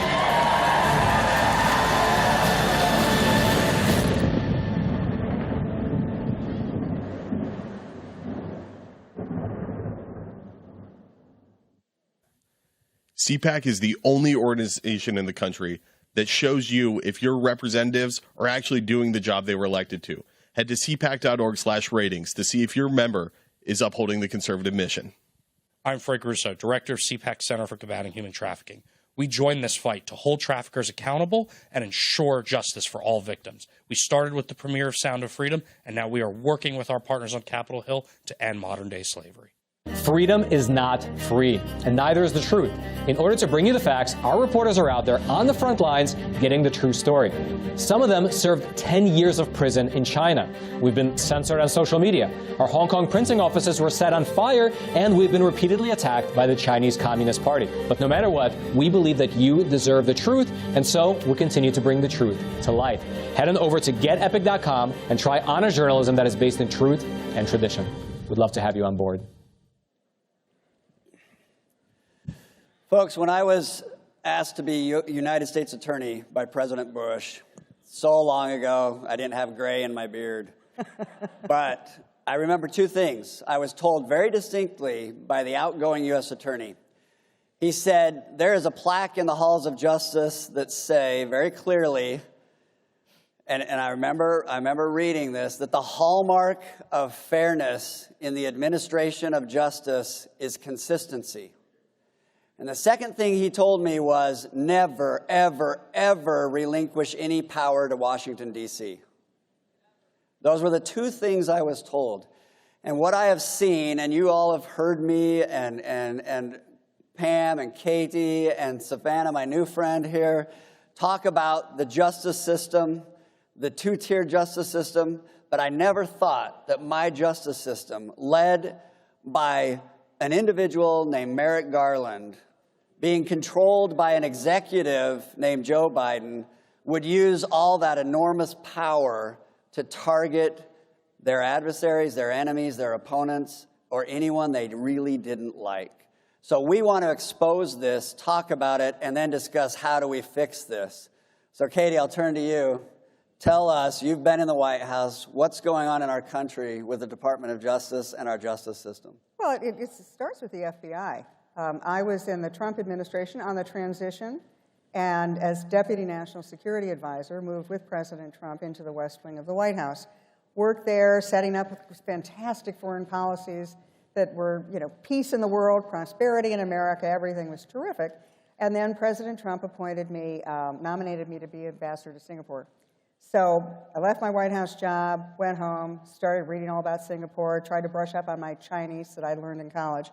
And all of a sudden, I get a phone call. So we live in Long Island, lousy cell phone service, and I get a phone call, my cell phone, and it's sort of scratchy sounding, and I hear FBI here. I didn't know what that meant. And I said, I'm sorry, can you call me back on my landline, or can I call you back? No, that's all right. We're right here. So tap, tap, tap, knock on my door. I'd just gotten back from the gym. All right, I'm in my exercise clothes. It's about 9 o'clock in the morning. My husband had just left to go to the village to go run errands. Our kids are all grown, so it was just me alone. Tap, tap, tap on the door. And I open the door, and I see two big guys. And they say, hi, we're from the FBI. Flash their credentials. And they say, we just want to have a few words with you. And I said, oh. And I figured what it was FBI guys doing security clearances on people who had been on my staff, security renewals. And I said, sure, come on in. And I said, well, so what are you here for? And they said, well, we're part of the Mueller investigation. I said, okay, but, I wasn't Russia policy. I was the China person. I was the Europe person. I wasn't the Russia person. And they said, that's all right. We just want to ask you a few general questions. Do you mind if we ask you a few general questions? And I said, well, look, I'm a Girl Scout. I turned in all of my files and my documents and my schedules and my devices when I left the White House. And I'm just operating on memory. I'll happily tell you what I remember, but don't take it as gospel because it might be wrong. It might be inaccurate. Oh, don't worry about a thing. So we sit down at my dining room table, me still in my exercise clothes, and they start pulling out newspaper articles and start asking questions about this thing or that thing that happened during the transition. And what they said was that they wanted to find out the level of Russian interference in the Trump administration or in U.S. government. And I said, hey, look, I want to find out the level of Russian interference, too. I don't like the Russians. I want to find out what they did. I want to find out how we stop them from doing it again. So I'm, at this point, a really cooperative witness. And I said, you're not here to investigate me, are you? Oh, no. We just want to like set the stage. So about 6 hours later, anyway, in the intermediate time, my husband comes home, and I pull him aside, and I said, Alan, I think these guys are, do you think they're investigating me for something? And he said, I don't know. Let me call the Attorney General. So Alan called one of his best friends from law school, a former Attorney General, Mike Mukasey, and said, here's a story. There are 2 FBI guys here from the Mueller investigation. They want to interview KT about her time in the Trump administration. And the Attorney General said, oh, don't worry about it. It's probably just fine. They're just looking for some background information. I wouldn't worry about it. You probably don't need a lawyer or anything. So me, cooperate, tell them everything I think I know. And then they leave, and I said, okay, is this it? And they said, probably, but maybe not. And they said, well, we may get in touch with you again. Well, sure enough, they got in touch with me again, and this time it was not so nice with the conversations. And then they wanted to get in touch with me again. Well, by this time, I got a really mean, tough lawyer. And what was pretty clear is that although I'd had nothing to do with Russia, although I knew President Trump hadn't colluded with the Russians, they didn't really care.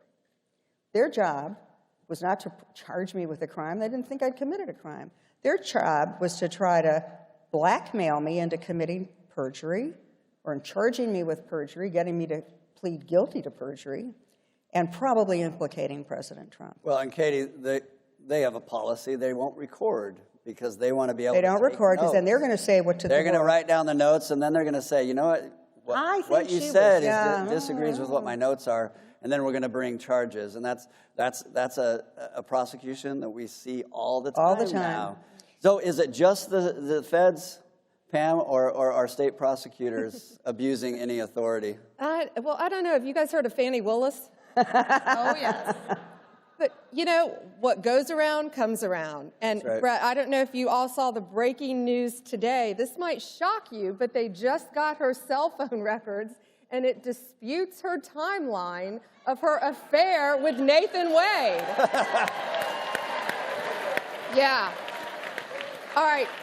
It was 12,000 text messages in an 11-month period. That's about work, Pam. That's all about work. And he's never tried a felony case in his whole career. And so, I was a former state prosecutor and a state AG, so we'll talk about Letitia James in a second, another one of my favorites. But Fannie Willis, it's going to catch up with these people. And this is such an organized effort.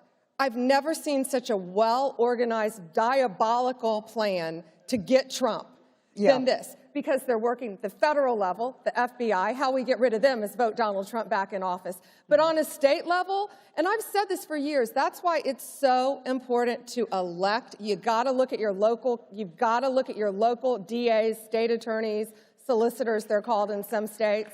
You've got to be active in those local races. And that's why, because the Fannie Willises of the world are going to go after him. That case is going to disintegrate. It's gone. Because she lied, he lied, Nathan Wade. And let's just call it for what it is. Conservatives have dropped the ball in not holding the criminal justice system accountable. We've given them power and not reined it in. Yes. From immunity to everything else. So what about Letitia? And they don't even care. Look at Letitia James.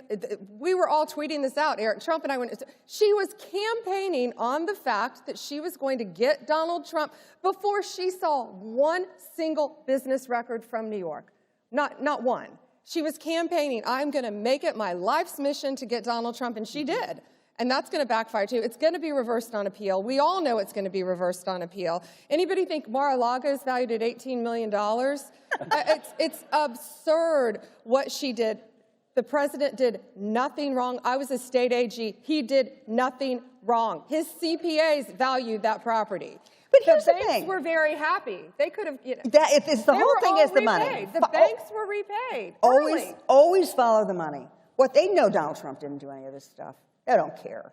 What they want to do is have these huge judgments against him so they take the wealthiest man in America and bankrupt him. Well, here's when the government will acknowledge that it's worth a lot. If they seize it, all of a sudden that's going to be worth hundreds of millions of dollars. Yeah, and Fannie Willis is going to stay there, for a weekend or two. But it's going to be reversed. It will be reversed. I mean, the judge was horrible. The clerk, we all know, was horrible. The AG is awful. I think it's criminal what they did, but it's going to be reversed. But the problem is that they just want to get him before November. They want him to be in a courtroom or in jail and preoccupied, having to turn over hundreds of thousands of dollars to lawyers to defend himself for crimes he didn't commit. And what it makes him stronger. Every time they go after him, it does makes him stronger because of all of you supporting him. And let's also point out, we heard all about from the left that the criminal justice system needed to be reined in and that there were problems and we needed to rein in prosecutors. But crickets when it comes to abuses against anyone on the right, including Trump. Where are all those advocates for criminal justice reform when it comes to prosecutions against the right? So I prosecuted a lot of individuals. The last case I prosecuted was the kidnapper of Elizabeth Smart. Very proud of a lot of the work that I did. I tried to make good decisions. But Savannah has another impression of the justice system. Are there things that need to be fixed? Oh, without a doubt.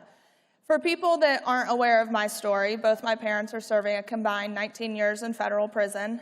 Their case was in Fulton County, Georgia, and the prosecutor started off our trial by stating, "Ladies and gentlemen, what we have here are the Trumps of the South." And in Fulton County, Georgia, we all know how well that went over, especially with the judge, and she was the youngest African-American woman appointed by Obama. And from the date of trial to the end, we knew we were doomed. They never one time showed a single bank loan for bank fraud. Instead, they showed a spreadsheet that the FBI made.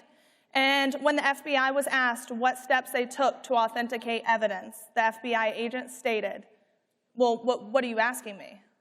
"Well, we're asking you, what steps did you take? You have Quantico at your fingertips." And he said, we didn't. So never one time did you authenticate evidence, never. And now the main prosecutor on the case has left the U.S. Attorney's Office and is now at the FDIC after we allege major misconduct, huge Fourth Amendment violations. And at this point, the FBI having a 98% conviction rate, that is not a win. The government is taking our taxpayer dollars and coming after us. And you are one bad prosecutor, one bad judge away from being in the same position my family's in. One of the things Savannah raised, which is very important, is we have expanded immunity, right? Since 1976. So you cannot get immunity, apparently, if you're a sitting president that gets charged after they're out of office. But you try to go after a prosecutor or after certain individuals in the Justice Department, and the immunity is so strong, you can't do it. So where's accountability? And that's the thing, is where's the accountability? Also, in our case, the IRS, which we're all huge fans of here, an IRS agent testified, and after trial, she stated, "What I said actually wasn't true. They don't owe anything." And that is all in internal documents that we now have. And when we called the government out on that, on our reply briefs, they responded, "It was a harmless error." A harmless error. You used tax fraud in order to build a bank fraud case, and it's a harmless error? I don't believe that. Instead, taxpayer dollars are going to hire more IRS agents. Think about this case that I had. It actually got uncovered that the prosecutor and the FBI were reading the defense team's emails between the defendant and the lawyer. And they got caught. And they brought him in front of the judge, and the judge said, "You know, if this were a civil case, I'd fine you so much money that it made your head spin. But I can't find any relief in the criminal code to hold you accountable." So we have a lot of work. Weaponization is real. If you're in power and you're willing to use the power of the prosecution to go after your political adversaries, how do we fix it, KT? Well, we better fix it soon, because my concern is, having seen what happened with the Trump administration and how every conservative was sort of fair game, right? They were just target practice for the FBI and the Justice Department, that in a second Trump administration, everybody's going to have to lawyer up from day one, because they'll come after you for overdue library books. They're going to look for every excuse they can get to prosecute people, to go after them, to harass them, to subpoena them. And at the end of the day, they know they have infinite resources. They can come after you forever. But you are paying for your own defense. So you got to mortgage your house.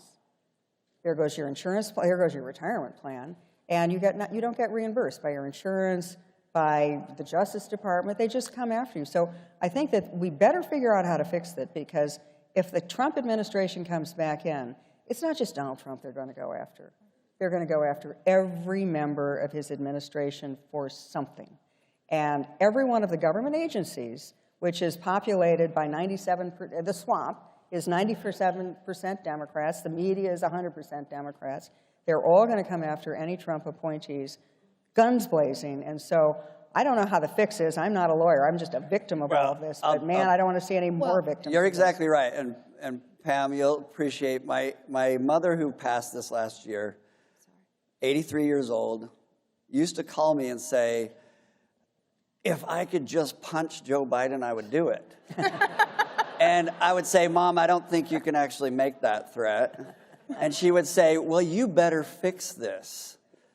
And she put a lot of pressure. But I know Pam and myself, Katie, Savannah, others, I know Pam and I for sure are not going to rest until we have made a difference in the criminal justice system. Without a doubt. Right. I believe that every sector of the government needs to be completely deconstructed and then built back. And it needs to be built back on right. It needs to be built back right on faith, on ethics, and just doing the right thing. Because I tell people all the time, if you want to convict my parents, convict them, but convict them on the truth. And the government can't do that. The fact that we had 74,000 felony cases last year in 2022, and only 1,000 of them went to trial. Only 1,000. Why is that? Because our government scares people into pleading out. They scare them into doing what we want you to do. The only reason they went after my mother is because my father wouldn't plead guilty. It's what they do best. You know, there was a point when they were going after me where they basically said, plead guilty to perjury. We know you didn't do it. Plead guilty to perjury, or tell us about Donald Trump and the collusion he was doing with the Russians. And I went back to my husband. My lawyer gave me the deal. And I went back to my husband and said, God, should I just lie and plead guilty to something? Maybe they'll go away. Otherwise, the rest of my life, I'm going to be hounded by these people. And he said, no, you'll never live with yourself. Don't do it. And so we went back to the FBI and the Mueller people and said, no, you're going to come after us. Just come after us. We're not going to lie. And they went away. But at the end of the day, what they wanted was Donald Trump. I was collateral damage in this. But they thought they could flip me. They thought I would lie and then somehow finger Donald Trump, and then he'd be in trouble. They underestimated our brilliant friend right here. Tough. So Pam, what are our next steps? Well, first put Donald Trump back in office, and he's going to clean up DOJ. He's going to clean up the FBI. It has to be done. And, you know, Brett, as former prosecutors, we know that the men and women, the rank men and women of the FBI, they want to be out getting missing children. They want to be solving bank robberies. They want to be going after human traffickers. The same thing with the cops, with the sheriffs, with the police. That's right. Their hands are tied. Look at Letitia James in New York. Crime is at an all-time high, a lot of it because of this horrible immigration policy. Yes. Crime is at an all-time high, and their hands are tied. They can't do anything. They're getting beaten on the streets of New York. Yes. Beaten, and no one's doing anything about it. And that's why we've got to elect better state officials, but we also have to support our good men and women in law enforcement. Amen. I will say, amen. If you want to know a takeaway for this meeting, educate yourself on the abuses of power that are going on in this country and the criminal justice system, and then elect individuals that are faithful, are moral, do have a conscience, do want the rule of law in our country. If you don't, you get either the woke left prosecutor that refuses to prosecute certain types of crimes and prosecutes certain crimes based on a political ideology. Mm-hmm. You also avoid individuals that you look at and say, okay, they're prosecuting that person because it's a political opponent. I remember hearing from Mukasey, and I remember Ed Meese. These were attorney generals who said, we don't care about a person's politics. We want to know the facts, and we want to know if the law is applied correctly. So what are they doing today? They're flipping it around to do what what Stalin's henchmen did, where show me the man, I'll find you the crime. That's right. Exactly. Just last thought. When Reagan was president, there were roughly 4,000 to 5,000 criminal federal statutes. There are now over 300,000 criminal statutes and regulations with criminal penalties.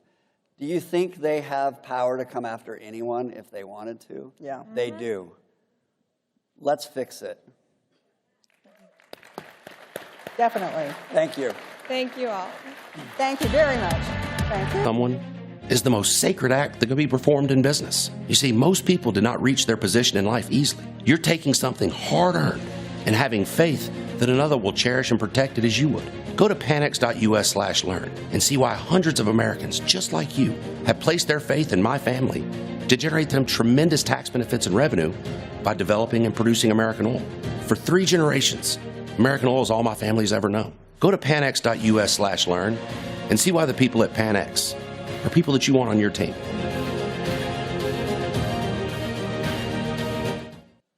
I'm Frank Russo, CPAC Center for Combating Human Trafficking's director.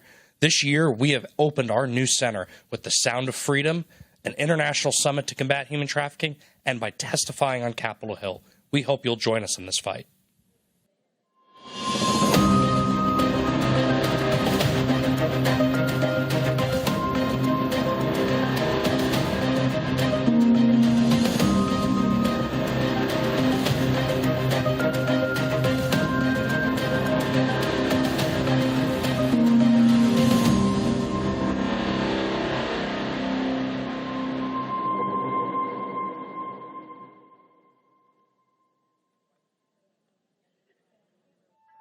Champions are not born. They're made of moments. At Liberty University, we push ourselves in the classroom, on the athletic field, and in the community to go beyond our limits and reach the world for Christ. Every play made, every assignment completed, and each friendship formed is a testament to our dedication to that mission. These moments matter and make us champions. Become a champion for Christ at Liberty University. There's a concerted effort to intimidate and censor conservative thinkers. The very freedoms secured by our Constitution are being threatened by the most liberal progressives America has ever seen. It seems like everything they do is to the detriment of our great nation. But there are plenty of patriots with the courage to stand up to the left. Join AMAC. AMAC is a voice for conservatives that cannot be ignored. Stand with over 2 million America-loving patriots by joining AMAC today. Judicial Watch is ready to work with you to protect life, protect our children, protect our Constitution, protect the rule of law, protect our civil rights, protect parents, protect political prisoners and the targets of Biden DOJ abuse, protect our borders, protect free speech, protect America from the predator left that seeks to upend this glorious country. You can do it. We can do it. We must do it. God bless you and God bless America. Being woke is easy when it was just a call to defund the police or end capitalism, right? It's a little different when your fellow ideologues start cheering for your beheading. And here's a question. This next video, does this look like London to you? The pro-Hamas protests making for a very interesting political moment at Harvard. A university recently ranked the worst school for free speech in America. What would Harvard do in a moment like this, we all wondered? A school that will expel you for using the wrong pronoun and making a pink-haired trans girl cry. Well, in this moment, Harvard just miraculously transformed into free speech absolution. Apparently at Harvard, there's nothing offensive at all, even though everything's offensive at Harvard. There's nothing offensive at all about celebrating the murder of 1,000 people, including a whole bunch of kids.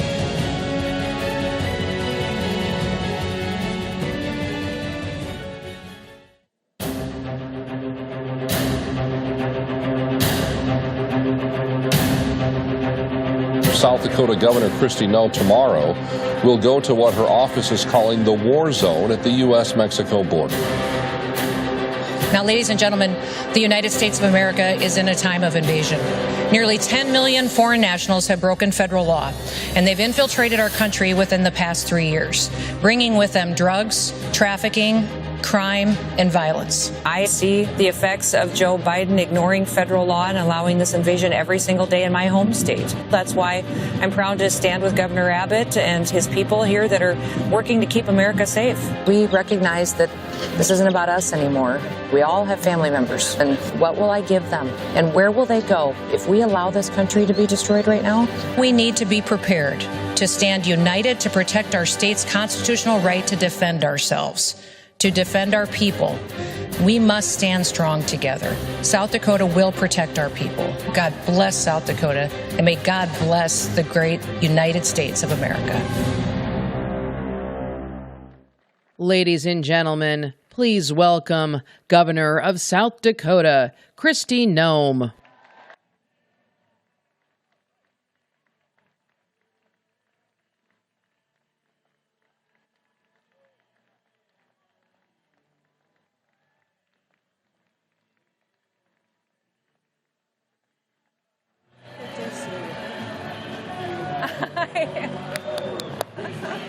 Thank you.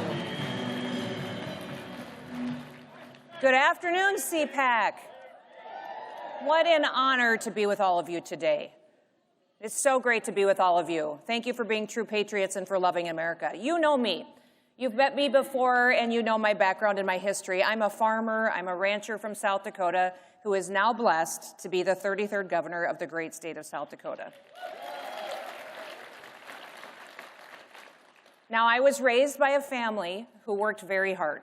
They solved problems, they believed in personal responsibility, and not sitting around and waiting for the government to be the answer. I still love the outdoors, and most of the time working in the dirt and being comfortable in my jeans and wearing a ball cap, but as governor, my hours are often filled with something very different these days. I'm here today to let you know that 2024 should not be a year where we get hung up on party politics, where one-issue disagreements, or picking our leaders based on how long they've been in the U.S. Senate, or how many speeches they give each year. This election, the choice is clear. There are two kinds of people in this country right now. There are people who love America, and there are those who hate America.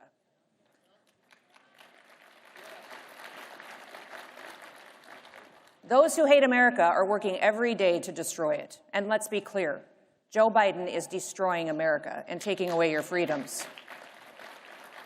We can't just sit around complaining about it anymore. We need to do more. You know, I was recently asked an interesting question by a group that I had the chance to speak to. It was a leadership class, and they asked me a question from the audience and said, Governor Noem, how do you make your hard decisions? And I thought about it for a minute, and then I just said, you know what? It isn't hard. It's easy, because I know the foundation that I need to start from with every single decision that I make as governor. I went on to tell them a little bit about how when I first started to run for governor of our state, it was clear that it was going to be a very different race than I had ever run before. It was showing up in my polling that it was going to be an issue that I was a woman. Now, South Dakota had seen women lead before, of course, in business and in our state legislature and in Congress, but we had never had a female governor before. We'd never had a woman as the CEO of our state. It was a new idea. Now, I had spent my entire life in a man's world. I loved my dad. He was my best friend. I spent my days in the tractor, chasing cows, going on hunting trips with him.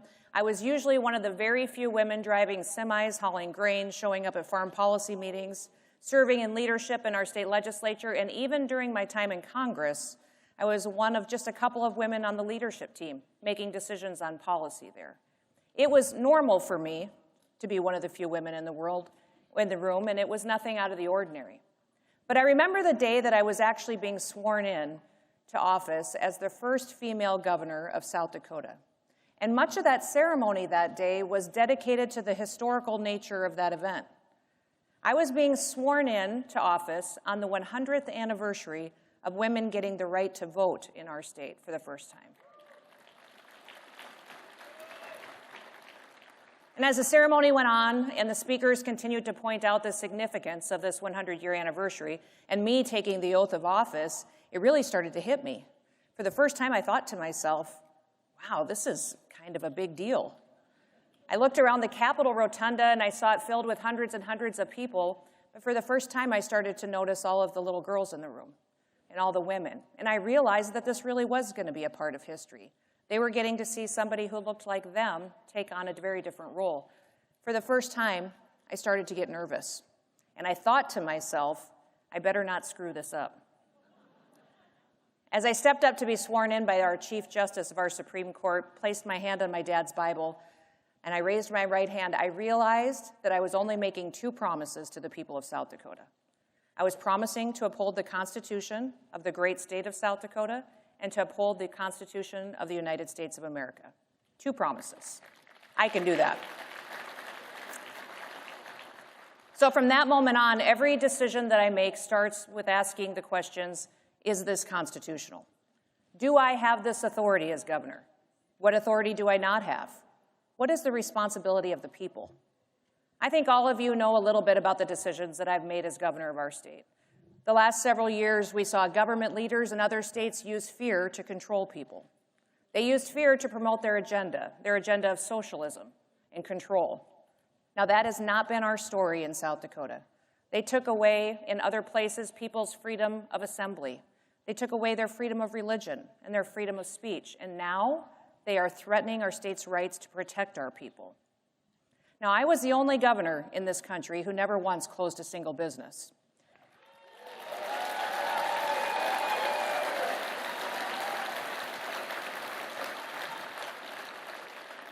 I never mandated anything to my people. I never told anyone that they couldn't go to church. We were the only state to turn down the elevated unemployment benefits because our people wanted to work.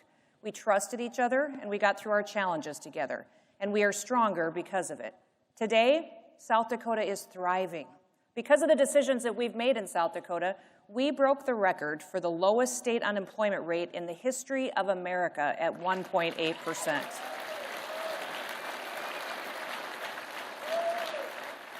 We have unprecedented population growth, historic revenues, a AAA credit rating, a fully funded pension system, and we have paid off debts. We were the first state to eliminate fees for concealed carry permits in South Dakota, and we'll even pay for your federal background check.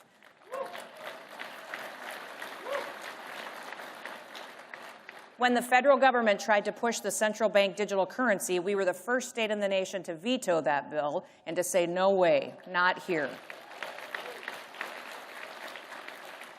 We have built roads, bridges, dams, and even a railroad. Who builds railroads anymore? South Dakota does. We do. We put high-speed internet access across the entire state. We have the highest birth rate in the nation. People have hope. People are having babies, and I love it. We do not have an income tax. We have no personal property tax, and last year we passed the largest tax cut in our state's history by lowering our sales tax to 4.2%.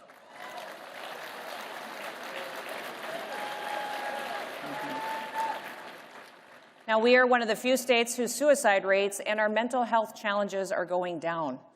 And we have the lowest drop in overdoses the last couple of years as well. What does all this say? This says that our people are happier, and they're happier because they're free. Leadership matters. I'm just going to say it. Joe Biden and Kamala Harris, they suck.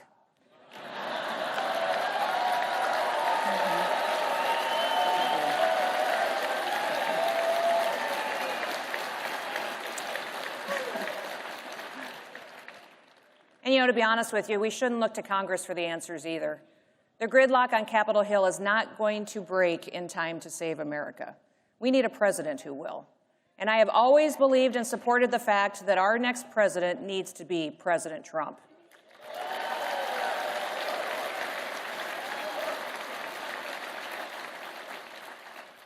We have incredible threats to our country right now. 2 years ago, I was at the southern border. I was actually the first governor to deploy National Guard troops down to the southern border to protect our country. Now other states are following our lead, and they're sending their National Guard as well. And make no mistake, an invasion of our country is happening, and our border is a war zone. It is the fault of Joe Biden and his violation of federal law. I was alarmed recently to hear Democrats encouraging Biden to federalize the National Guard under Title X in order to take them away from the control of governors and take away my ability to be their commander-in-chief of the National Guard.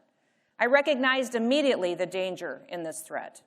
If the president took that action to remove me as commander-in-chief of my South Dakota National Guard, it would be the first time in American history that a president paid soldiers to stand down, to not protect our country. So I went to the border the very next day. I offered to bring razor wire there so Texas would know that South Dakota stands with them, and I would load it in my truck and bring it. And I wanted them to know that we will defend our state's rights to protect our people and to protect them from a corrupt federal government. When I came home, I gave a joint address to my legislative session, and that very day our state legislature passed a resolution in support of securing our border and standing with Texas. South Dakota was the very first state legislature in this nation to take such an aggressive action, and I am so proud of them for doing that.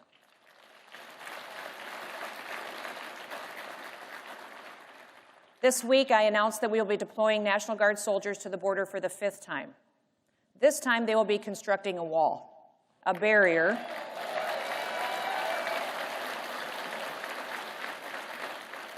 to keep those who want to come to this country illegally out, and to stop them from trafficking drugs, from proliferating the sex trafficking of our women and our children, and to stop the inhumanity of Joe Biden's border policies.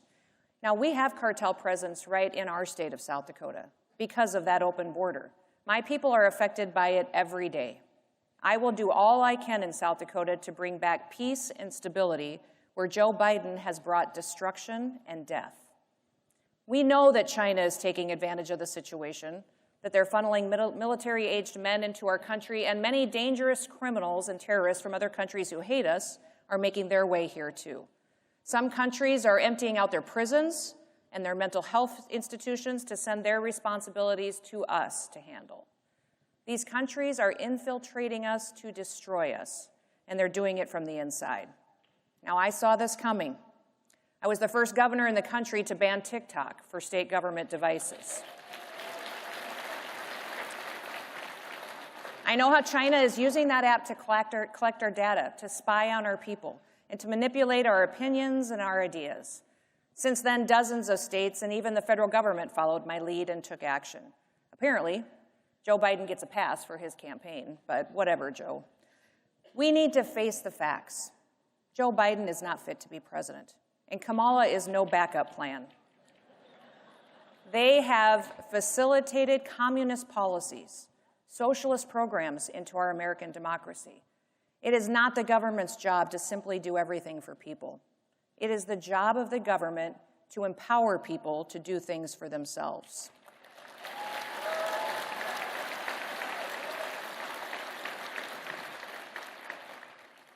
So we have a clear choice. I was one of the first people to endorse Donald J. Trump to be our next president. Last year, when everyone was asking me if I was going to consider running for president, I said no. Why would you run for president if you can't win? I didn't say that to be nice. I said it because it was a fact. No one we knew could beat Donald J. Trump. We've known that for over a year, that he's the only person who had the support to be the Republican nominee.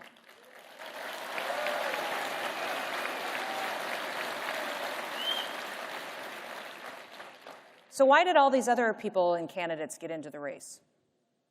For themselves? For personal benefit? For a spotlight for a period of time? But it did not and it does not strengthen our country if conservatives are not united enough to recognize that we need to win. We need a fighter. We need someone who doesn't give up, who has never quit on us, so don't you quit on him. President Trump,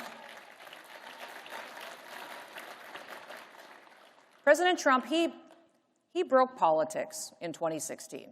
He just did. And I think that's a good thing because he's real. He's not perfect. None of us are. But he cares about you. And what I love about him the most is that he doesn't think he's better than you. So luckily, we are not going back to the good old days of the Romneys and the Cheneys. And the Republican Party is much bigger than that now. We are filled with blue-collar workers, many cultures, perspectives, and viewpoints, but most importantly, we all love America, and we realize what a gift that this country is. This country is the greatest experiment in humankind, and if we lose it on our watch, where will we go? Where is there another country that is better or offers us more opportunity?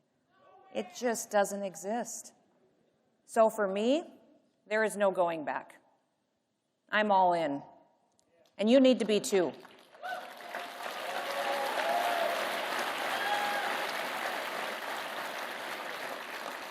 We need to look for our leaders outside of the swamp.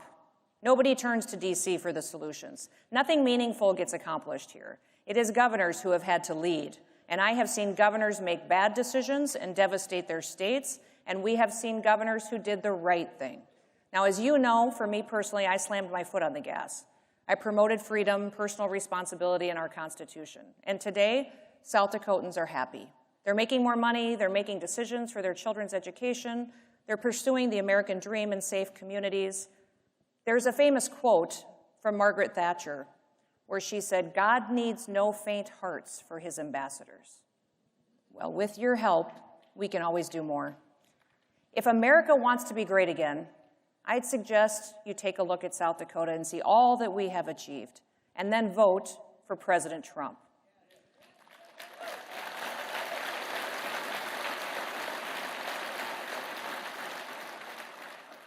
I want to thank you for your dedication to freedom. You are inspirational. I want you to leave here and go be hopeful and be happy. May God bless you, and may God bless the United States of America. Thank you. Thank you.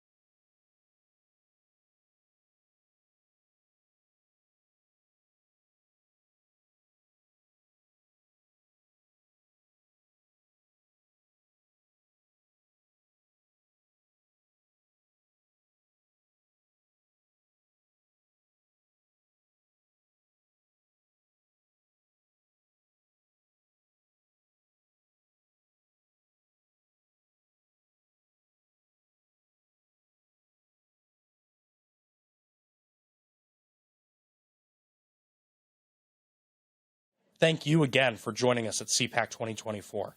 Do you have any questions? If so, look for the volunteers with this blue t-shirt, and they will direct you to the right place. We hope you have a great time at this year's conference. For the last 3 years, the Biden administration's attack on American energy weakened our standing in the world. After the Russian invasion of Ukraine, Europeans worried about Vladimir Putin cutting off their energy supply. Here at home, the Biden administration would blame Russia for rising gas prices, even though the cost of gas was already up 40% before the invasion. Meanwhile, Russia joined with other OPEC countries to cut oil production, further driving up the price of gasoline. We saw President Biden travel to Saudi Arabia and beg them for oil. More recently, Hamas terrorists launched a brutal attack on civilians. Under President Biden, Hamas ally Iran had a record year for oil exports in 2022, with their biggest customers being China and Venezuela. Surrendering American energy independence carries a steep price tag.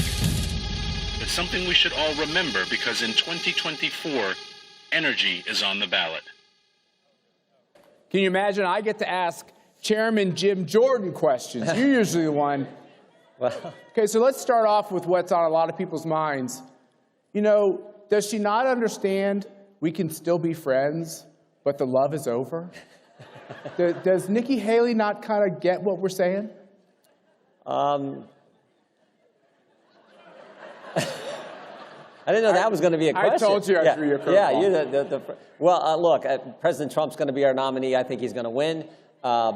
He's the one president, certainly in my lifetime, who did more what he said he was going to do than any president I've ever seen. And I love the line.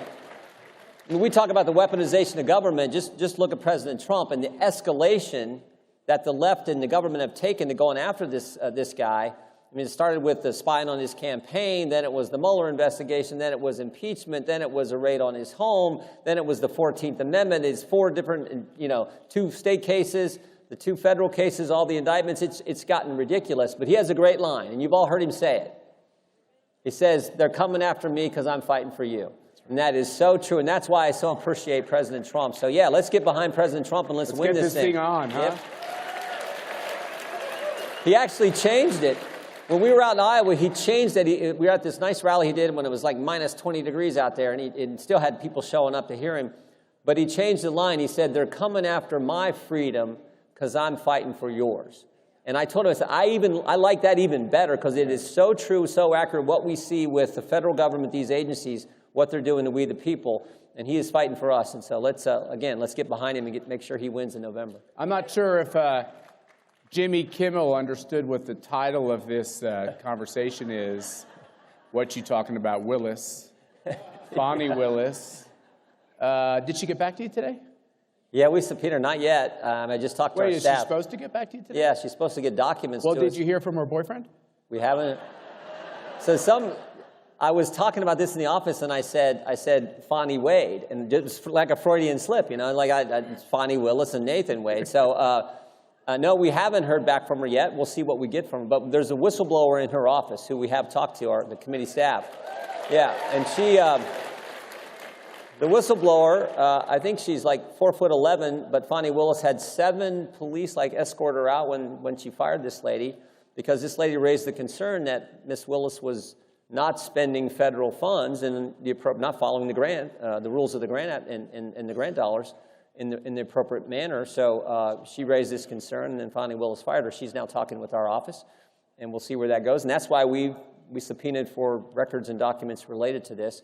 We'll see what we get. There's still a few hours left in today. She also was interesting. She, instead of accepting service on the subpoena, she made us send the U.S. Marshals. Even though our office had talked with her office, we've had correspondence back and forth, she made the U.S. Marshals take the subpoena there. So go figure. This is Fonnie Willis, and we all saw her, I think, her attitude on display when she took the stand a few weeks ago. I thought it was a skit, but I think it actually was real life. It was real. Real. We sent out a tweet that said, we didn't invite Fonnie Willis to CPAC, but there is a Fonnie sandwich with a chaser of Grey Goose vodka if you have enough cash, ready cash in your pocket. Yeah, the comedy routine from Mr. Slap coming out today. That's awesome. It's been a long year, Jim. Well, but we appreciate what you do. We appreciate what CPAC has meant for conservative principles for a long, long time. Thank you. It means a lot. So do they. You're a hero to a lot of us for a lot of reasons, but you have a 100% rating in our scorecard. You've had, as you have now, in positions of importance, big titles, just always do the right thing. And you always vote right. Well, how come you don't wander off and get this kind of Potomac fever like everyone else gets? I mean, you're being kind. Is it because you're not a senator? There's lots of good senators, too. I appreciate that. Look, I say this all the time. You probably all heard me say it. I think we make the job way too complicated. You're a member of Congress, member of the Senate, you're in public office. It's really, your objective is really pretty basic. What'd you tell the voters you were going to do when you put your name on the ballot, you ran for the office? If they, in fact, elect you, go do what you said. Go fight for the things you told them you were going to do. That's how this compact works between the elected officials and the people we get the privilege of representing. And I try to remember that when I think about the people in West Central, North Central Ohio, and the 4th District. Anybody here from Ohio? There we go. By the way, the room looks pretty full. Yeah. The room looks pretty full. I wonder why. I think you're liked. You know, Mercy, who's sitting over there, worked for President Trump in the White House, and Mercy and I worked in the Bush White House together. That's a whole other story. But the White House counsel is one of the most important jobs in that White House. By the way, whenever you're the White House counsel, if you work for a Republican, everyone knows who you are. There's stories constantly about all the legal turmoil about every Republican president. I don't know if people realize that Joe Biden has a White House counsel. He's pretty much anonymous. I'd never read stories about him. I'm reading that his office is coordinating and meeting at least with Fani Willis, with her then boyfriend, meeting with the folks who are going after Trump President Trump in New York. Shouldn't we know who this is? And why is he getting away with what I view as, this is me, not you, as an American citizen? It looks like there's a lot of coordination from the White House on running cover on Hunter Biden and Biden Incorporated and the attack, this persecution on President Trump. Well, Nathan Wade, the guy from Fani Willis's office, he's supposedly had contact with the White House counsel's office, with the White House, with the Justice Department, with the January 6th committee, all that going on. It looks shouldn't they be running an independent Well, you would think. You would think. Now, I'm sure he's entitled to some of that information, but we want to know how this is all played out, particularly when you think about the fact they're going after their political opponent and the history I just talked about that started clear back in 15 and 16 when they started spying on his campaign. By the way, based on a confidential human source who we now know lied to him, nothing seems to happen to Christopher Steele. I'm sure the audience remembers that name. Now we have this confidential human source who Christopher Wray told us, filled out this 1023 form the FBI did to Christopher Wray, told us that this guy, we can't give you the 1023 form. This guy has been a 14-year confidential human source. We've paid him. He's respected. We don't want to risk his safety. And now they arrest the guy, not once, but twice. I don't know. Maybe the guy did lie.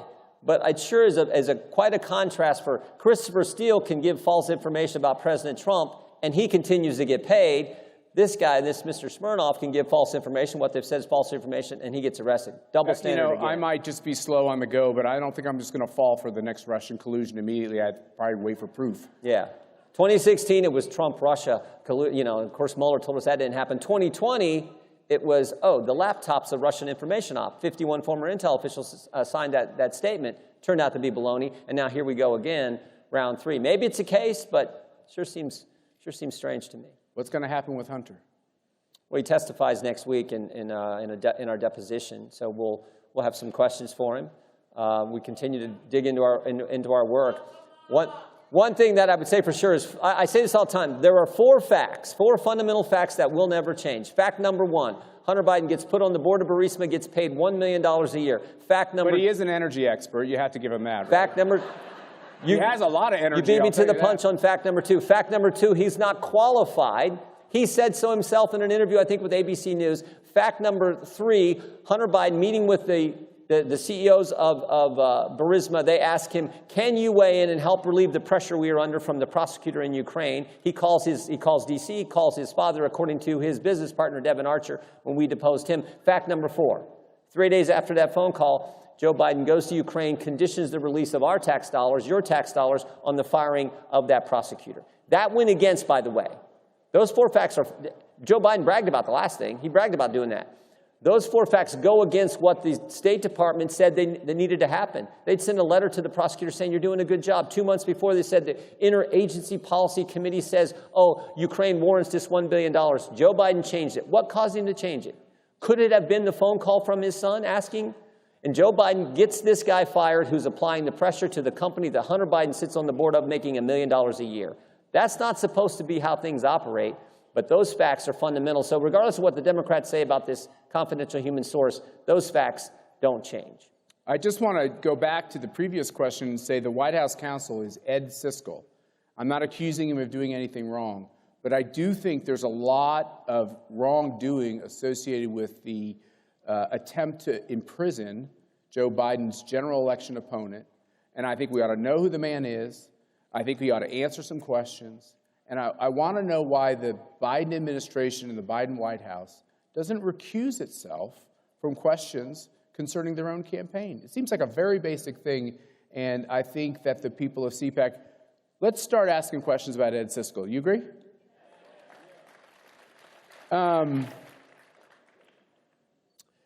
You have all these victims. You went back through Russiagate, Russian collusion, what went on during that 2016 campaign. Mercy and I know this. We've had a lot of calls over the last several years from dear friends who are quietly bankrupted, quietly investigated, quietly having their lives destroyed, quietly having their professional lives destroyed, all because they want to wear a red hat. Yeah. That's the reason. I have an interesting question for you, something for you to consider. Until all those people get their legal fees back, I think of KT McFarland, who's on my board and spent 7 figures of her money just answering basic questions. Until all these victims, we have these J6 victims who were in the crowd, others, until they were made whole financially by our government who wronged them, and by DOJ in particular, won't the wrongdoing just keep going on and on and on? No one seems to go to jail. Now, there is some positives, because we focused on this, I mentioned earlier, this weaponization of the very agencies that are supposed to serve we the people that have been turned against us. So this weaponization. It's more than one or two, right? Right. It is, there have been some positives. So we pointed out a year or so ago that the Department of Homeland Security had set up the Disinformation Governance Board. Remember this? Right? As if some agency can tell you what you're allowed to say, what you're not allowed to say in a country where we have the First Amendment. But they were attempting to do this. We made such a big issue of this. You guys helped all kinds of conservatives around the country that they got rid of that board. So there's sometimes just by drawing attention to the ridiculous things that are going on, you can make a difference. Another example, the IRS announced 4.5 months ago that they would no longer be making unannounced visits to American citizens' homes. And Danny Werfel, the commissioner, that's a good thing, yeah. Danny Werfel, the commissioner at the IRS, said, well, we're doing this because we're concerned about the safety of our agents. Baloney. Baloney, they're doing it because we caught them knocking on Matt Taibbi's door at the very moment he was testifying in front of the Select Committee on the weaponization of government. Now, you can't make this up. He's testifying, talking about, and Democrats are asking about to reveal his sources, attacking First Amendment free press rights. While he's explaining to them why you can't do that in this country, why he didn't have to divulge his sources, the IRS agent was knocking on it. It turned out they actually owed him money. It wasn't the other way around. Go figure. So sometimes just by highlighting these things, you can have an impact. We just got to keep it up. And then we're also going to be focused on legislation, particularly where the government is involved in censoring American speech. You have a cause of action. We got legislation that Mr. Bishop and Ms. Hageman are going to introduce on the Judiciary Committee that we think will help address this situation. By the way, that is the most important thing. All this other crazy stuff that the left has done, we can recover from it all. But if they take away our First Amendment liberties, I always tell folks, we have 5 rights under the First Amendment. Your right to practice your faith, your right to assemble like we're doing today, your right to petition your government, free press, free speech. All critically important, but the most important is your right to talk. Because if you can't speak, you can't practice your faith, you can't share your faith, you can't petition your government, and you don't have a free press. And that is what they're going after. And so we are really focused on that more than anything else. So, God bless you for that. So back when I had a little more brown hair, I did have brown hair at one point, by the way, and I worked on the Hill, President Clinton, and it was really Hillary, let's face it, she corruptly fired the travel office because she didn't like what they were doing.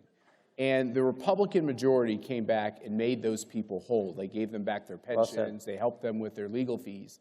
What CPAC, I think, would like to do is partner with the good guys like you to make sure, not more spending, but DOJ has a lot of little slush funds over there, and they don't always go to good causes. I just think we should have some more funds over at DOJ that go after, if the United States government goes after you for years, uses every penny of your savings, or you have to hire all these expensive lawyers and go through all that process. You get down to the end, and they give you a parking ticket. I think you deserve to be made whole. Well said. Well said. Yeah. Finally, talk about these First Amendment freedoms. By the way, freedom of the press is not the first one. Sorry, guys in the back, but they always think it's the first one. But it's a very important one. Sure is. Catherine Herridge, what is going on? Well, we're trying to dig into this, but what happened here looks really, really wrong in my judgment, because they've grabbed everything. So this is her sources, her information. And that is just does not happen when you're talking about the press. We're talking about what CBS, just as this breaking story, CBS fired Catherine Herridge, who, by the way, has done an amazing job, an amazing journalist, fair journalist, and grabbed her stuff. I mean, literally grabbed her stuff. So this is, again, I think this further encroachment by folks on the left, which now unfortunately controls the Democrat Party, this encroachment on First Amendment rights. And, you know, think back to COVID. They told Americans, we had governors and mayors tell Americans, you can't go to church on Sunday. In America? I mean, think about that. The government closed down the church. Yes, it's crazy. And that I remember I gave a speech to the New Mexico Republican Party in Amarillo, Texas, because their liberal Democrat governor wouldn't let them assemble in their own state. So they had to go to Texas to get the freedom to assemble. And on it goes. So and it's I think scary. a lot of them just ended up staying because it was a much better place. Maybe. So, yeah, this is scary what's happening to Catherine. Many of you, I'm sure everyone knows what great reporting she's done over the years, both for Fox and then for CBS. But what CBS has done just doesn't make sense, and something that we're going to dig into. So I think the biggest problem we have, despite all the policy and constitutional crises and everything else, the biggest problem we have is in our own hearts. A lot of people are giving up. They're saying we've lost so much ground, we've already lost the Constitution, they cheat in elections, we can't win elections, it's too late. We believe at CPAC, one of our biggest jobs is to wake those people up and make them understand this in November is the fight for the future of America. Well said. What is your inspirational message to those folks who might have given up? The people. I mean, the left controls big media. The left controls big tech. The left controls big corporations. The left controls big sports. The left controls academia. The left controls Hollywood. The left controls the bureaucracy, which is crazy. The left now controls the United States Senate, and they control the White House. But the left doesn't control we the people. Amen. And that is always what this country is about. And that's why you guys are here. We remember that. And remember, there's a guy at the top of the ticket who has You mean the really big guy? Or I mean President Trump, who's going to be at the top of the ticket, who cares about that First Amendment, cares about this great country, and is just as positive as you can be in spite of everything that's happened to him. You know him. I've gotten a chance to know this guy. But he is such an amazing guy who loves this country, loves regular people like folks in this room, and is willing to go fight for us because he cares about the greatest nation ever. Are we going to win? We are, yeah. I think that's a great way to end it. Thank you, Jim Jordan. Thank you. Thank you all. God bless. We got a busy Friday afternoon at our hands. A little bit. I've been up since 4. So yeah, exactly. Good afternoon, punchy. everybody. Thank you for joining us here at CPAC. I'm with the wonderful Congresswoman Kat Cammack, who got up at 4 a.m. to catch a flight to be here today. So thank you very much for being here with us today. Absolutely. This is great. So 1 year ago, we were here in the same place on the same stage, and you were just getting started with your work on the subcommittee for the weaponization of the federal government in the House. Yes. So I wanted to make sure that we gave the audience an update on the work that you've been doing over the past year, because really the weaponization of the federal government is an assault on people's constitutional rights. So maybe just give an overview of what you're doing, and then we can get into the details. Yeah, absolutely. So how many people here feel that the government has gotten way too big? Okay. How many people feel that the government has abused its powers against everyday American citizens? Yeah.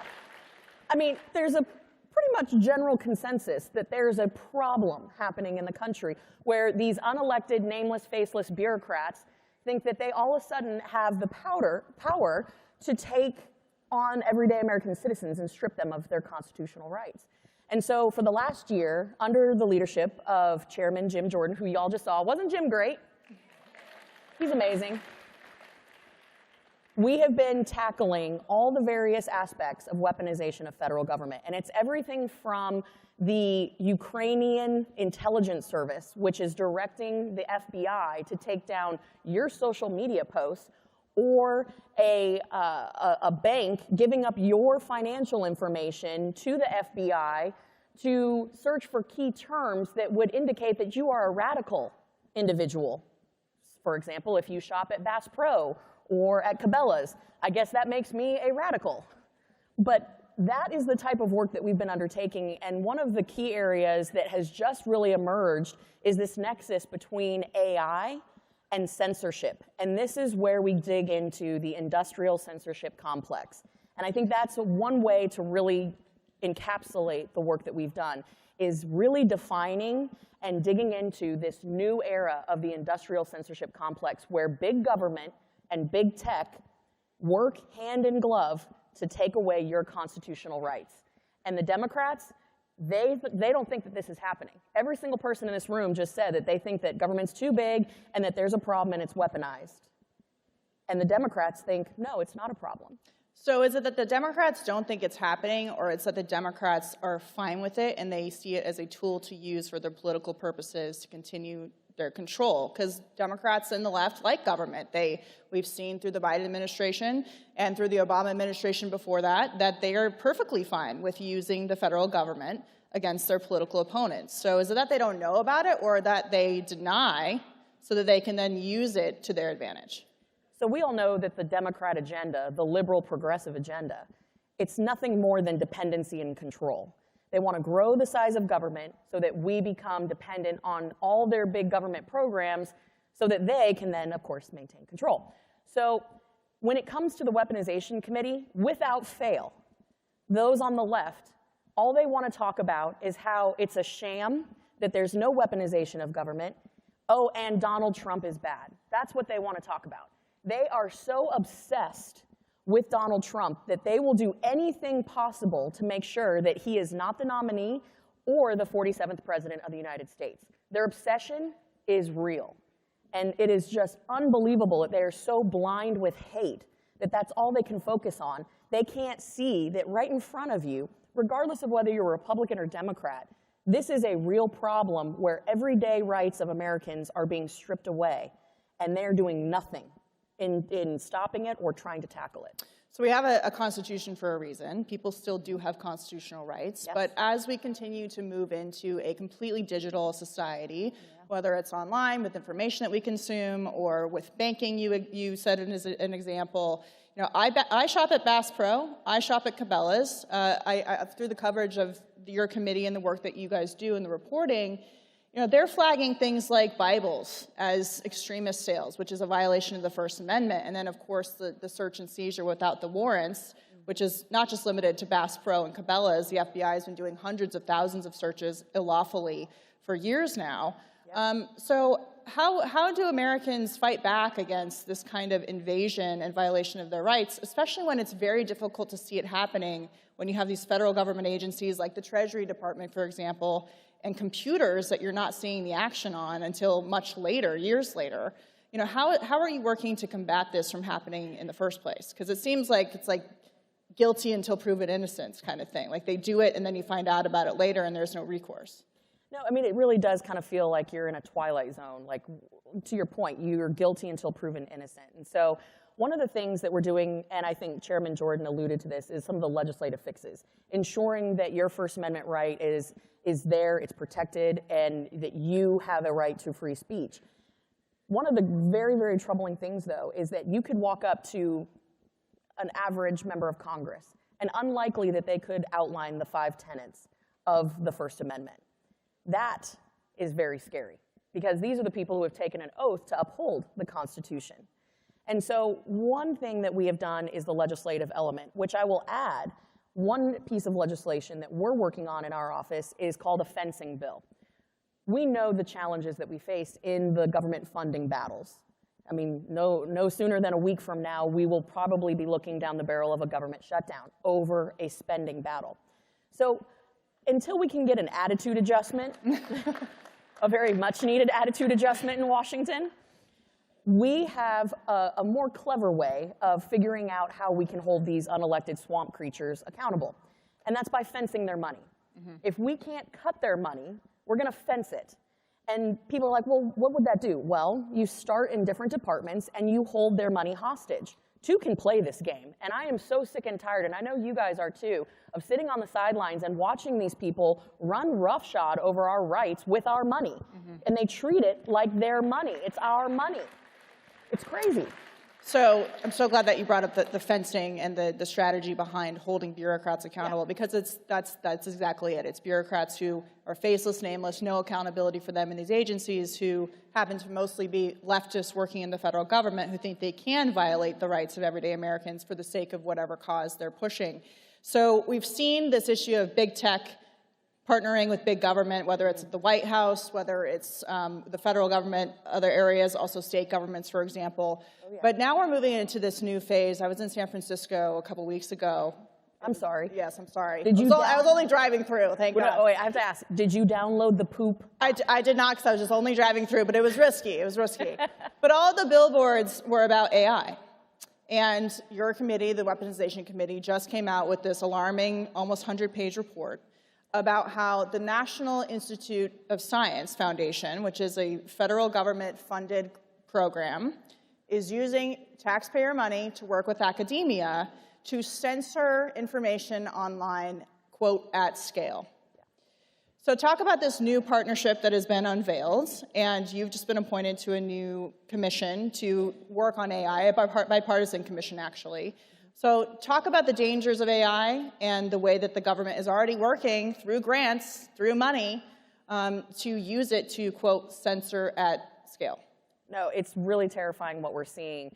And so to your point about this new commission that's been formed, we just actually this week announced the new Congressional AI Task Force. And this is really important because I don't know if you guys have seen in the news here in the last week, Microsoft rolled out their new AI platform, and you ask it a question, something as simple as, paint me a picture of a 16th century king from England.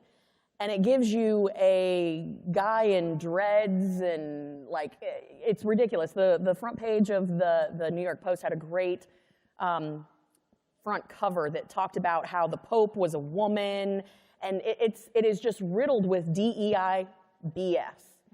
And why it's that way is because of the language model. And so what we're doing on the task force is we are ensuring that the language models come from a liberty perspective. Because if you start with garbage in, you're going to get garbage out. And I think there's tremendous potential when it comes to AI. But what does an average American do? What do organizations do? What do organizations or municipalities, cities, counties, what do they do if there's massive election interference at scale because of AI? There's very little recourse. So there has to be some guiding frameworks put in place, but we don't want to overreact like government typically does and drive the innovation out. Because I do see a tremendous opportunity for us to do incredible things using AI. Yeah. But we have to be cognizant of the dangers around it. And if we don't get this right, we could be staring down the barrel of mass censorship at scale like we saw at Stanford, at MIT, at University of Michigan. And I'll give a quick example. The system that was awarded for MIT with their AI initiative, it said in their findings that they were utilizing AI to reprogram veterans, rural Americans, and people who had a conservative mindset, because we couldn't handle truth.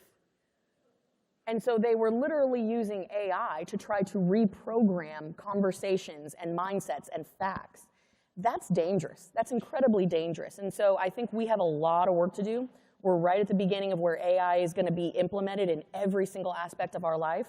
So we've got to make sure we don't stifle innovation, but we also got to make sure that we are protecting our national security and we're protecting people's constitutional rights. Essentially, it just has to evolve, right? AI is technology that is evolving, and as we've seen through COVID, through the 2020 election with Hunter's laptop and Twitter, Facebook censoring the lab leak theory for months on end while conservative media outlets were accurately reporting on where that virus came from. So this is happening at an even higher level, and like you said, George Washington was put into this AI system at Microsoft, and the real George Washington did not come out of that. And essentially, they've basically erased all white males from the entire system. And so outside of government, would you encourage private companies to go into this AI space and to hire liberty-minded voices? Because like you said, if you're only hiring people in San Francisco for this AI, it's garbage in, garbage out. You're not going to have any kind of different opinion when it comes to the result. Absolutely. And I would encourage people who are in the startup space who tend to shy away from it, because you have these massive competitors in Google, in Apple, Microsoft, all these people that are playing in this space. And when you start talking to them about a language model that has a philosophical base in freedom and liberty and diversity of thought rather than the traditional DEI check the box mentality, right? It's basically the equivalent of trying to explain Hayek to Stalin. So I know some of my history nerds got that, appreciate it, thank you. It makes me feel better. But it's crazy that we are not encouraging these startups to get in the space, because there are so many talented voices that need to be in the space, and they're getting shut out. And you can see the big players getting involved with government because they want to regulate where they can keep competition away. They want to regulate where they can control it, and that's what we have to push back against. So we have about a minute and a half left here. Just on the issue, going back to the constitutional rights aspect, because it's so important, and as I said, you guys keep finding new things all the time on what the government is doing to backdoor all of these ways they can go around the First Amendment, the Second Amendment, all of the amendments. And so, you're in the House, there's a slim margin, Senate is controlled by Chuck Schumer. Ooh. So how do you get this legislation that you were discussing into a form that can be passed so that they can hold these bureaucrats accountable for what they've been doing? I think, one, it comes down to, you had asked earlier about what can everyday Americans do. I think getting involved, and you guys are here, so you're involved, but getting more people involved and educated about this, and then communicating with your members of Congress is critical. The power of the people is unrealized, quite frankly, and untapped. Because let me tell you, there is nothing that a career politician fears more than a group of people who are motivated, educated, and activated. They are absolute cowards if they roll into their office and their phone lines are ringing off the hook with someone saying, hey, I don't want you to vote for this bill, or hey, I want you to co-sponsor this bill. That is the power of the people that has really not been activated in ways we have seen yet. So that's one thing. But then in getting that across the finish line, there's some creative strategic things we can do through the appropriations process. I am all for single issue bills, and I would love for us to get back to that point where what about pulling grants from groups? Oh, yeah. Yeah, I mean, the oversight element, 100%. Single issue bills where you have members of Congress on record saying, no, I don't want more oversight.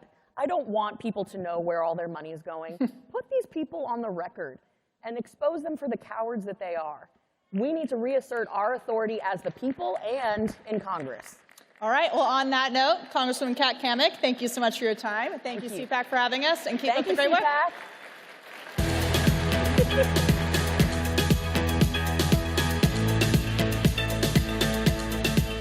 Ladies and gentlemen, make sure to visit the CPAC store, powered by Revere Payments, located on the lower level in CPAC Central.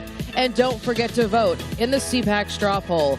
Go to cpac.org/straw poll and enter your PIN number located on your badge. Remember, every vote counts. The old civil rights adage goes, no justice, no peace. What we have to prepare for is we're going to see this propaganda spread even further in the media outlets, in the mainstream media outlets. What's happening right now is in a greater context of one of the greatest crimes against humanity, which is an apartheid regime. The Israeli government is what has fueled this. It's Israel that is occupying the Palestinians, not the other way around. And it's basically like living, Alex, in an open-air prison. I think Hamas mainly attacked military establishments, military installations. You can't condemn women and children and elderly people being murdered in the streets. What about it? Do you condemn it? I already said. Why can't you say yes? Because I already gave you my answer. You didn't give an answer, and I think anybody who watches would understand what your actual position is here. Once Israel moves forward with an offensive strategy in eradicating Hamas, they're going to be viewed as the killers. Do you support Israel's rights to defend themselves against this brutality? Congressman, why do you have the Palestinian flag outside your office if you do not condone what Hamas terrorism done to Israel? Do you condemn Hamas then? Tell me that. I've already said that I condemn the violence that Hamas... But Hamas as an organization, a terrorist organization, will you condemn them? I don't see them as a terrorist organization. Hamas is a political movement that was elected. The justification of the violence is the occupation. Palestinians are leading a freedom movement. Hamas is a movement, and then you fight back for that and you stand for your rights.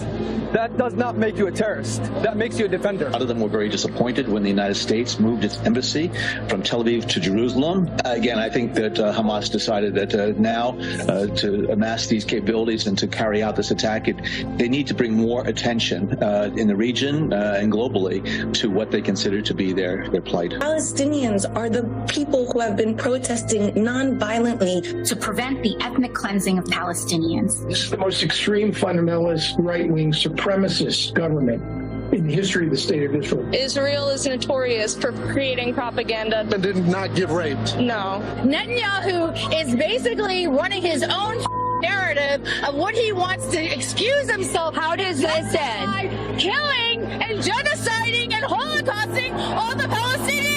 Of the apartheid state of Israel, which has no legitimate reason for existing. I mean, hear me out. We striked first because we wanted our land back, and that's what people do when they want the thing back. You guys are associating that Hamas is a terrorist organization. It's a resistance. And then you have the left cheering for the violence, cheering for the killing of civilians, calling for more, chanting in the streets, there's only one solution.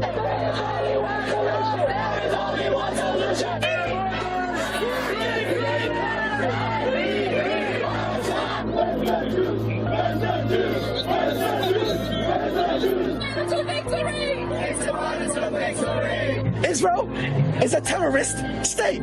I salute Hamas. A job well done.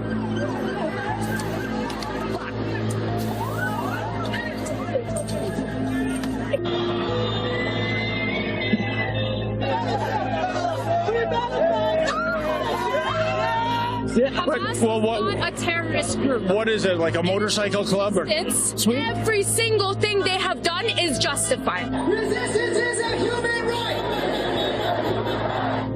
It was exhilarating. It was exhilarating. It was energizing. Okay.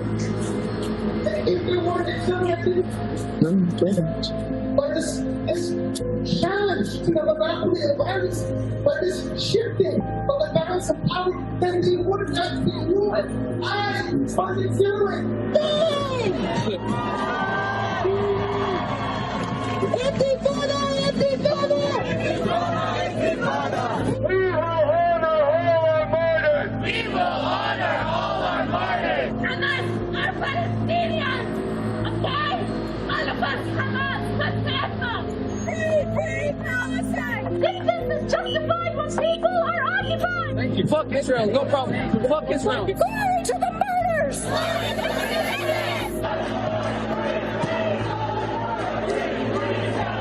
I'd like to know who's funding the Students for Justice for Palestine and where this money's coming from that's creating this propaganda that's infiltrating our academic institutions, our media institutions, and trying to drive this anti-Jewish message.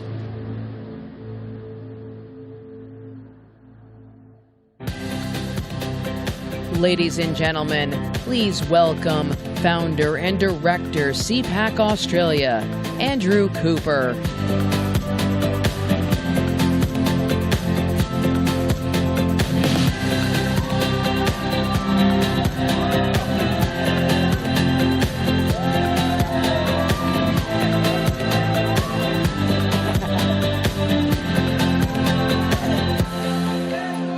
Wow, CPAC.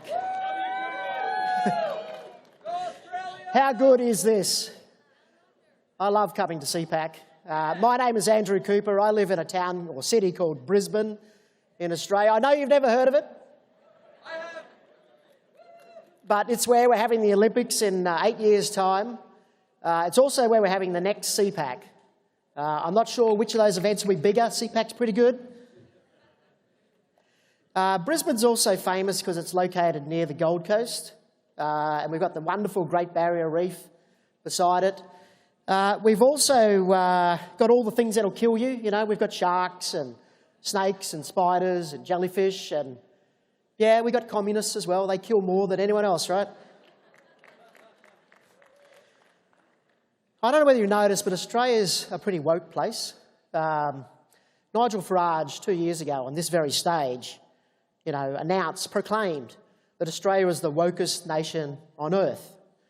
I think part of that opinion was formed because every time he comes to Australia, he gets protested at CPAC Australia. We don't get protesters unless Nigel turns up.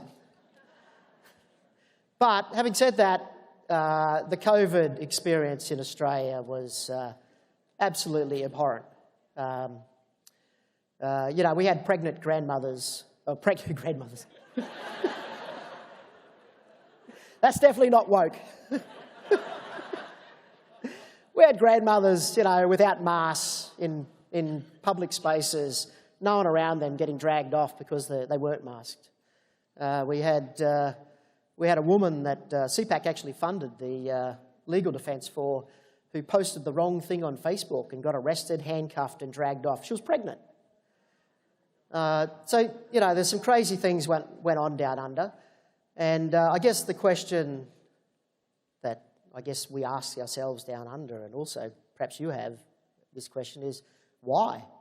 Why would a country like Australia, which we see ourselves as these outback, you know, rough sort of tumble guys and girls, why would they do this? And I think the problem is, in my assessment, is that essentially the Liberal Party, which is the Conservative Party there, the classical Liberal Party, they didn't mount a counter-narrative.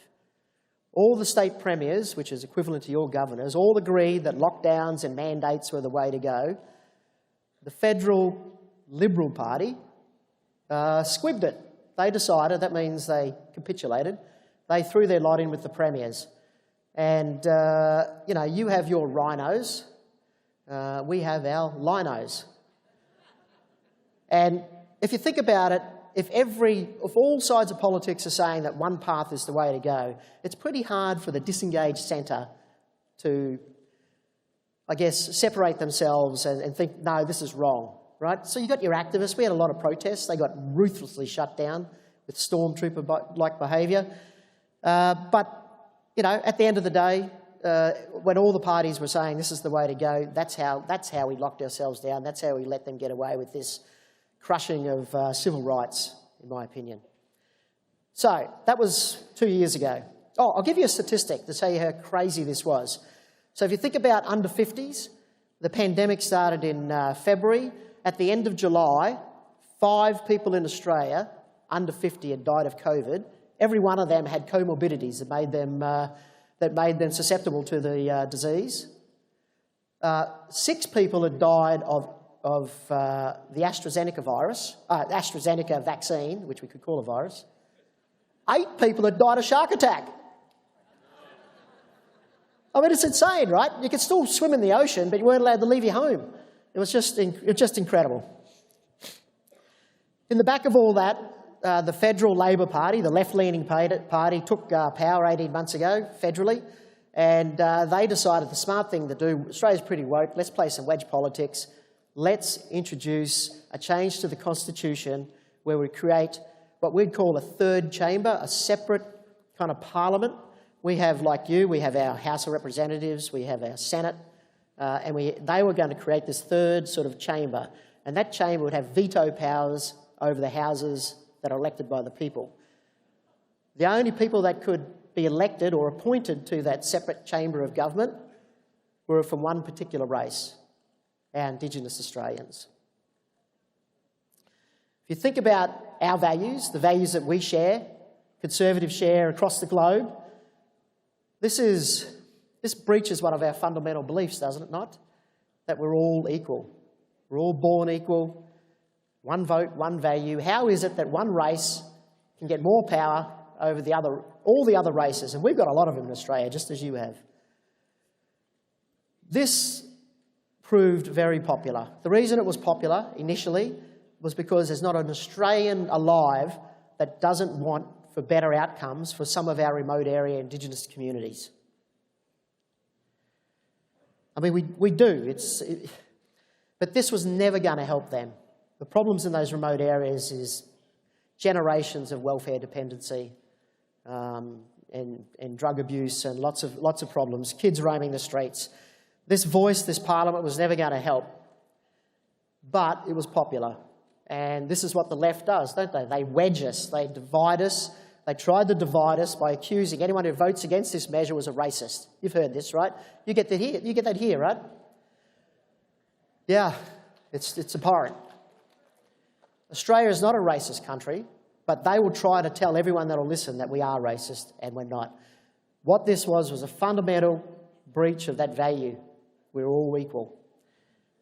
CPAC had an absolute fundamental Australia had a fundamental place to play in the fight back against this legislation, against this referendum, this constitutional change. Our chairman, who unfortunately can't be here today because of personal reasons at the last minute, our chairman Warren Mundine, an Indigenous Australian, a well-known advocate for Indigenous business and getting people off welfare and advocating for Indigenous organisations and people and individuals to get up and make a life for themselves. He, along with Indigenous Centre and CPAC Speaker Jacinta Price, went on a road trip for a year explaining to Australian people that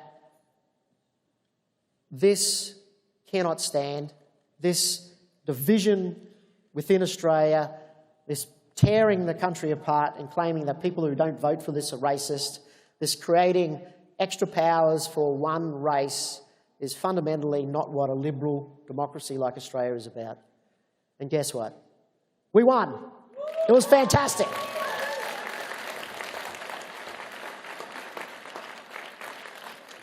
And not just one, it was a smashing.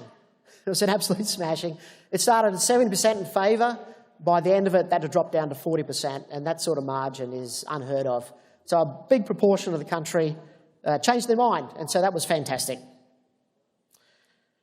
I personally am very hopeful that Nigel Farage, when he pronounced us as the most woke nation on earth, I'm hopeful he'll take his words back. Because the wokest nation on earth would not have voted against that referendum.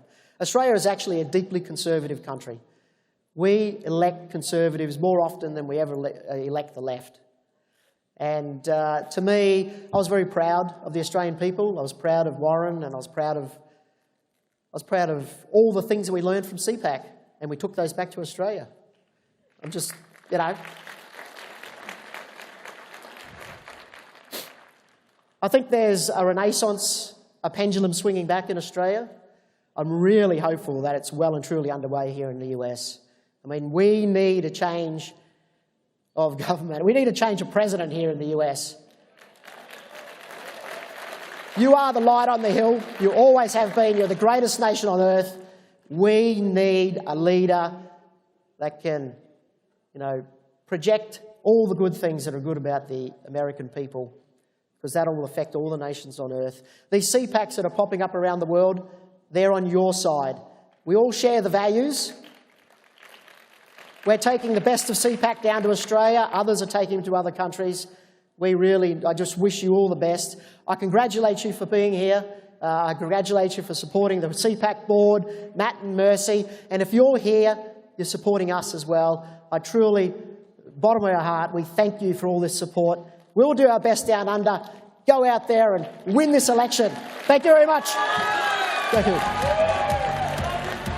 We're here just 10 miles away from the U.S. Capitol, but I must say the vibes at CPAC are very different.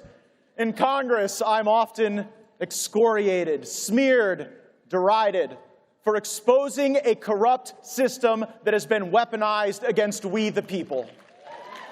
I've made it a living hell for the swamp rats, and many of them are retiring now. In fact, CNN just ran an article blaming me for their departures. You are welcome. Truth is, we can't save the nation with the current Republican team. We have to get tougher, smarter, and we need newer, bolder voices in the United States Congress.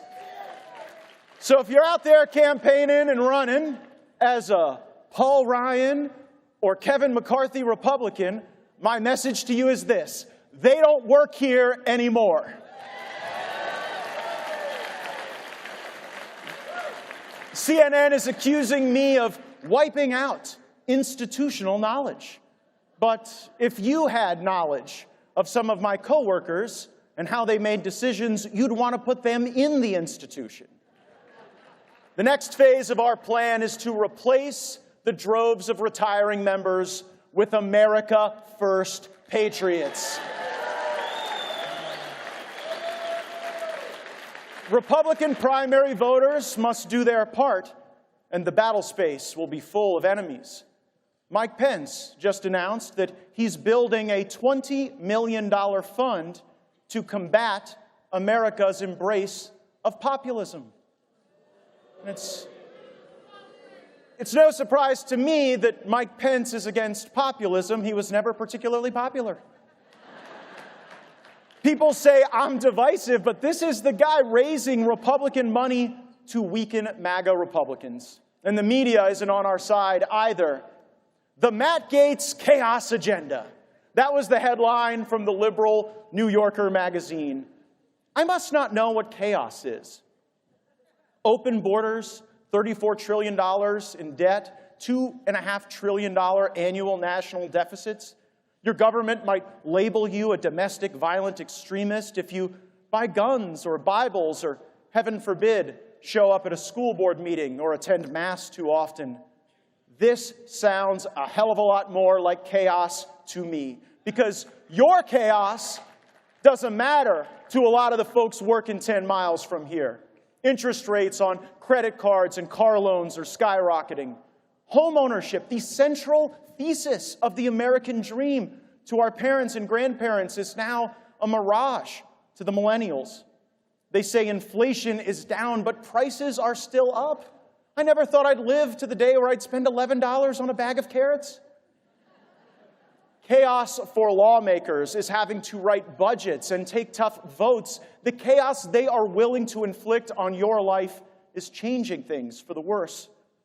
I actually want orderly things like budgets that balance, single-subject spending bills, term limits, block grant Medicaid, drill for oil, export liquefied natural gas to anyone willing to buy it in dollars, demand that, I don't know, if the government wants to spy on Americans, they should have to get a warrant, and we should secure the southern border. Does that sound like chaos? Or the orderly administration of this country that you deserve? Now, Democrats, they believed in these things some point between 20 years and like 20 minutes ago.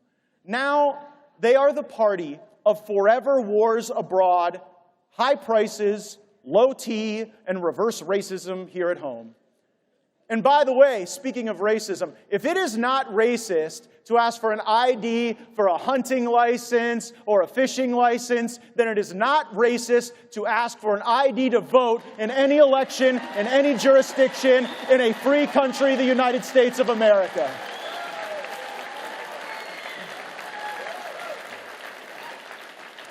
So I've noticed there are like two plays that House Republicans right now seem to be really good at running: the punt and the block. And granted, I've thrown a few Hail Marys into the playbook, but the punt and the block seem to be what they're all in on.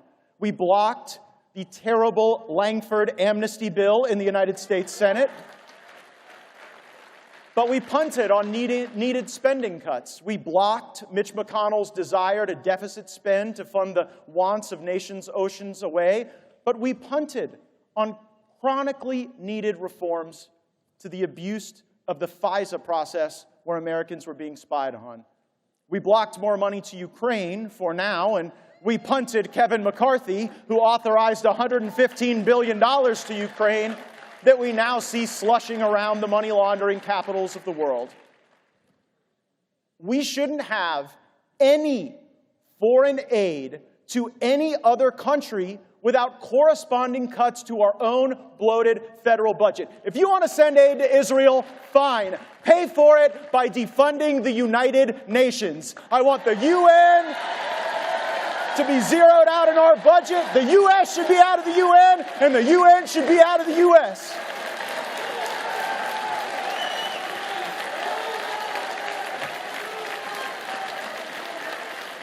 How about that? How about take the money away from the entity that had some of their own people attacking and killing Israelis? Seems like a good offset. I know we've heard a lot about Alexei Navalny's death recently. Tragic. You should be allowed to oppose the ruling party in your country without risk of poison or prison or death.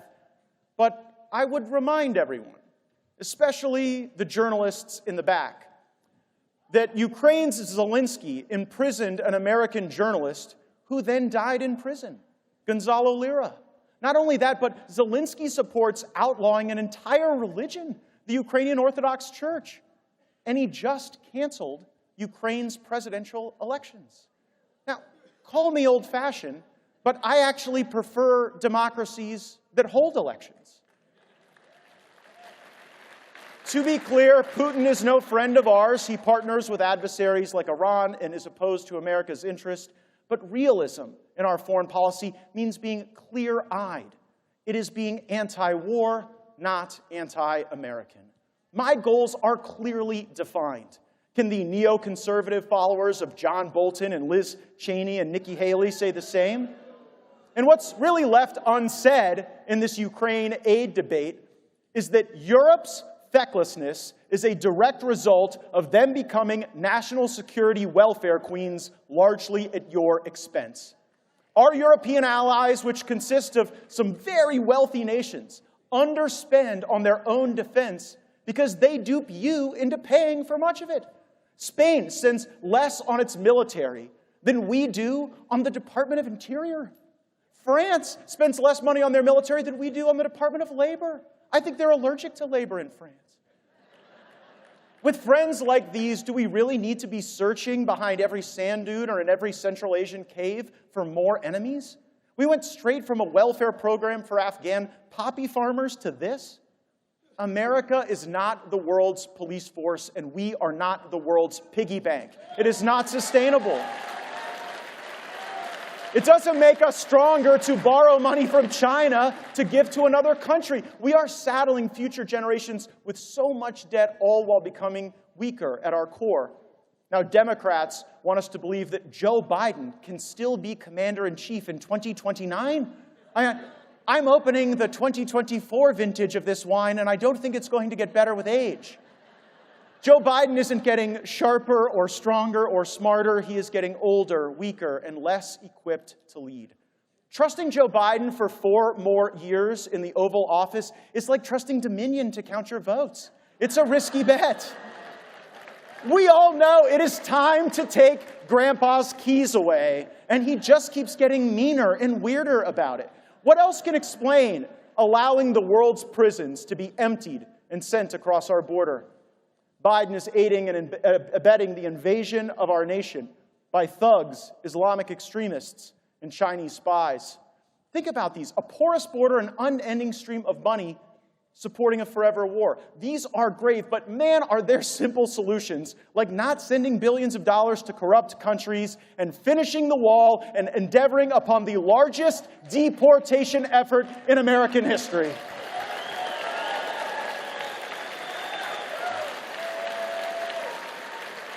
Word is, I now have problems with the Ethics Committee, which seems really odd to me because I'm the one screaming loudest for actual ethics reforms. Members of Congress should have a lifetime ban on becoming lobbyists or registered foreign agents. We should make it impermissible and disallowed by rule for anyone to accept a campaign donation from a lobbyist or a special interest PAC. Their sole purpose is to buy votes. And for the same reason you don't let the umpire bet on the game, members of Congress should not be allowed to trade individual stocks. How about the Ethics Committee take up those reforms? Now, the Republican Ethics Chairman, Michael Gaetz, not only voted for the January 6th Commission, he has become a brilliant stock trader while in office. And I admire the obvious genius. He knew exactly the right time to buy online gambling stocks. His purchase in Evolution Gaming Securities netted him a hefty 36% gain. Not too shabby. Now, I'm not saying that this is insider trading, but this monetary affair is perhaps the most suspicious I've seen since Fonnie Willis and Nathan Wade. So fire your financial advisor. Just follow the Quiver quantitative account on X. You could have been on the ride up with Republican Michael Gaetz on gambling stocks. You could have made millions like Nancy Pelosi did on NVIDIA.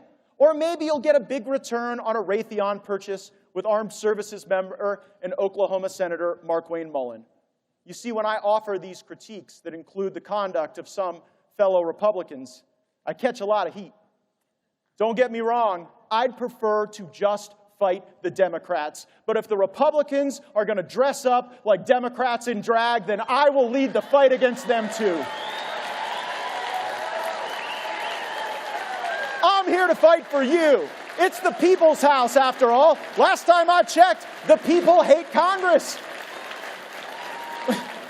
We have a lower approval rating than the IRS. So I don't give a rip if they boo me on the floor, if they hate me and their corrupt little souls, and they can even try to expel me on bullshit if they want. But this is a movement that the Uniparty cannot kill. They're trying with President Trump, and even the MSNBC resistance libs admit that he grows stronger by the day. Well, you know what? In the MAGA movement, at CPAC, my friends Matt and Mercy Schlapp, all of you, we are all growing stronger. And I am the strongest fighting these battles with you in my corner. I appreciate your prayers and your hopes and your love, and I will never stop fighting for you. God bless you. God bless this great country. Let's go get them!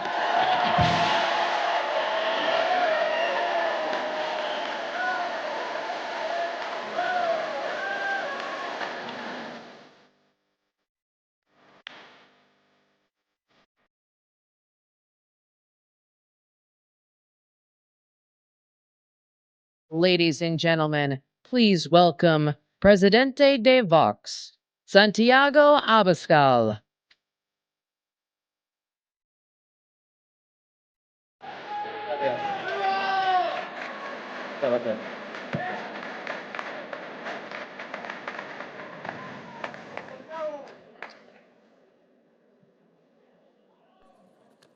Muchas gracias al CPAC por permitir que me dirija a todos ustedes y que traiga un mensaje desde España. Y enhorabuena a todos ustedes por seguir peleando por hacer a América grande otra vez.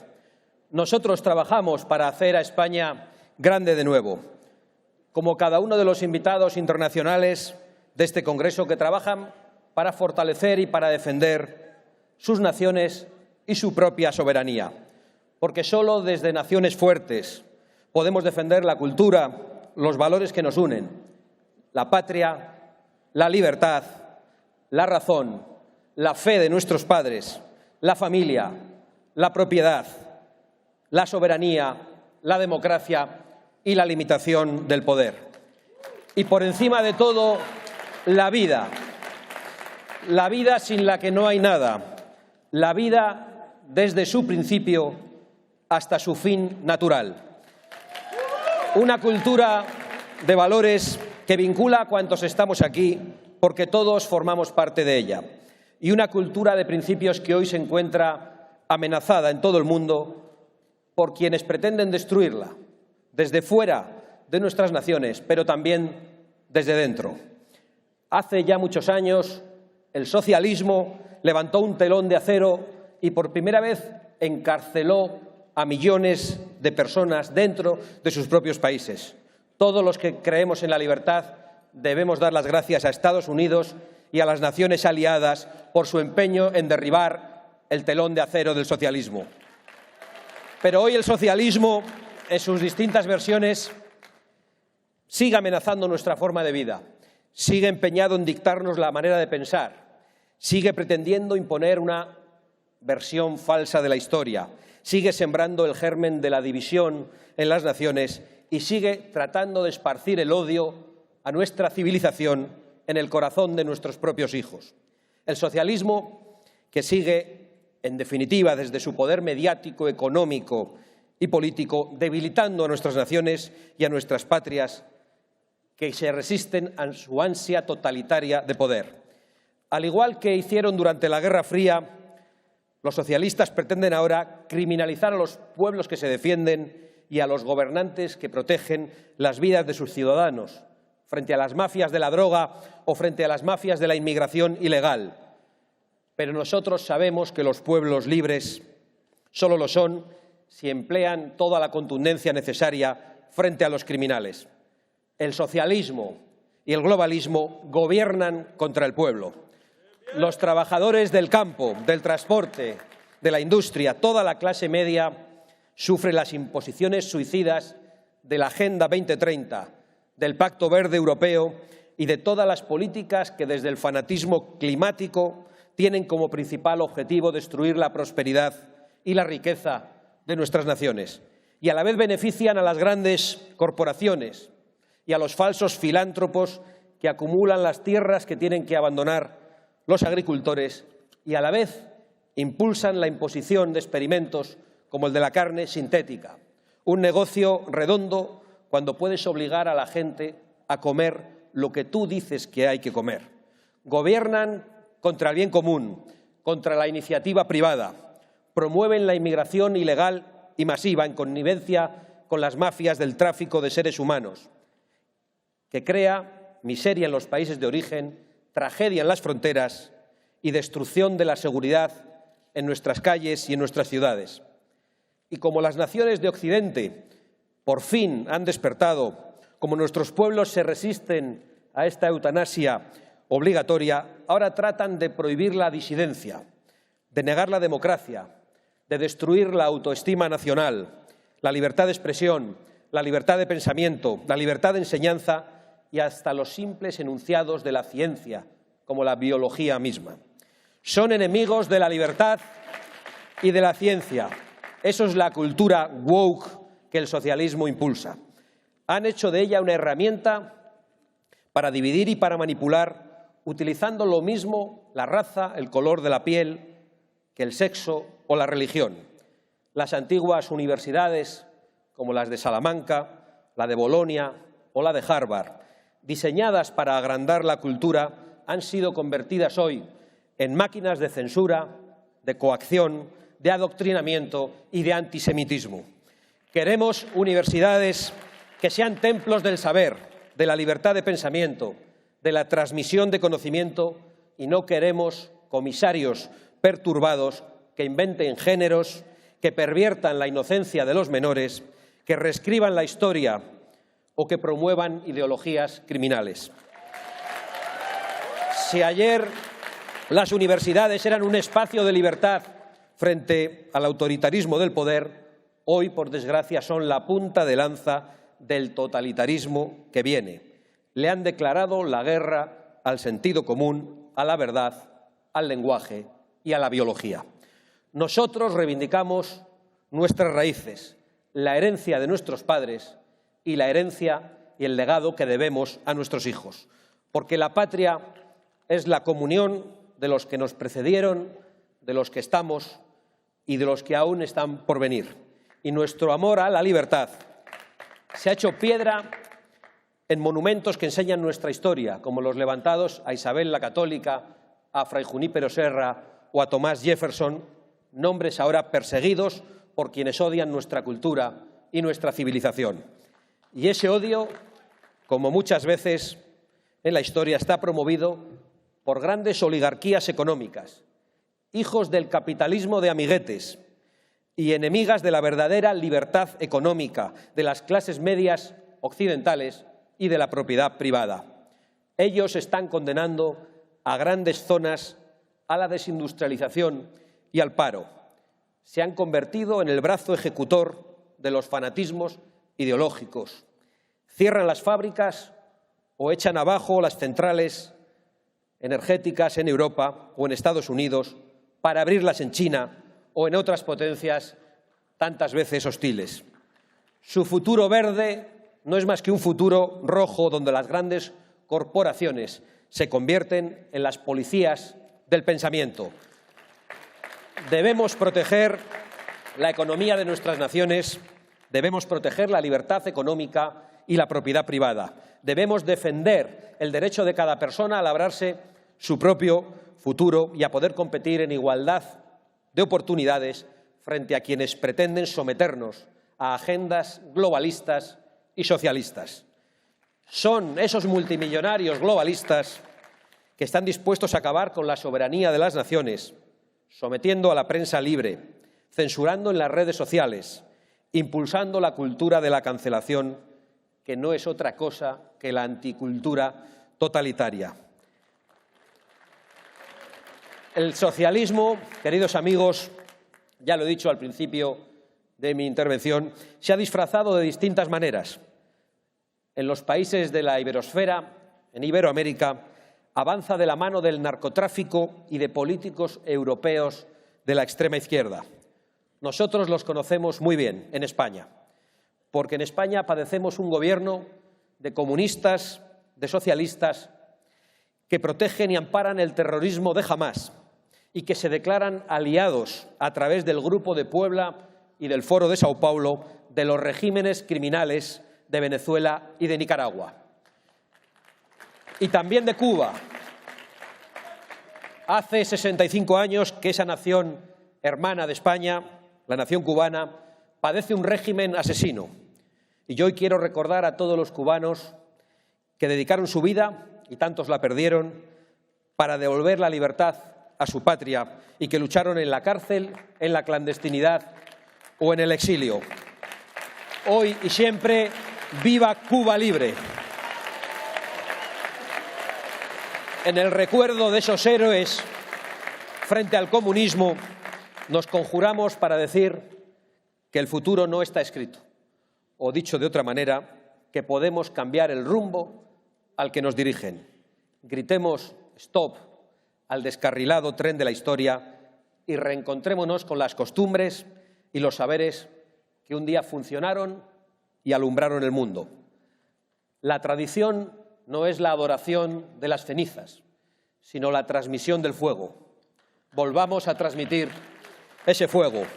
Volvamos a los vínculos fuertes que nos hacen libres como personas, los vínculos familiares, los vínculos locales, laborales, religiosos y sobre todo los vínculos nacionales, pues es la soberanía de las naciones y la libre colaboración entre ellas lo que nos protegerá del globalismo socialista. Si hacemos todo eso, creo que podemos tenerlo claro, estaremos haciendo a Occidente grande otra vez. Hagámoslo juntos. Tenemos muchas diferencias entre nosotros, por supuesto. La realidad de España no es la misma que la de Estados Unidos, igual que la de las naciones iberoamericanas, hermanas de la mía, y refugio hoy de tantos valores y principios de Occidente, no es la misma que la de muchos estados europeos que también sufren las mismas amenazas. Pero además de enemigos, también compartimos sueños, la pasión por la libertad y el amor profundo a nuestras patrias. Y el amor es mucho más profundo que sus odios. Por ello, en humilde representación de una nación que un día asombró al mundo, permítanme que termine dando un viva a España y a la libertad. Tenemos una gran batalla por delante para hacer a Occidente grande de nuevo, y yo quiero decir hoy desde aquí que deben ustedes tener la seguridad de que los patriotas españoles estamos preparados para pelear junto a los patriotas americanos. Que Dios bendiga a América y a todas las naciones de la hispanidad. God bless America and all the nations of Hispanidad. Muchas gracias.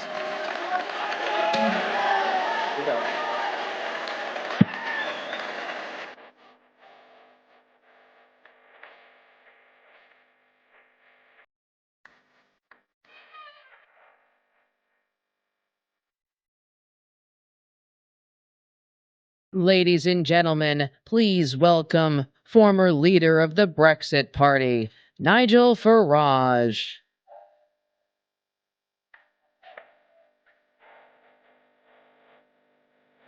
Thank you. Thank you. Thank you. Hello, CPAC! Wow, what a pleasure it is to be here. Thank you for that very, very warm welcome. It feels to me like the Atlantic just got a little bit narrower.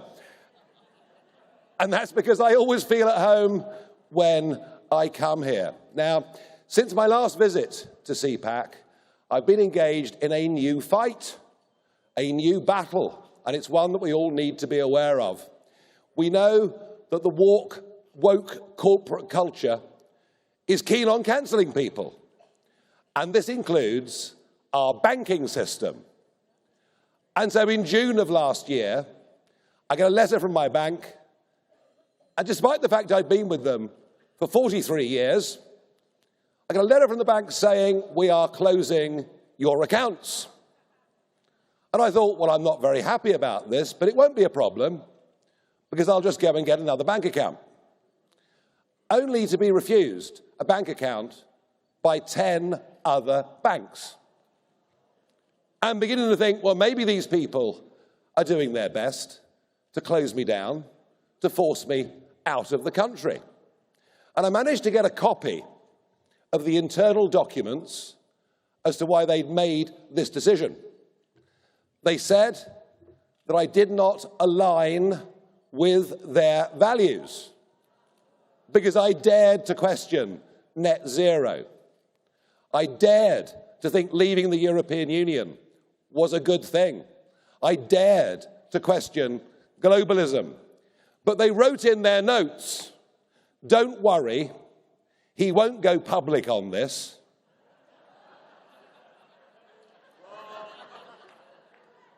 Because he'll be too embarrassed to do so. Well, I tell you what, folks, they picked on the wrong bloke, didn't they?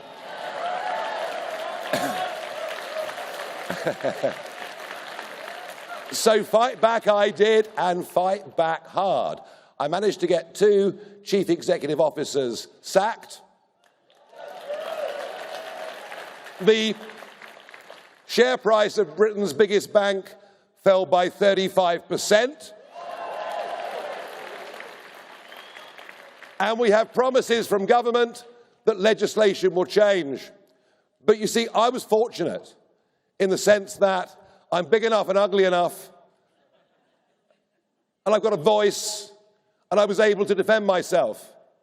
But there are so many others out there who don't have that voice, but who find themselves being discriminated against by a system, a corporate system that is now in bed with globalist left-wing politics. And I was fighting this not just for me, I was fighting this for hundreds of thousands of other Britons who've been closed down by the banks. And of course, that's relevant here too. Donald Trump just the other week spoke about the scourge of debanking, only to be met on Saturday Night Live, which I'm sure is a very favourite programme of CPAC attendees. And some idiot on Saturday Night Live says, what is debanking? Does it really exist? So we find on the other side denial at everything we try to expose and raise. But I am hopeful, I'm optimistic that we can get that pendulum to swing back. Because still, in all of our countries, there is a majority for common sense. We might not see that common sense if we watch CNN, or read the New York Times, or listen to many on Capitol Hill, but it's the same in every country. You get outside the capital cities, and you find a clear, solid majority for common sense. But that shift will not happen on its own. It will only happen if we, in the populist movement, make it happen by getting people to vote for our candidates in numbers that we've never seen before. And we can do this, and we will do this, And however downhearted you get, never ever forget that in the end, right through the history of mankind, and it may take time, but in the end, good always triumphs over evil. Hold that thought. Now, for me, CPAC has become an annual pilgrimage. And I love coming. But boy, how CPAC has changed. When I first came here a decade ago, I was the only foreign-born speaker on the platform, the only non-American on the platform. And look at it today. Quite extraordinary. I've met delegates here, elected officials from Hungary, from Poland, from Romania, Australia, Canada, Colombia, Mexico, and I'm going to get this wrong because I'm bound to forget somebody, France and Germany, and right across the world. And the international summit that preceded this event had representatives from over 20 countries. We've even got the president of Argentina coming to CPAC tomorrow. And what an amazing guy he's proving to be, isn't he? Standing up for the right values, daring to cut government spending, daring to cut back on the public sector, encouraging investment opportunity. And it's a very, very tough journey that he's on, but already the financial markets are saying, do you know what? The Millet experiment may just work. And we hope and pray that for him, for those of us that believe in capitalism, and for the people of Argentina, we hope and pray he can turn that once great country around. So for me to be here, suddenly, I'm not alone. CPAC has become an international movement. The globalists, by trying to take away our national sovereignty, trying to take away our national democracy, and ultimately try to take away our individual freedoms and liberties, have forced us all together into this new movement in the most remarkable way. And it is the most amazing testament to Matt, Mercedes Schlapp, the CPAC team, that it's through these meetings here, it's through the energy and enthusiasm of CPAC that this new international movement has come together. We all want the same things.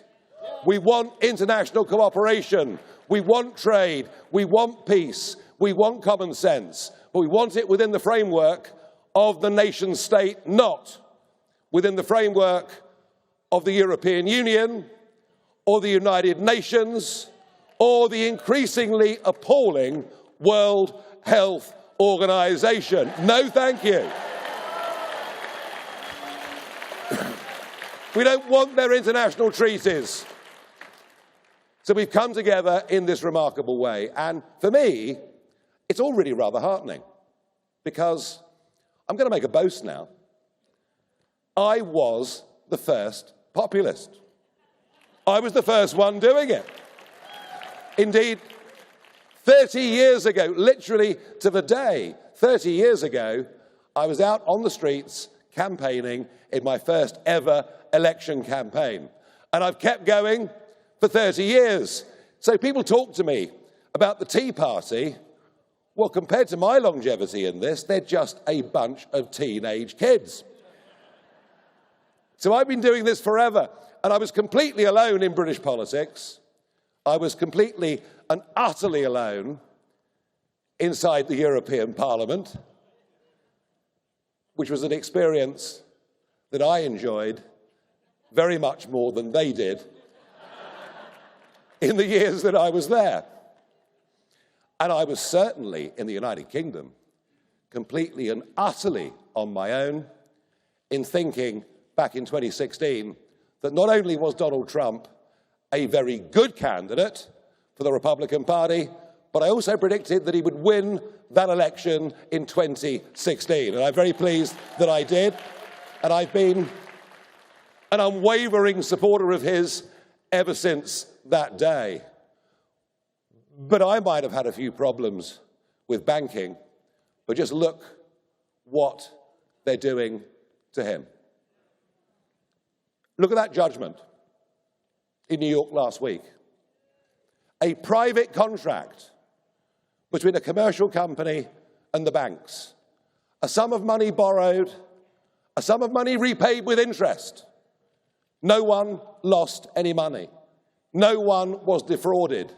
And yet somehow the utterly corrupted and politicized judicial system in parts of this country fines him $350 million. I honestly can't think of a more absurd or obscene court judgment that I've ever seen in my life. And this is just the beginning of many battles that he faces over the course of the next few months. You know, corrupt regimes, undemocratic countries, they either try to bankrupt or imprison their political opponents. And in the case of the Biden regime, they are trying to do both to Donald Trump, and that is why he needs, from all of us, our absolute, total commitment and our unwavering support for him as a man. Unwavering support. He is, and I know what it's like. I know what it's like to be demonized. I know what it's like to be called all the names under the sun. But I can tell you he's been through a lot more of it than I have. And simply, folks, I believe that Donald Trump is the bravest man that I have ever met in my life. I really do. I really, really do.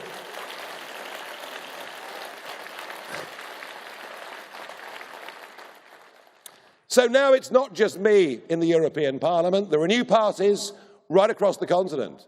We've got European elections happening on the 9th of June this year.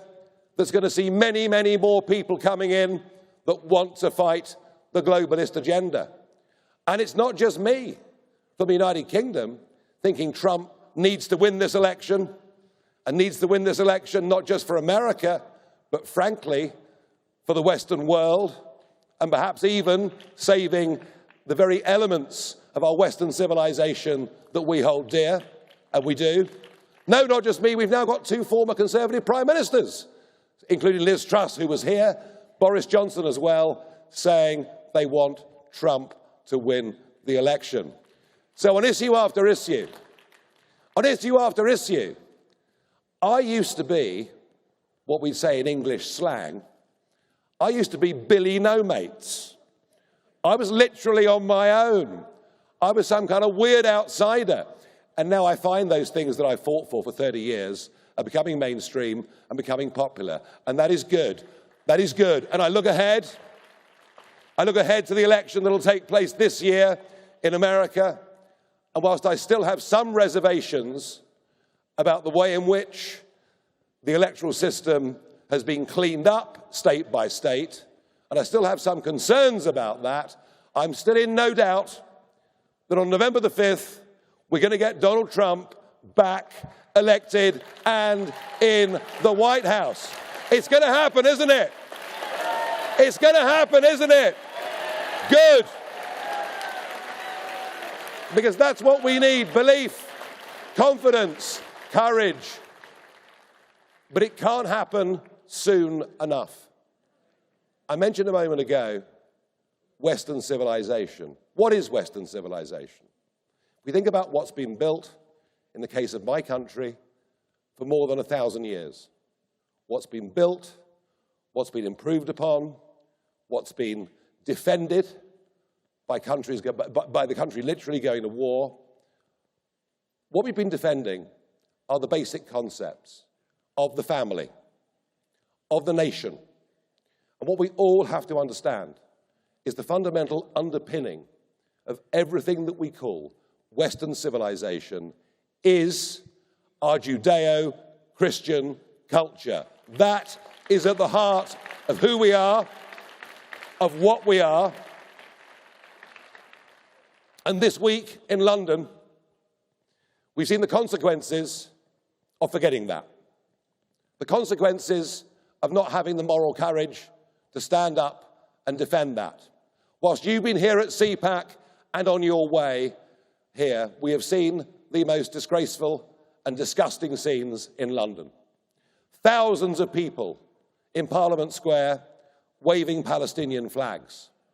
Chants in Parliament Square and on marches through our cities that call for the destruction of Israel and, frankly, the people within it. And the low point this week, I think, was the image being put onto Big Ben, which read, "From the river to the sea, Palestine shall be free."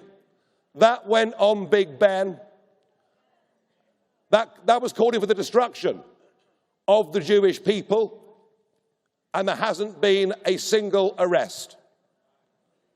Just imagine the equivalent here, that somebody flashed that image onto your White House. Think how you would feel.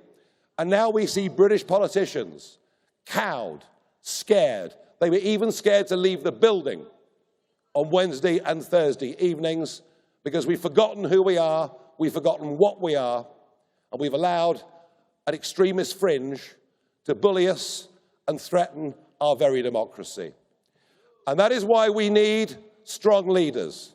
It's why we need leaders of conviction. It's why you in America and we in the world need Trump back in that White House to return some common sense. But let me say this to you. Please, don't just come along to CPAC to listen to the great guy tomorrow, and he'll be his usual self. He'll be larger than life. He'll say things that enrage the left-wing press. He'll be funny. He'll be terrific. You know he will. He'll be terrific because he loves you, the grassroots movement in this country. But coming along to CPAC, enjoying the event, going to the cocktail parties, in fact, the way I'm feeling today, the endless cocktail parties that happen in the evening, agreeing isn't enough. Coming together with friends, meeting new friends, it isn't enough. If you really want this to work, and I want it to work here because it is our Western civilization that we need to start standing up and defending. For this to happen, it needs you to commit to doing more than that. You folks have got to get your walking boots on, or maybe golden sneakers. So please, I urge you, if you want the same things that we want, this election here in America affects all of us. It affects the safety of the world, as for the first time since 1945, a possibility of World War III looks real. We only get the right things in life. Peace only comes through strength. Trump can deliver it. Please do your all to go out, work hard, donate, put your walking boots on, deliver your leaflets. Let's get this man back in the White House, and let's get common sense back into the Western world. Thank you very much indeed. Thank you. Thank you. Thank you. Thank you.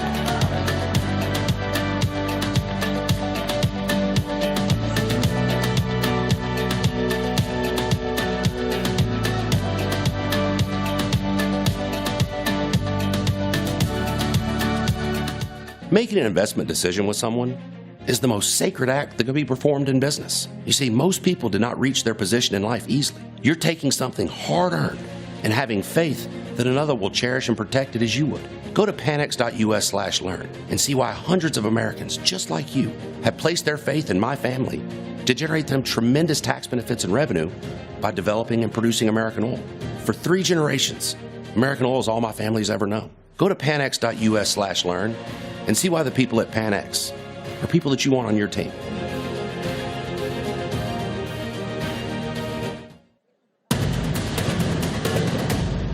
Newsmax has been terrific. President Trump is right. Millions are switching to Newsmax. It's the fastest growing streaming service in America. You don't need those woke streaming services anymore. Just get Newsmax Plus. Watch the best shows like Greg Kelly, Rob Schmidt, Greta Van Susteren, and Eric Bowling. Greg Kelly over at Newsmax. The Newsmax people have been really terrific. Gain access to exclusive documentaries, series, and special briefings. It's free to start. So go to NewsmaxPlus.com now to sign up and watch Newsmax anytime, anywhere. Hey, it's Matt Schlapp, chairman of CPAC. We have an old-fashioned notion here. We only let you vote one time in our straw poll, but make sure you do and let Donald Trump know who you want to be his vice president. Go vote in the Real America's Voice straw poll. The Green New Deal is so controversial with its $93 trillion price tag that it didn't get a single vote in Congress. Sadly, that hasn't stopped the Biden administration from trying to sneak it into every home in the country. The Biden administration proposed new rules to ban gas stoves, air conditioners, gas furnaces. They even want you to get rid of your gas car. In fact, if President Biden gets his way on banning items, it will cost you nearly $80,000 in just the first year. To make it worse, the Biden administration is imposing mandates through rules and regulations, meaning Congress has no say. Of course, you can always take them to court if you have any money left. The Green New Deal and all of Biden's secret and punitive regulations are making your life very expensive. And something to remember this election year, because energy is on the ballot. As I think it was President Reagan said, we're from the government. We're here to help. I think you all know that I've always felt the 9 most terrifying words in the English language are, I'm from the government and I'm here to help. We're from the government. We're here to help. Ladies and gentlemen, this is Honest Graft. Please welcome founder and CEO, Faith Wins, Chad Connolly, Nevada RNC Committeewoman, Sigal Chada, and your moderator, Vice Chair, AFPI Center for Election Integrity, Hogan Gidley.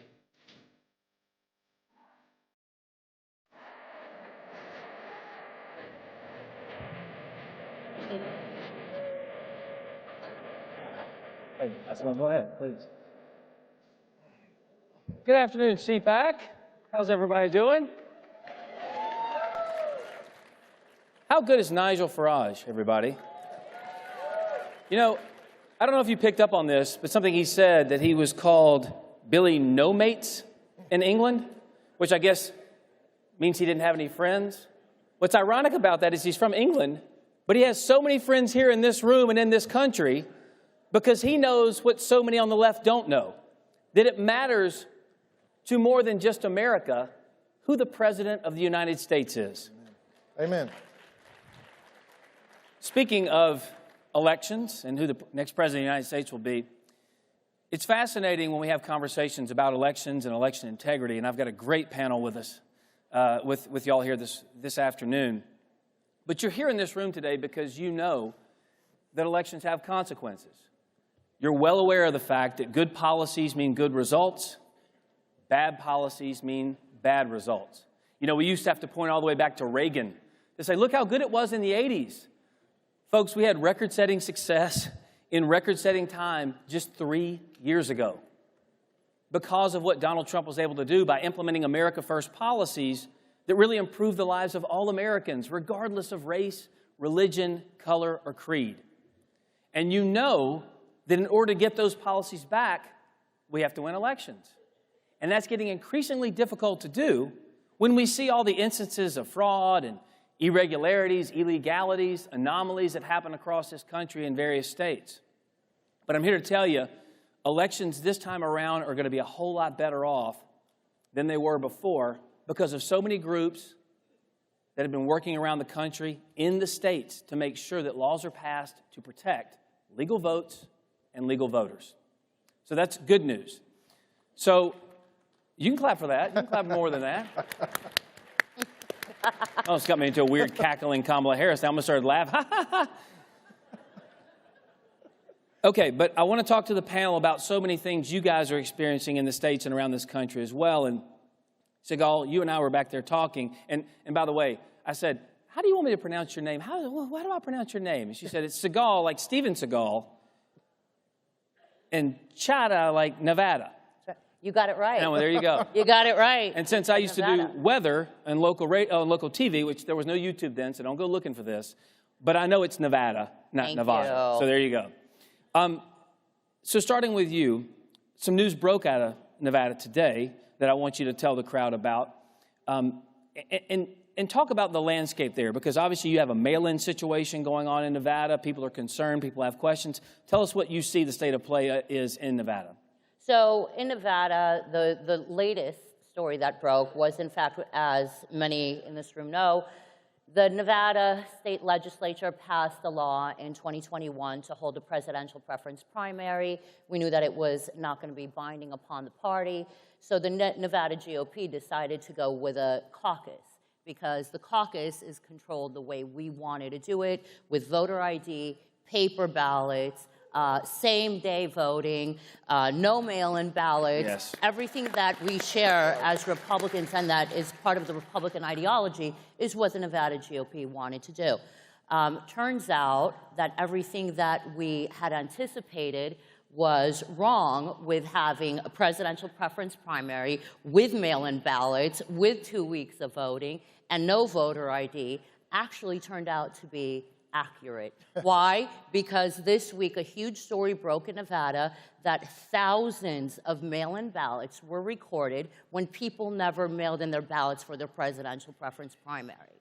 So for the last 3 years, they've been calling us election deniers. They've been saying that it's rigged elections. And at the end of the day, we caught them in the act. And what they're saying is the Nevada Secretary of State issued an apology today for the glitch in the system. And the audience is going nuts. Yeah, the sure. glitch in the system. But, you know, what we really need to understand is that we had an outcry from our base over the last week about this glitch. And the question, the million-dollar question that we all have is, what would have happened had we not caught that glitch? Right.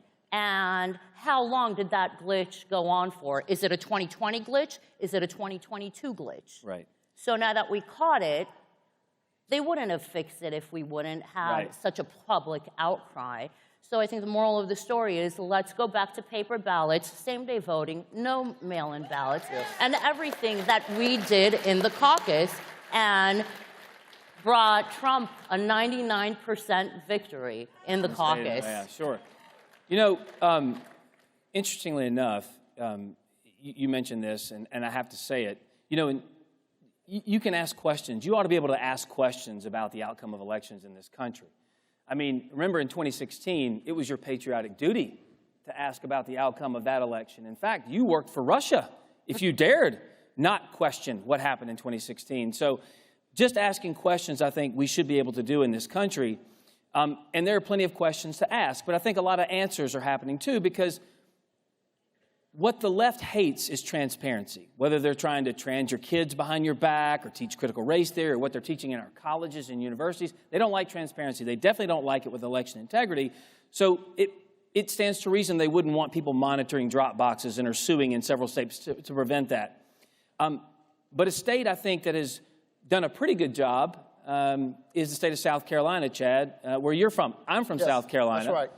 So just a state that's decidedly red, that has been on lock for a while, but you want to expand some of what you've been doing in that state on a national level into other states. That's right. And so while we're up here and you and I talk the same, and there's a whole lot of country coming to town with me and Chad sitting up here, explain to this group what you see as one of the, I guess, major voting blocks and the holes in our ground game and who we target, how we get out to vote. When 40 million evangelicals don't vote every cycle, if they voted, we'd never lose an election. Never lose an election. Never. So explain a little bit what you're up to. Yeah, look, I'm sick of losing. Y'all sick of losing?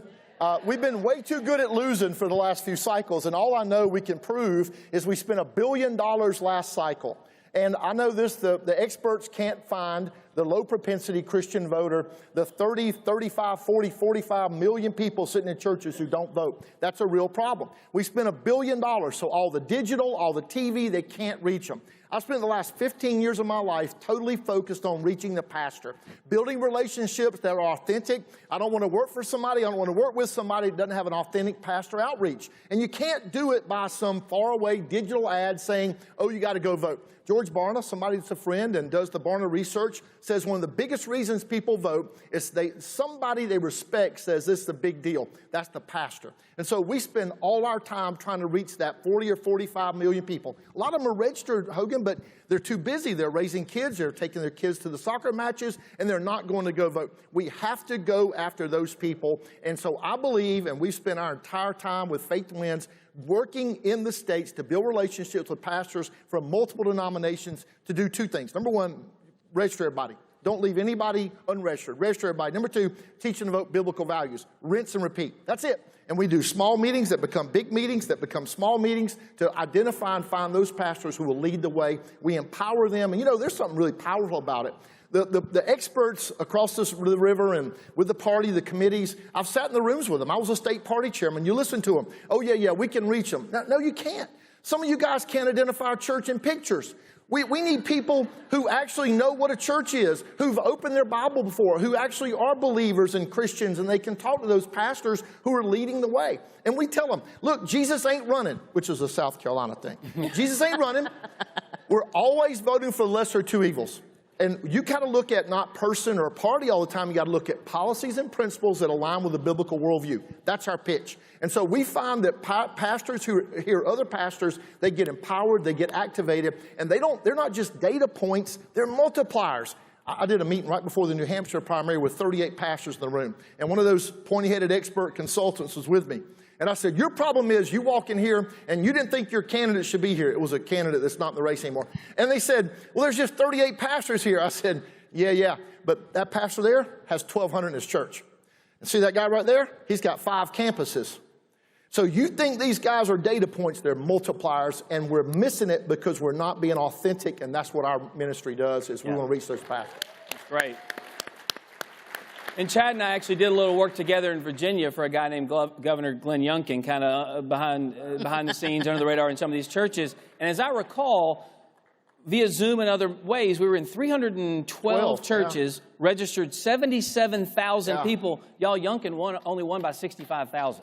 Yeah. So I'm not saying we did it all up on the stage. There are a lot of folks and a lot of things that go into winning and losing elections. But the fact is, finding those people, getting them registered, and getting them to the polls. That's how this works. More involvement matters. Now, back to Nevada. We talked about this backstage, about getting involved at the local level. You can effectuate the most change, the more local the government. Mike Huckabee taught me that years ago. And so in Nevada, get these people kind of fired up, give them some information, some hope, because a lot of what we hear is so bad and so negative, but there are some good things happening with people signing up to be poll watchers and poll workers and door knockers and ballot chasers and ballot harvesters where they can. So talk a little bit about what you guys are doing over there, too. So March 1st, the Nevada GOP is launching No Excuse Nevada, which is literally, it is a grassroots movement, and where we will literally send people out to have them work as poll workers, poll watchers. We saw in this last legislative session our poll watchers' wings clipped with all this, I call it election interference regulation.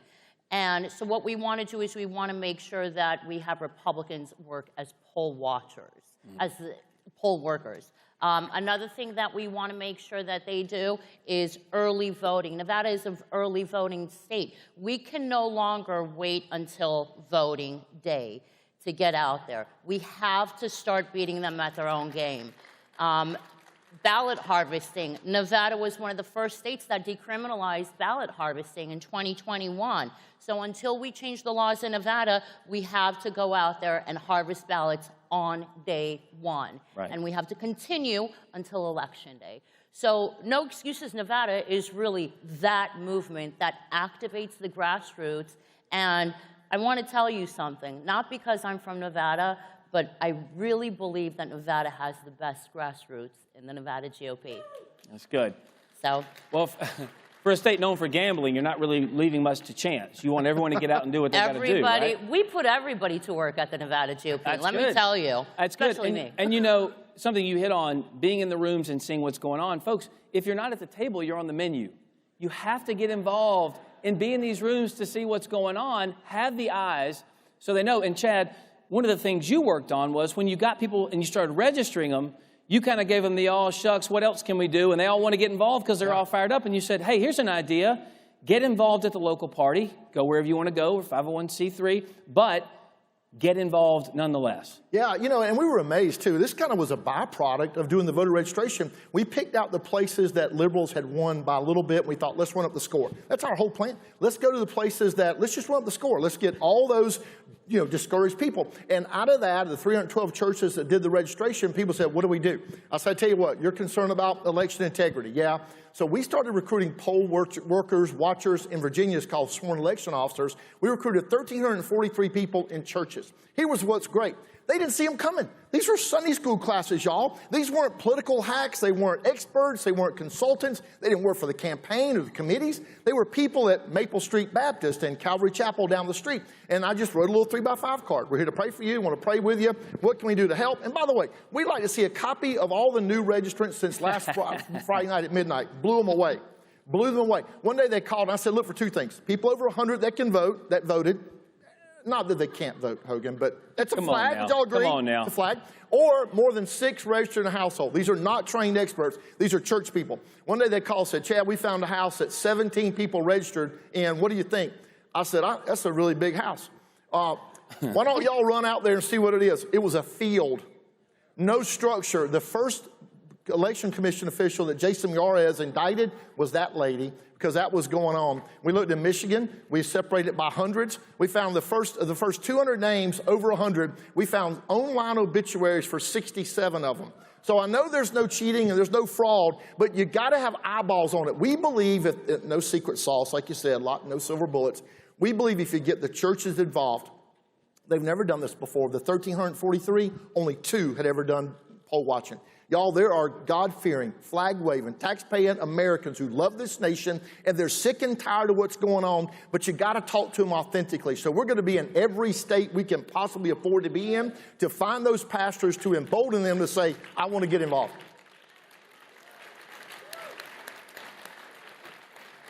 There are a lot of reputations floating around out there about people from the South, but have you ever seen someone from the South that talks faster than Chad Conley? It's unbelievable. All right. One more question for you as we begin to wrap up here. I saw this on your Twitter bio, and I just had to ask you about it. You say you're a based mama. I am. You're a hashtag firebrand. Firebrand and American nationalist. That's exactly. You want to be involved in this country and make her a better place for generations to come. Tell us, do you see that happening in this upcoming election? Do you see that happening in Nevada? Can we all work together to get it done? Absolutely. I think there are definitely things that we could do to ensure that these election interference laws, that I call them, can be changed. If you want to see all this bad legislation repealed, what you have to do is support your state legislatures. Yes. If you flip your legislatures red, every bad law on the books will go away. And that's where it starts, really. So, Chad, last question for you, too. You're talking about the pastor networks. You're talking about a lot of different states.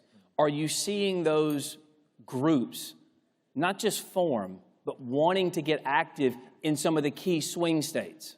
Man, I'm telling you, God's people are waking up. I was in Wisconsin. I could tell the story in every state. This guy came up. We were doing our meeting. He said, I'll let you use the church because your buddy asked. I'm pretty skeptical. I said, Pastor, what are you skeptical about? He said, well, just the whole political thing. I said, do you think I want you to be political? He said, yeah, I guess so. I said, no, I want you to be biblical. He said, I'm not sure I understand. I said, stick around. Listen to me talk. He said, I got to go. He stayed out there the entire time. He comes up to me afterwards. This is in a key spot in a place like Wisconsin, swing state. He grabs me by the arm, and after I get done, he says, I want to be ground zero for everything you do in Wisconsin. It gives me goosebumps right now. If we just wake up the church a little bit, just a little bit, 40 to 45 million non-voting Christians. And I know people want to go after this bright, shiny object, whatever's sexy and fun and all that stuff. Go find the low-propensity voters in the churches, and the way to access them is the pastors through relationships. Absolutely, Chad. You know, you and I have talked about this too, but God ordained the family, He ordained the church, but He also ordained the state. Amen. And it's time for those churches to wake up and get involved, and I'm sure they will, thanks to the efforts you're doing. Folks, as we begin to wrap this panel, I just want to say something personally here, because coming to CPAC for me is such a blessing to be a small part of what Matt and Mercy have built. I remember when it used to be over the Omni Showroom years and years ago, much smaller, didn't do anything internationally, and now this thing has grown to a behemoth because it's a movement that's not going to stop. It's only growing every single year. You know, I was born in a very small town in North Carolina. I was raised in a smaller town in Arkansas, lived in South Carolina 20 years. Great relationship with my father, but my parents got divorced when I was about 5 years old. I was raised by a single woman, for all intents and purposes. I don't have a fancy last name like, Kennedy or Bush or Clinton. Thank God, my last name's Clinton. But I wondered. But yeah, thank you. But I'm just saying, I'm a nobody from nowhere. I shouldn't be able to work in an administration for a president of the United States. But as Principal Deputy Press Secretary in the White House under Donald Trump, folks, I got to walk into that White House every single day, go right through those gates and walk down that world-famous colonnade, right there by the Rose Garden. You know, the white colonnade. Remember Reagan walking by there in his tan suit with all those leaders? I got to walk there every day. I'd put my hands on the columns just to feel it. And I got to walk in there every day, get in my office that was from here to that clock, 20 paces away from the Oval Office. I got to go into that incredible room every single day, stand in front of the Resolute desk and give the President of the United States advice. Now, he never took any of it. But that is not the point. The point is, only in this country would someone like me get to give it. And I am supremely confident. I am supremely confident there are people around the world who use our American flag and walk through their streets chanting things like liberty and freedom because they know what everybody in this room knows, what the left doesn't know. That this country is still a beacon of hope and of strength and of democracy and of goodness all over the world. And I am supremely confident with people in this room, people on this stage, getting involved in our elections, it's going to stay that way, not just for this generation, but for generations to come. Thank you very much for today. Thank you. God bless.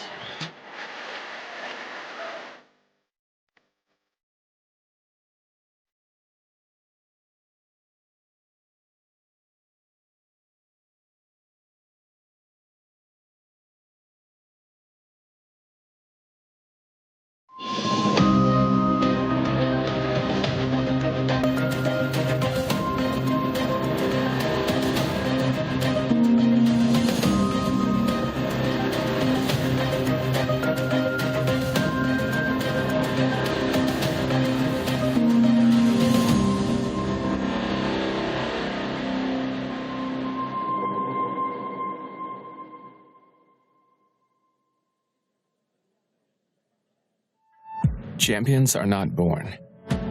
They're made of moments. At Liberty University, we push ourselves in the classroom, on the athletic field, and in the community to go beyond our limits and reach the world for Christ. Every play made, every assignment completed, and each friendship formed is a testament to our dedication to that mission. These moments matter and make us champions. Become a champion for Christ at Liberty University. If you're having fun this year, just wait for CPAC 2025. You can get your tickets now. Go to cpac.org/2025. See you there. There's a concerted effort to intimidate and censor conservative thinkers. The very freedoms secured by our Constitution are being threatened by the most liberal progressives America has ever seen. It seems like everything they do is to the detriment of our great nation. But there are plenty of patriots with the courage to stand up to the left. Join AMAC. AMAC is a voice for conservatives that cannot be ignored. Stand with over 2 million America-loving patriots by joining AMAC today. It's no secret that Joe Biden loves his Inflation Reduction Act and the $1.2 trillion giveaway. Inflation Reduction Act is giving people more breathing room, as my dad would say. But Joe Biden is hiding something about his favorite law, a green new tax. There is a carbon price in there, which is the methane fee, and it's actually pretty significant, but it didn't receive much attention. Buried deep within the IRA is a huge tax on natural gas. He's raised royalties on fossils that are being extracted from public lands. The highest burden falls on the working class. The fee could amount to tens of billions of dollars annually. Make no mistake, Joe Biden's secret green tax is designed to harm American energy and ruin your family budget. But guess what? It's working. Secret taxes on our families. That's why in 2024, energy is on the ballot. Sources out there that are saying that Iran, their goal is to draw the U.S. into this broader conflict. There's no question that not only did the Iranian parliament come out and start saying death to Israel, you know that they've chanted death to America.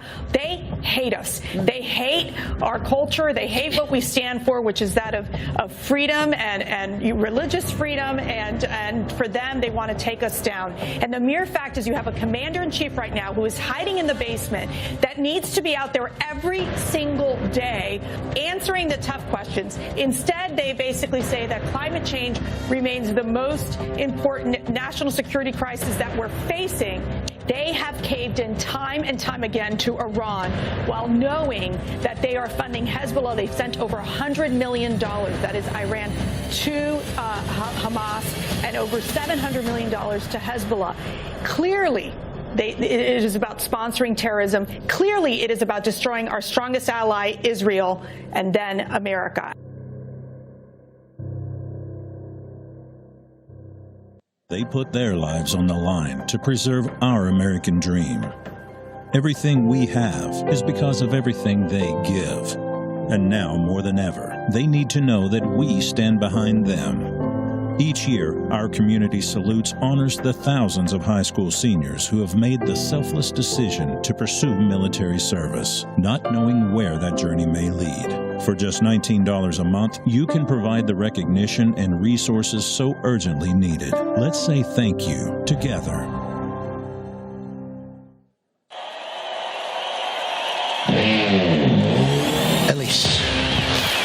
Elise, how's Elise doing, right? A Republican from Northern New York, the youngest woman ever to serve in Congress. Elise Stefanik, the #3 leader in the House. One of the former president's most loyal supporters. What a job she's done. Thank you, Elise. Thank God there are people out there like Elise Stefanik who doesn't just moan about things on Twitter. Congresswoman Elise Stefanik is now suing Governor Hochul, claiming that allowing unregulated mass mail ballots violates the state constitution. Congresswoman Elise Stefanik has filed a complaint against New York Attorney General Letitia James. It is a witch hunt. This committee is not about seeking the truth. It is a smear campaign. Stefanik has filed a complaint alleging judicial misconduct. The real threat to democracy is Joe Biden and Democrats who are attempting to remove President Trump from the ballot. I have been so proud to stand up for the American people in the toughest fight. I watched her run over the head of Harvard, the head of Penn, the great old Wharton School of Finance. Did I not realize when she opens that mouth, you were killing them, Elise? You were killing them. Whether it's standing up for election integrity, whether it's being the first member of Congress to endorse President Trump, whether it's defeating Liz Cheney to unify the Republican Party. I'll always be your friend. What a great future you have. Are we ready to make America great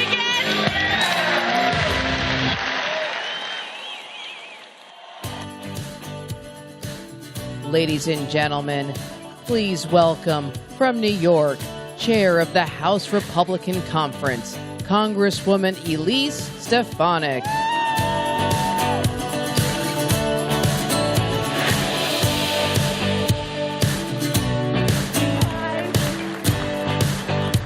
Hello, CPAC. I have two very important questions for you. Are we ready to fire Joe Biden this November? And are we ready to elect President Donald J. Trump to save America? Yes, we are. It's time to make history. We always say that every election is the most important election in our lifetime, but this election truly is. Because in just 3 short years, Joe Biden and the far-left Democrats have laid waste to our great nation. For the first time ever, the majority of Americans believe the next generation will be worse off than their parents. This is fundamentally not who we are. The American dream is being destroyed by the radical left, and we are in a country that's in crisis. From Joe Biden's catastrophic border crisis, to Bidenflation crushing hardworking families, to evil terrorists attacking our most precious ally, Israel, to the shredding of our Constitution, and to the unprecedented, illegal, and corrupt weaponization of the federal government. We, the people, must vote to save our hallowed republic. The mainstream media, the loyal stenographers of the left, they fundamentally underestimate we, the people, every day. They underestimate President Donald J. Trump every single day. And I'm proud to say they have underestimated me at every turn.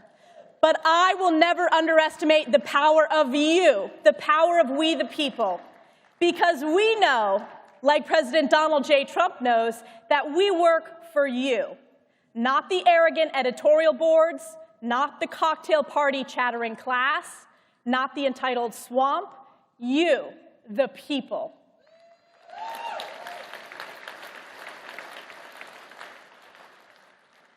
Ten years ago, I was proud to make history as the youngest woman ever elected to the United States Congress.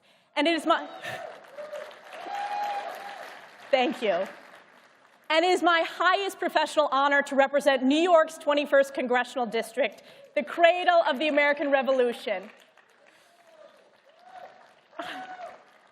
I started my campaign at 28 years old. No one thought I could win a primary, let alone a general election, and flip a district from Democrat to Republican.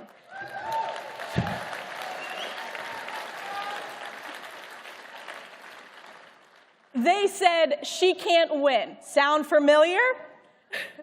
You see, I don't come from a political family. I was raised in a hardworking small business family who loves our country. I saw the extraordinary work ethic that my parents put into building their small business and providing a better opportunity for their children than they had themselves. I was the first member of my immediate family to have the opportunity to graduate from college, and I graduated from Harvard, but that's not the achievement. The achievement is graduating from Harvard and staying a conservative.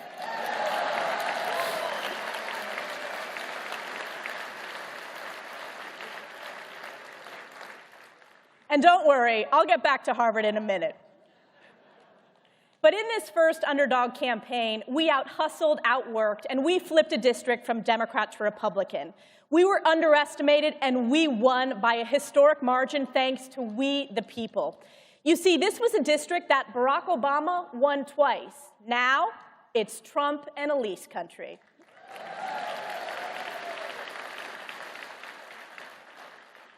After that first election in 2016, Democrats came after me with millions of dollars in attack ads because I was the only elected Republican woman in the Northeast who stood by President Trump.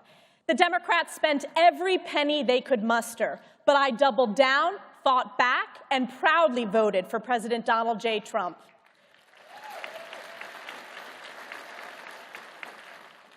And we all know how this ends. Trump defied odds, made history, and made America great again. But the vicious left is relentless, and I was underestimated yet again when during the first sham impeachment in 2019, infamous Russia hoaxer Adam Schiff was so bothered by my crystal clear defense of the Constitution, the rule of law, and President Trump that he broke congressional rules to try and shut me down. But he failed.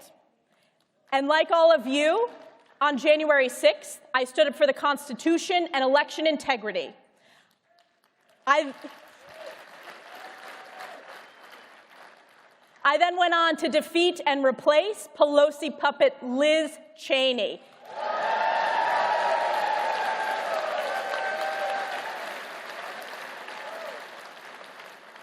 And now I'm proud to serve in top leadership as House Republican Conference Chair, and I'm proud to be the first member of Congress to endorse President Trump for re-election.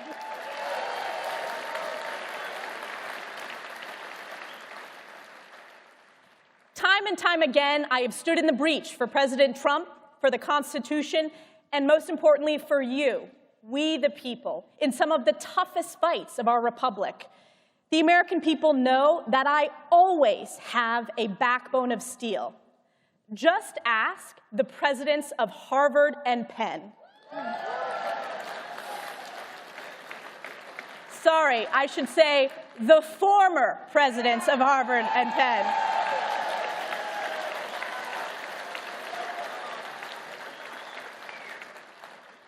Did you all see that congressional hearing on anti-Semitism?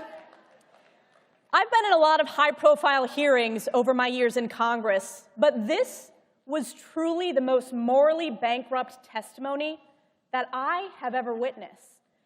And I asked each of the university presidents a simple question, and it was not a political question. It was a moral one. And that question was this: does calling for the genocide of Jews violate your university's code of conduct on bullying and harassment? And shockingly, one after another shocked the world and answered, quote, "It depends on the context." And the world heard. Let me be clear, it does not depend on the context.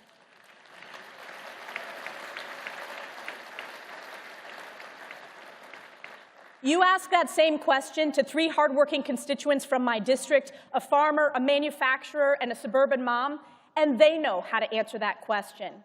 It is now the most viewed testimony in the history of the United States Congress with billions of views. And let me say it again for all to hear: 2 down, so many to go. They're fired.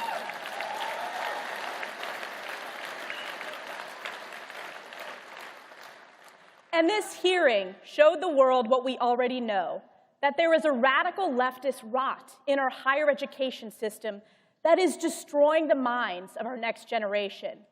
These are the same so-called elite schools that rank last when it comes to defending freedom of speech.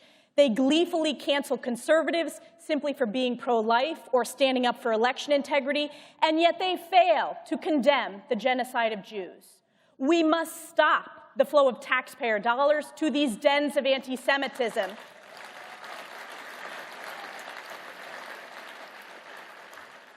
We must account for every dollar of foreign funding flowing into these schools, and we will end the tax breaks that have incentivized this moral rot on campus.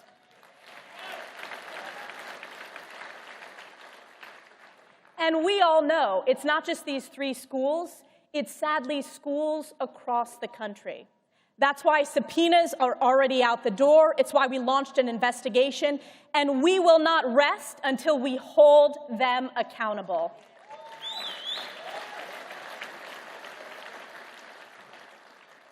That historic hearing showed that one voice supported by the American people can set off an earthquake and a reckoning and help save our country. We cannot give up. The life of our country is at stake, and as we all know, the closer President Trump gets to victory, the dirtier the Democrats, their stenographers in the media, and the corrupt prosecutors will get. They will stop at nothing, and I mean nothing, in their attempt to steal this next election. We saw Democrats baselessly impeach President Trump twice. They indicted him 4 times for non-crimes and are trying to bankrupt him and destroy his successful business. In my home state of New York, far-left Democrat New York Attorney General Tish James, who campaigned on going after President Trump, she teamed up with an unethical Democrat Manhattan judge to unconstitutionally impose a nearly $500 million penalty on Trump for the victimless non-crime of paying back banks in full, on time, as agreed, with interest. It's corrupt.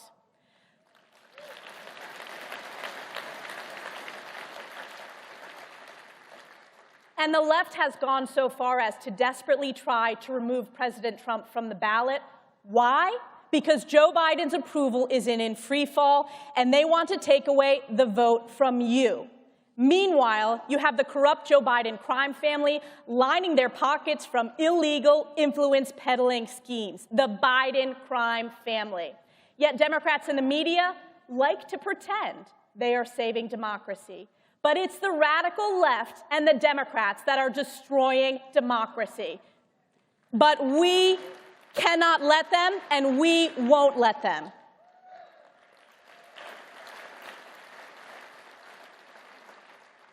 Ladies and gentlemen, as we enter this election season, we cannot lose sight of what's at stake. America itself is on the line. We had the most secure border in our nation's history when President Trump left office. Joe Biden took executive actions leading to the most wide-open border in our nation's history, with over 8 million illegals invading our country, an amount greater than the population of 36 states. Biden halted border wall construction. He ended Trump's Remain in Mexico policy and implemented catch and release. In Joe Biden's America, every district is a border district. Every state is a border state. The southern border is being invaded, and even on the northern border in my district, illegal crossings are up over 1,400%, including individuals on the terrorist watch list. Crime is spreading from cities to small towns. Cartels cross the southern border with zero consequences. Illegal immigrants come to our cities, assault our brave law enforcement officers, rob our neighbors, and if they are in New York City, Democrats give them a taxpayer-funded debit card. Fentanyl is pouring into every crevice of the country and poisoning a generation of Americans. This is Joe Biden's border crisis. The media won't hold him accountable. The left won't hold him accountable. So you and I must, and we will hold him accountable at the ballot box.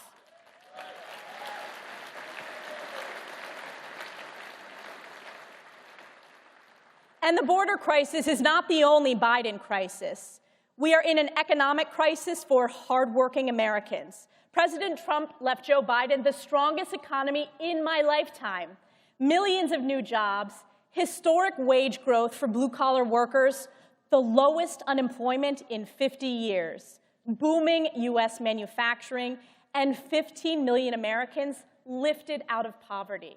Yet Joe Biden and the Democrats quickly destroyed this booming economy by passing trillions of dollars of reckless spending, leading to painful Bidenflation, the worst inflation in my lifetime. Now, hardworking young families can't afford homes. Middle-class workers can't afford groceries. The cost for nearly everything has skyrocketed, from car insurance to family pizza night. And President Biden has the audacity to point to Wall Street and claim that the economy is booming and Bidenomics is working. It's offensive to the American people. And there's one more Biden crisis that I want to point out, and it's the most insidious of them all. It's one I witness every single day when I defend President Trump from the deep state. And that is the way Democrats attack our democracy.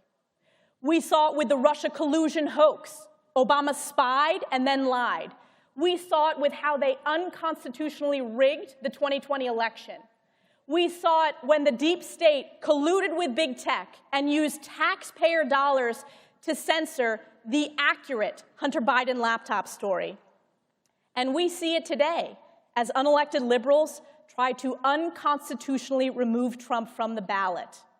And let's remember, Democrats objected to every Republican president in the 21st century. This is the same justice system that shrugs off the worst corruption we've ever seen in the White House from the Biden crime family. Here is a rule of thumb that I know you will agree with. What the Democrats accuse us of, they are guilty of 10 times over.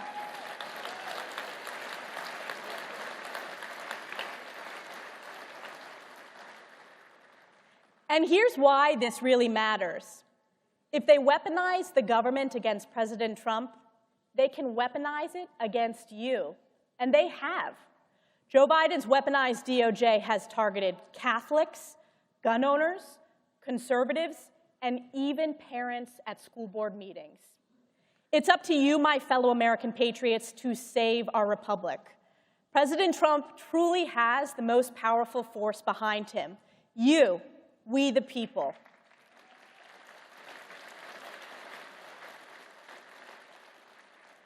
Ladies and gentlemen, here's what I want you to know.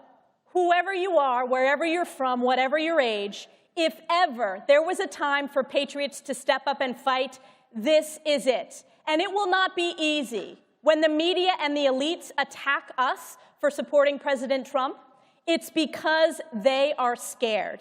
They're scared of what he will accomplish when he drains the swamp. And they're scared of what you will accomplish. So remember what President Trump taught us.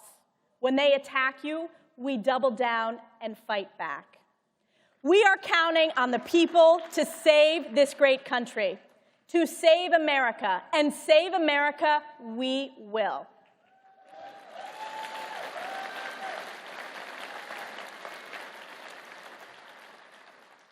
And I want to end with this. As we embark on the difficult path ahead, I again turn to Galatians 6:9.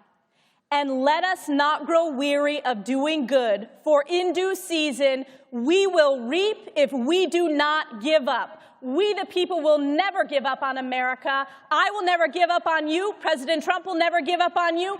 Thank you. God bless you. God bless President Trump. And God bless the United States of America. Thank you very much, CPAC.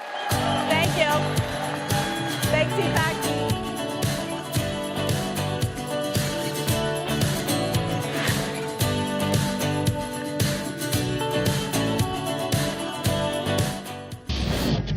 For the last 3 years, the Biden administration's attack on American energy weakened our standing in the world. After the Russian invasion of Ukraine, Europeans worried about Vladimir Putin cutting off their energy supply. Here at home, the Biden administration would blame Russia for rising gas prices, even though the cost of gas was already up 40% before the invasion. Meanwhile, Russia joined with other OPEC countries to cut oil production, further driving up the price of gasoline. We saw President Biden travel to Saudi Arabia and beg them for oil. More recently, Hamas terrorists launched a brutal attack on civilians. Under President Biden, Hamas ally Iran had a record year for oil exports in 2022, with their biggest customers being China and Venezuela. Surrendering American energy independence carries a steep price tag. It's something we should all remember because in 2024, energy is on the ballot. Hey everyone, it's Matt Schlapp, and I'm not here with Mercy, but we do a great show called America Uncanceled several times a week, and make sure you tune in. This president is calling my family, is calling me, is calling MAGA supporters enemy of America. That's right. I am the daughter of a Cuban political prisoner who fought for freedom, who fought against authoritarian and dictators. He sounds just like Fidel Castro did. Fidel Castro would target the enemies of his government and try to take them down. This is exactly what we're seeing with Joe Biden. He should be ashamed of himself. No American should be called a Nazi or be called an enemy of the state. Yeah. Those of us who love this country, and I have spent my whole life defending freedom in America. Being woke is easy when it was just a call to defund the police or end capitalism, right?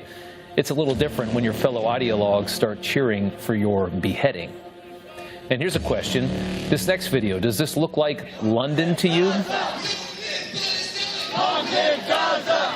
The pro-Hamas protests making for a very interesting political moment at Harvard. A university recently ranked the worst school for free speech in America. What would Harvard do in a moment like this, we all wondered? A school that will expel you for using the wrong pronoun and making a pink-haired trans girl cry. Well, in this moment, Harvard just miraculously transformed into free speech absolution. Apparently at Harvard, there's nothing offensive at all, even though everything's offensive at Harvard. There's nothing offensive at all about celebrating the murder of 1,000 people, including a whole bunch of kids.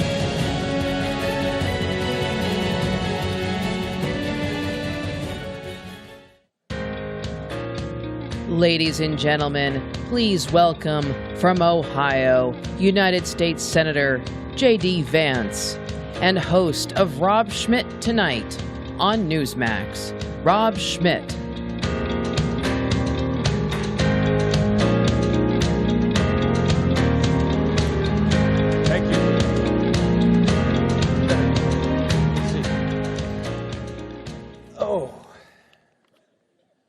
we doing, CPAC?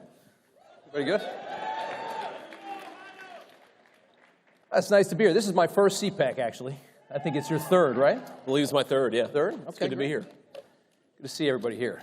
All right, so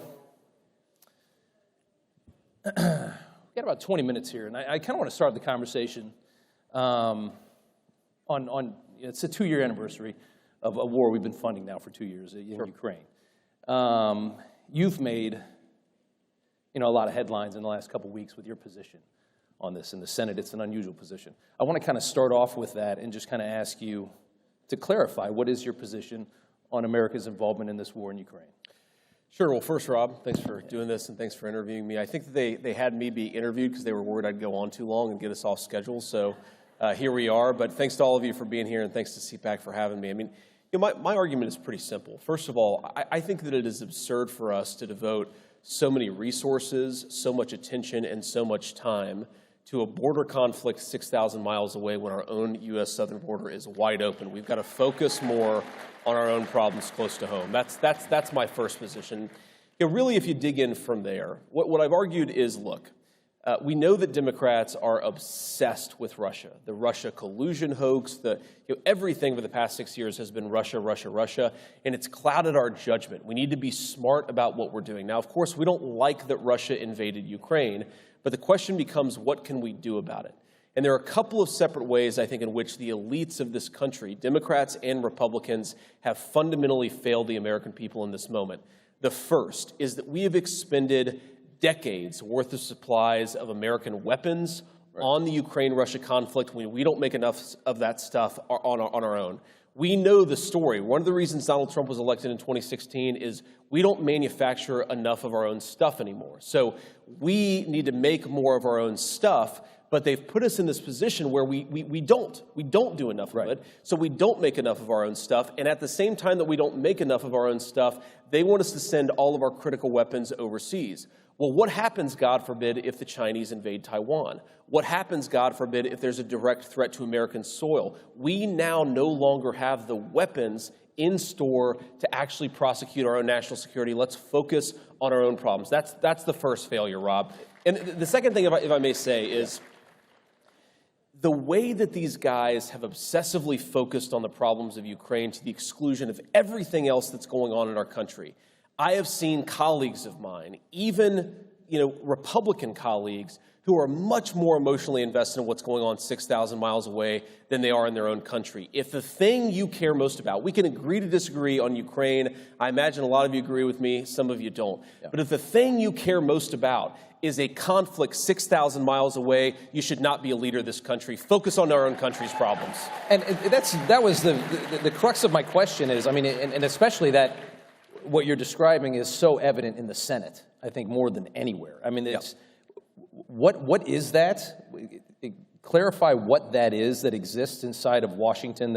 Why is it that when people go to Washington, they forget about the rest of the country? And that I think that all the wealth of this country exists inside of this bubble here in this city. And why is it that the rest of the world becomes so important and the domestic issues that we have go to the background? What happens when you get to Washington? So here's what I think is going on, Rob. I think it's hard for these guys to psychologically accept that they have let the country become weaker on their watch. It was, of course, Donald Trump, a complete outsider to politics, who ran in 2016 saying, you people, the bipartisan consensus in this country has failed and we need something else. Now, of course, he was born, I believe, in the 1940s, so he's seen all of this happen, but he's seen it happen as an outsider with the recognition that new leadership needs to happen. Now, here, let me just give you an example here. So my family, obviously, we're all from Ohio, but I have a lot of family from eastern Kentucky, the Appalachian part of Kentucky. In the county that my grandparents were born in, the life expectancy in that county is 67. 67, that's comparable to a lot of third world countries. If you are a leader and you have allowed that to happen to your own country in your own backyard, if you're Mitch McConnell and you're a senator from Kentucky and you care more about the fact that Russia invaded Ukraine than about the fact that your own citizens are getting murdered by fentanyl brought in by cartels, and that's lowering life expectancy, you need to look in the mirror and accept that your job has been a failure. You have been a failure at your job of leadership. And what is the diagnosis of that, though? What happens to them, though? Because there's no reason why that should be that way. That's what I don't understand. The reason I think it's that way is because it's easier to look at the problem 6,000 miles away, to look yourself in the mirror and accept that you've been a failure in leading your country over the past generation. Think about this. The bipartisan consensus over the last 40 years in this country, it's seen the rise of China, it's seen the destruction of the American manufacturing base, which is why we don't have enough weapons to send to Ukraine and also focus on ourselves. I mean, I'm the father of 3 little kids, a 6-year-old, a 4-year-old, and a 2-year-old. Take your kids to a pharmacy today and be told that there's not enough amoxicillin for the kids of our own country because we let the communist Chinese make the antibiotics that we put into the bodies of our kids. This is a legacy of failure from these guys, and it's very hard for them to look themselves in the mirror and say, we screwed this up. And of course, the biggest screw up, the biggest problem we have right now is the American southern border. And if you're not focused on that, and you're not getting fired up about that, and you're not pulling all-nighters at the U.S. Senate about that, you're in the wrong job. Can I ask you, that's a good point. I want to ask about the Senate border bill that, is gone through, that is, basically being held up in the House at this point. Johnson doesn't want to bring it to the floor. How did a bill like that get crafted? I mean, was there any actual concern? I mean, was it leadership that put it together? Was there any actual concern about the border, or was it just used as a ruse to get money for foreign wars? I mean, how did something like that happen? Oh, how much time do we have, Rob? This is, we could go a long time on this. Here's basically what happened. So any negotiation, we're divided government, right? Democrats control the presidency, Republicans control the House. The thought was, going into it, Republicans are divided about Ukraine, but we're united on border security. We want border security. Democrats are divided on, or are united on Ukraine. They're divided on border security. So there's the seed of a negotiation, a successful negotiation. The Democrats will give us border security, and then we'll give them money for Ukraine. Now, set to the side whether you like that negotiation, that was the way it was set up. The problem, Rob, is the border security was always fake. And I've heard from Democratic colleagues, I've heard from Democratic staffers who have said the Republican leadership in the Senate never pushed that hard for border security. There was always this kind of wink, wink. Well, we've got to go through the motions here. We've got to convince the conservative knuckle draggers like J.D. Vance that we can care about border security, but we don't really care about it that much. So the American people got screwed in that deal. So then they don't want a secure border. Exactly. It was well, they at least care more about Ukraine than they do about border security in their own country. It was always a fig leaf. It was always, the idea was, we're going to write another $61 billion to Ukraine, and we'll sort of, throw a bone to the people of CPAC and say we tried to do border security. But think about it. If you go into a negotiation saying, we don't actually care about the thing that we're allegedly negotiating over, you're not going to get anything, and that's exactly what happened over the last couple of weeks in Washington, D.C. It's a disgrace, and every person here should be pissed off about it. That's exactly, I'm sure they are. And to clarify, when we're talking about you're not anti-Ukraine. You don't have an anti-Ukraine position. You don't want Ukraine to lose this war. They try and paint anybody that wants perhaps diplomacy in this situation, which is something on my show we talk about all the time. We talk about with Rick Grinnell all the time. Like, what happened to diplomacy the last 2 years of this war? Why is nobody fighting to figure out a way to end this war? Why is it just send more money, send more bullets, send more guns? Why is that the only option that we have here? Why is that the only option that they're willing to look at? Why is it that there's no Tony Blinken in the room trying to figure out a way to get out of this thing? It feels like they want the war. It's all, Rob, I hate to say it, but I think it's all about the money. It's all about money for people who are getting,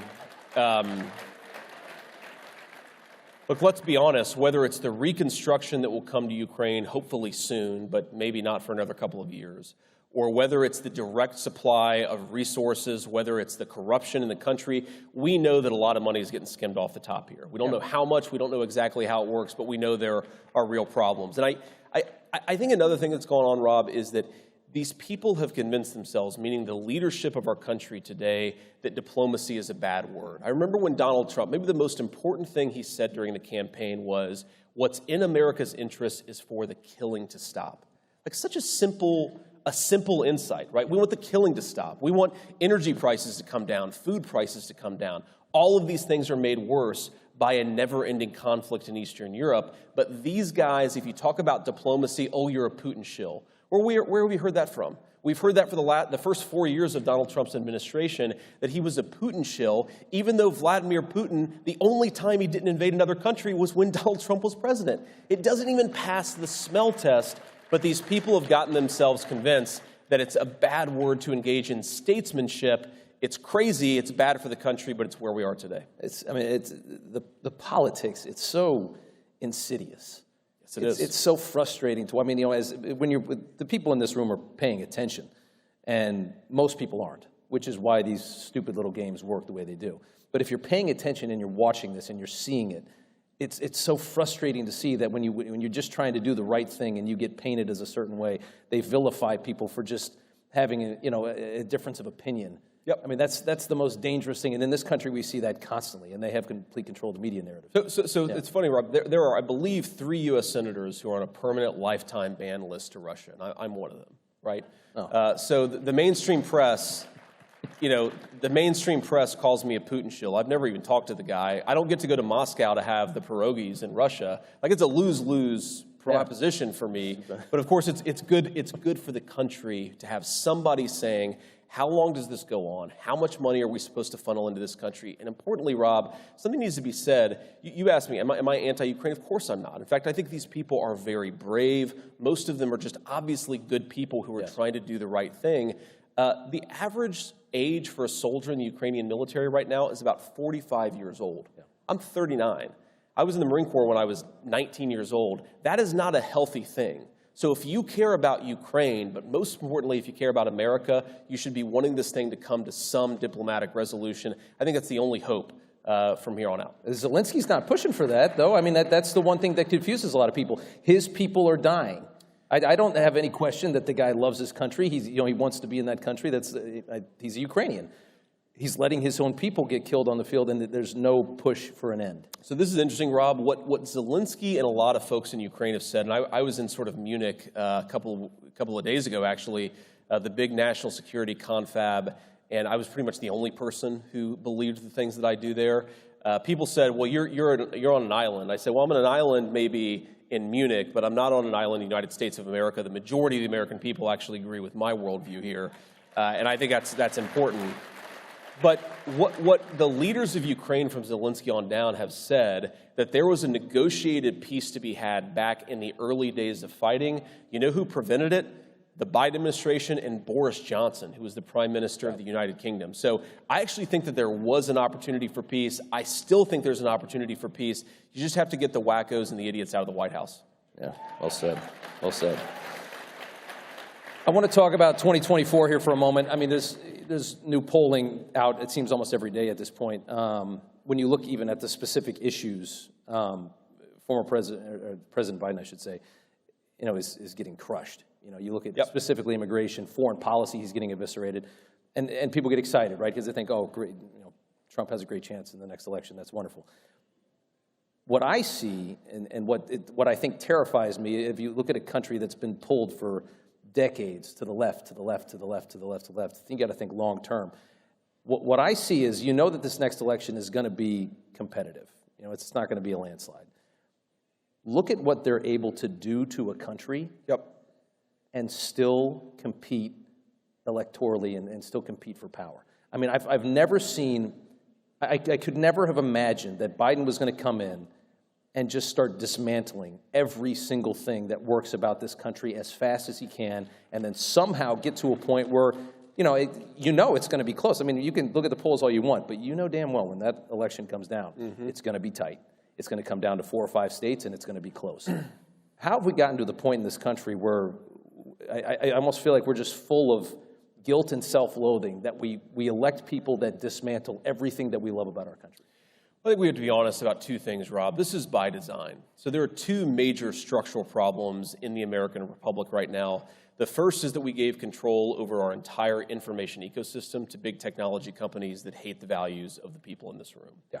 If you really want to have a free and fair election in 2024, the most important thing, break up Google. Break up Google and return power over the information economy to the American people. Just think about this. That's where 99% of people, regardless of their politics, get their information. We know now that it's completely dominated by left-wing radicals. It has a complete monopoly. I think it's illegal, by the way, to have that monopoly control over information. You go in and type in, did Donald Trump say such and such about immigration? Or is Joe Biden too old to be president of the United States? Well, the answer is yes, right? You don't need a Google search for that.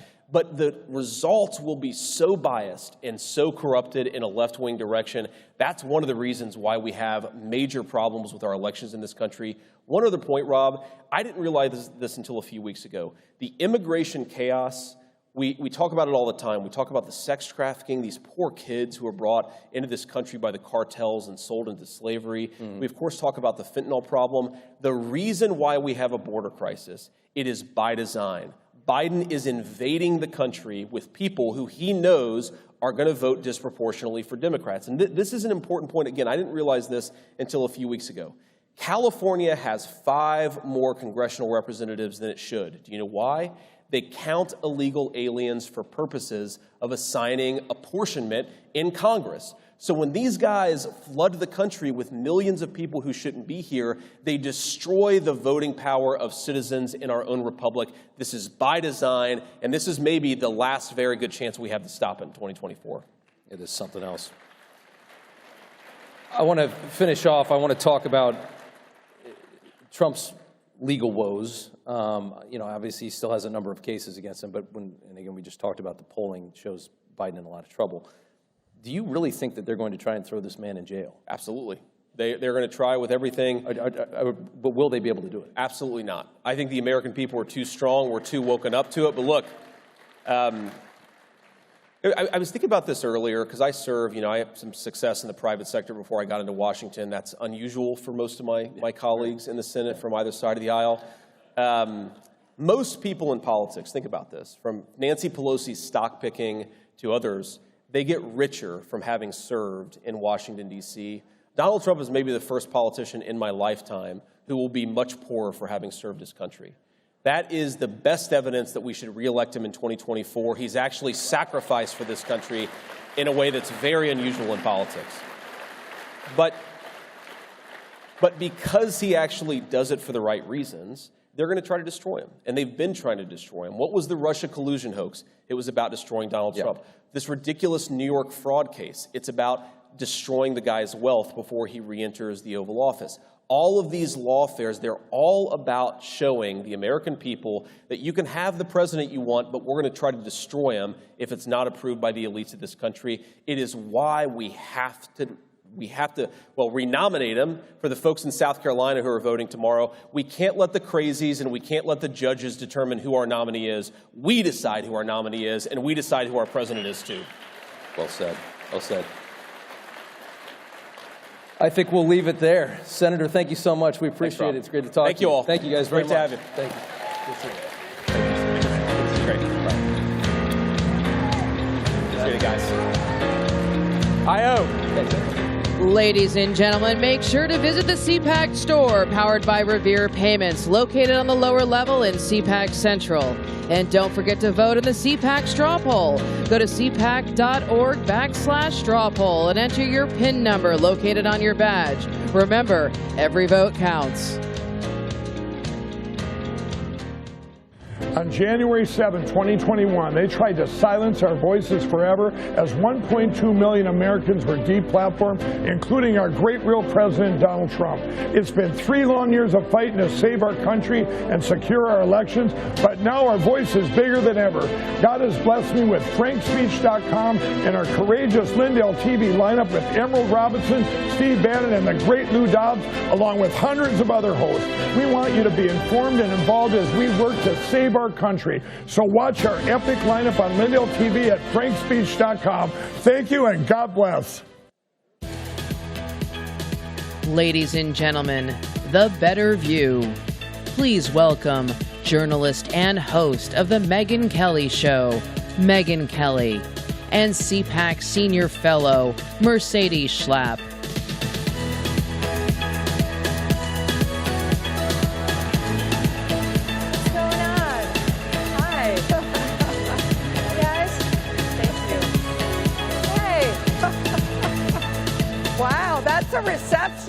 That's amazing. How's everybody doing? Come the on. media told me nobody was here. Look at all these people. Megan, this is your inaugural CPAC appearance. Yes, I was never allowed to do this kind of thing when I was at Fox, and now I'm free. You're free. You're free.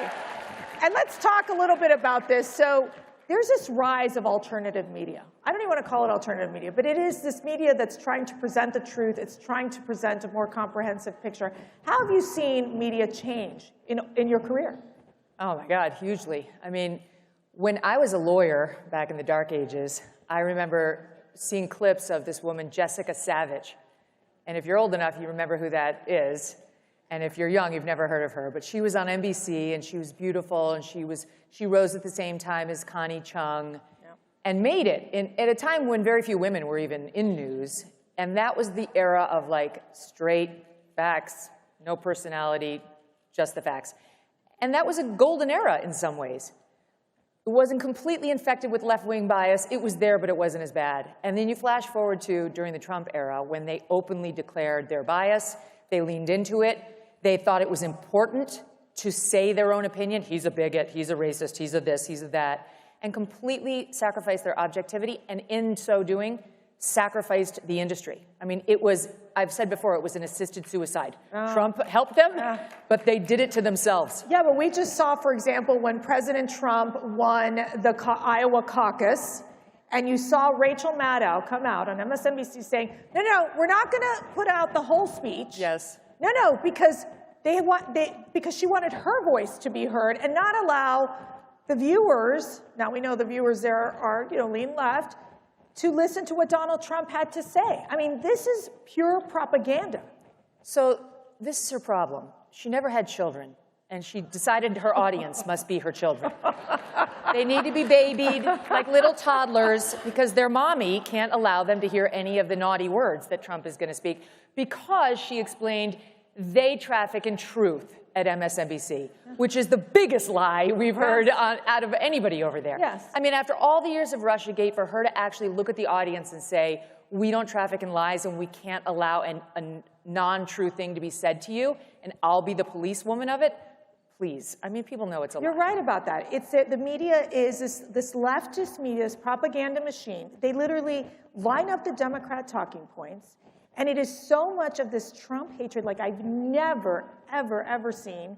And quite frankly, they hate the Trump activists. They hate the MAGA voter. They are insulted by the MAGA voter. What is that disconnect? Is it just New York and like the New York media, that kind of elite media that is not understanding where the rest of America is? It's not just them. I mean, it's really all media other than alternative. But this is, I think, what CNN is struggling with right now. At least MSNBC has kind of owned how much it hates Republicans for a long time.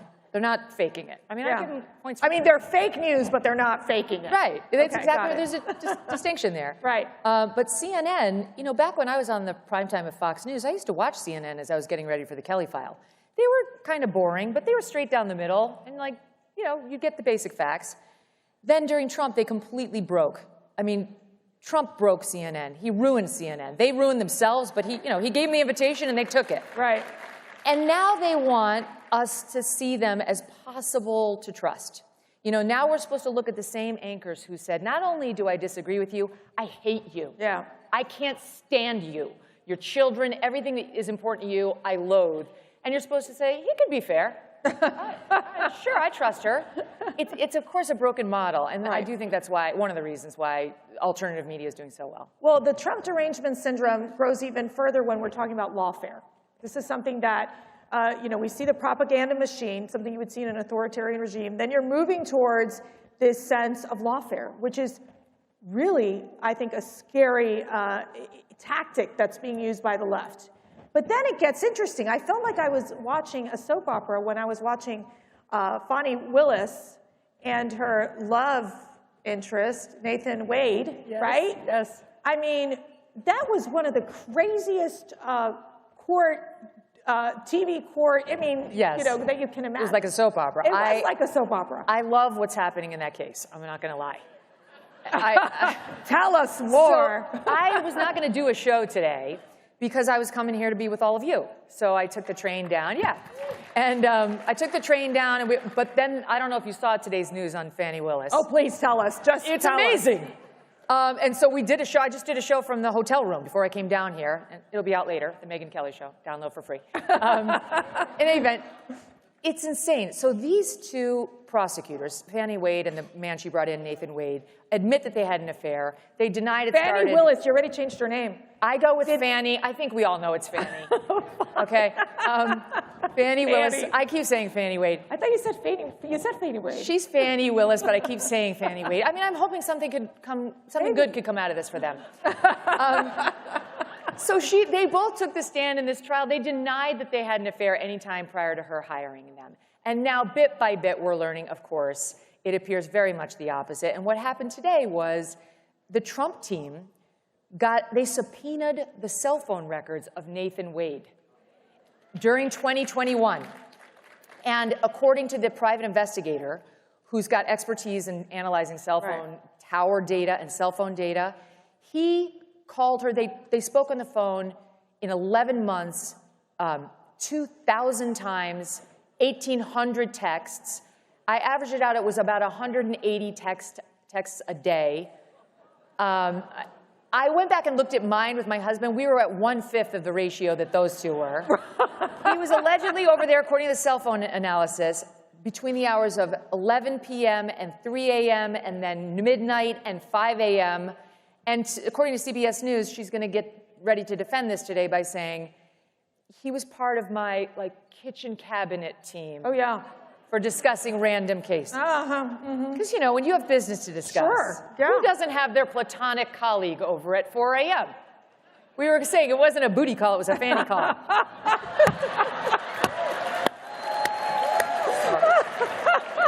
Too much? No, not at all. Keep going. But anyway, can I just put a pin on that? Please, no. So I do believe they're both going to get booted off of this case. Really? I believe they lied under oath to this judge to save their own skins. They're prosecuting Trump and his colleagues for lying. That is one of the main things that she's accusing them of. And the reason it's so delicious is because the same thing, I believe, that made Fani Willis lie under oath, despite the fact that it would be wrong for a civilian, but it's really wrong for an officer of the court, is the same thing that made her bring this BS prosecution. Yeah. It's her partisan, dishonest nature. She wanted to get Trump, just like Letitia James wanted to get Trump, and Alvin Bragg and Jack Smith. And I really think that the brilliant lawfare artists on the defense side in Georgia should have a talk with the other defense lawyers in these other cases. Because if this is how we're going to fight, dirty, below the belt, making up charges, breaking our system of rule of law, which didn't use to prosecute political enemies, then we should fight back the same way. It should be brought right back on all these prosecutors. Going into what we've seen with all of these cases, I mean, you've got the Stormy Daniels case against Trump as well. That's going to be heard here shortly. You've got Jack Smith's obsession with Donald Trump. Yep. You've got, obviously, the civil fraud case in New York, Judge Enderon, who $340 million. It's going to be $450 million. 400 by the time we're done with this? Yeah. I mean, so they're just trying to break this man. They're trying to destroy his life, destroy his family, all for political persecution. We've really crossed the Rubicon. Yeah. We never used to do this to each other. Like, we would fight, we knew we disagreed, we'd fight, you know, bare-knuckled brawling, the two sides. But we would never put a man's freedom at risk just because we disagreed with him. Right. We would never try to devastate his business and disincentivize any good man or woman for running for office, right? Like, who would run? Don't you know, like, a couple of great people in your life who you're like, God, you'd be great to run? You know, who that's sane would run if you thought this was a likely outcome? You know, I asked Trump about it. I interviewed him in September, and I was like, what are you doing this for? You already were president.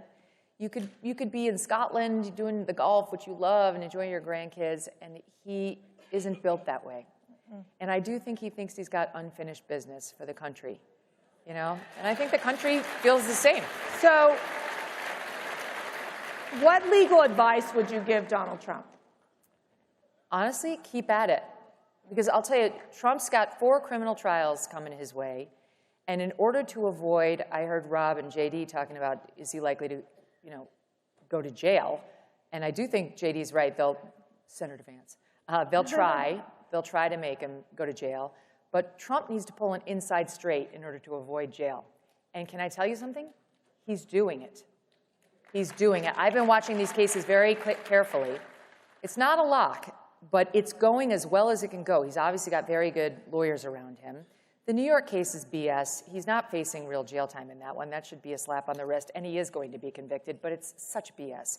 He allegedly paid a porn star to be quiet, and then they're mad he didn't document his hush payment. That's the very nature of a hush payment, is that you don't write it down and tell everybody about it. Anyway, so that's that one. Then you got the two Jack Smith litigations, where it's all, January 6th and the Mar-a-Lago documents. Well, the Mar-a-Lago documents is getting slow-rolled and slow-rolled and slow-rolled because it's so complex. Does the jury need security clearance? Did the lawyers need security clearance to see the documents he had? This is not getting tried before November. And if Trump can win, both of those federal prosecutions go away. He doesn't need to pardon himself. He just needs to pull the DOJ off of the cases. That's it. All he needs to do is delay those two cases until post-November, and it's happening. Yeah. Now, the one in D.C., she really wants to try this case. Judge Chutkan would love to put Trump behind bars. And that one he's vulnerable in because of the jury pool, but that one, too, has got the main heart of it, the obstruction charge, and I'm trying not to bore you, but the main charge is the obstruction charge. You obstructed a proceeding of Congress on January 6th. That's going up to the Supreme Court through the other January 6th defendants, and their case is very strong. Right. So the heart of that Trump case could get thrown out through a proceeding that's going up with other defendants. And that leaves us with Georgia and my girl Fannie. Girl Fannie! Go Fannie! And if Fannie Willis is thrown off this case, her entire office is thrown off this case, and there are real questions about whether there is another prosecutor down in Georgia who would take it and wants to try it. Yeah, Fannie Cash. Fannie Cash. Yeah. That should be her name. Shifting gears here, obviously you're a mom, and you have two boys, one girl. We were having this discussion as a mother of 5 girls, and parents out there, they're freaking out. They're looking at the fact that this leftist agenda has penetrated into their schools. This is a topic we've been discussing here, where you have 14-year-old girls having mastectomies. They're getting puberty blockers. You have the medical industry supporting this. How do we stop this? If you take nothing else away, I hope, from anything I say tonight, please take this away. Fight. You have to. You can't remain silent to protect your reputation or how people feel about you. Parents need to stand up against this. Your child's safety, and apart from their safety, their opportunity, the chance at winning, the chance of having the glory of crossing the finish line first, it's all in danger if you don't say anything. And I know it's scary, you're afraid, you want to be seen as empathetic and not a bigot, not a transphobe. Eventually, hopefully you'll get to the point where many of us are, which is, I don't care what you call me. Exactly. I couldn't care less what you think of me when I'm standing up for children's rights. A couple of things here. Number one, they tell us that the puberty blockers into the cross-sex hormones, it's fine. Puberty blockers are just a pause. It's a lie. 97% of kids who go on puberty blockers will do cross-sex hormones immediately thereafter, and you know what that does? That will sterilize your child. Now your child is more than likely going to be sterile and zero sexual enjoyment for the rest of his or her life. Did you know that? There will be no sexual pleasure for your child. You want to make that decision for a 13-year-old? You think they know what they're giving up? There was a detransitioner recently who managed to get pregnant, which is against all the odds. And she was in tears at the birth of her baby, not fully tears of joy, but also because she couldn't breastfeed. She'd had her breast chopped off when she was a teenager, a young teenager. Yeah. And you know, Mercedes, it's like when I had my child, my first child, I, of course, went through the 9 months of pregnancy. The moment I felt like I really became a mother was when they put that baby to your breast and you're like, holy mother, right? Yeah, it's this before and after moment. What is it, chest feed? I can't. What it is? There's no such thing as chest feeding. And the male feeding. pregnancy, that's the one I'm like, really, people? Chest really? feeding is child abuse. They pump these men full of hormones, and then so that it can produce something approximating milk, and then this poor tortured baby is in agony trying to get enough out of there. It's a lie. It's a lie. Megan, but this is the thing. The left has hijacked our language. They have changed what would be common sense, just language. We have to now do pronouns. Every time I see these young people out there where they on Instagram and they're like, she, her, they, it's like, no. Seriously. No. No. Pronouns are for English class. Don't do not them. But it's like, how can these parents get to their kids and their grandkids and basically say, please stop this. You're being brainwashed. You have to inoculate them at home. You know, I mean, you have to get them, they're going to be in a leftist world. It's a leftist media, leftist sports, leftist corporate America, not to mention the academy, you know, the universities and so on. You have to inoculate them at home by talking about it. Right. We've told our kids, don't say your pronouns. If somebody asks you what your pronouns are, you just say, I'm not comfortable with that. You don't have to do it. Just because some leftist tries to make you, you don't have to do that. Right. And let me tell you something. There was a great piece online, and I love the line, the title of it. Pronouns are rohypnol. They dull your senses. It's the way the left controls language is to make you behave the way they want you to behave. You know, like, this is racist, this is transphobic, this is so that you won't do the thing, you won't say the thing. And saying the pronouns is how they get you to bend on gender ideology. They dull your brain to the incongruity of calling a he a she. And they're doing it intentionally. They want you to get dulled to that fake reality they're shoving down our throats. Right. You have to resist. You can say with all due respect, I don't do that. And look, if I'm sitting across, and I've actually had this conversation with Caitlyn Jenner, but if I were sitting across from Caitlyn Jenner, would I intentionally be like, he? No, I'm not looking to be a jerk. But I would not say, you know, what's it like to be a woman? How about being, you know, being a girl, no, that's a lie. And I do think we need to reject pronouns and the lies of language because otherwise we're pulled in. We're part of the problem.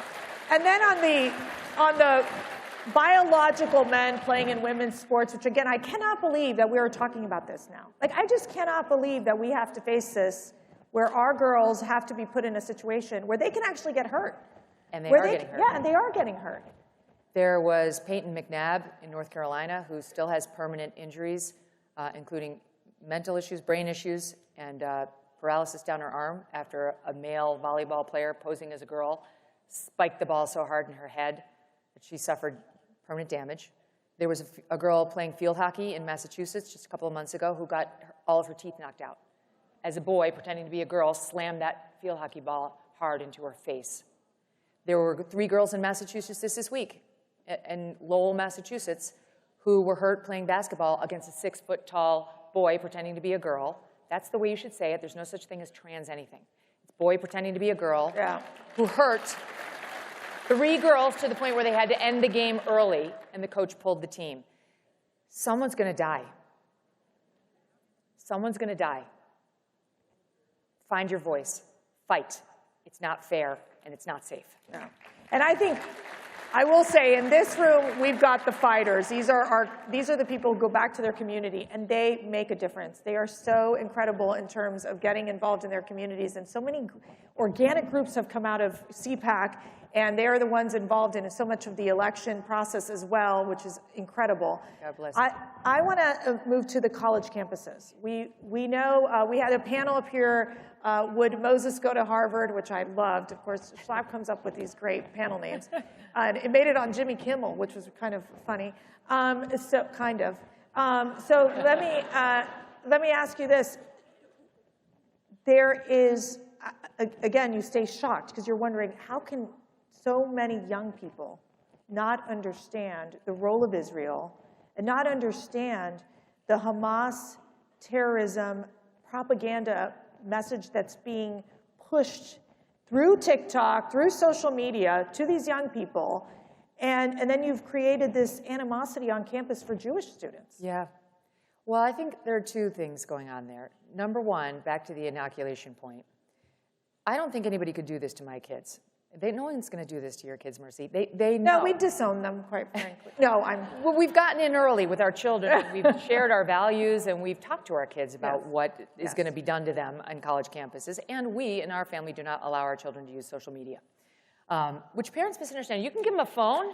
Yeah. You can give them a phone, and they can message. Yes. And they can. We actually do some YouTube, which I know is technically social media, but like, my daughter watches Dance Moms on it. It's not, you know. Oh, don't talk about Dance Moms. But the TikTok, Rumble, Snapchat. we like Rumble. Yeah, that's right. But I'm talking about like TikTok, Snapchat, Instagram, Facebook. Like, these are not appropriate tools for children.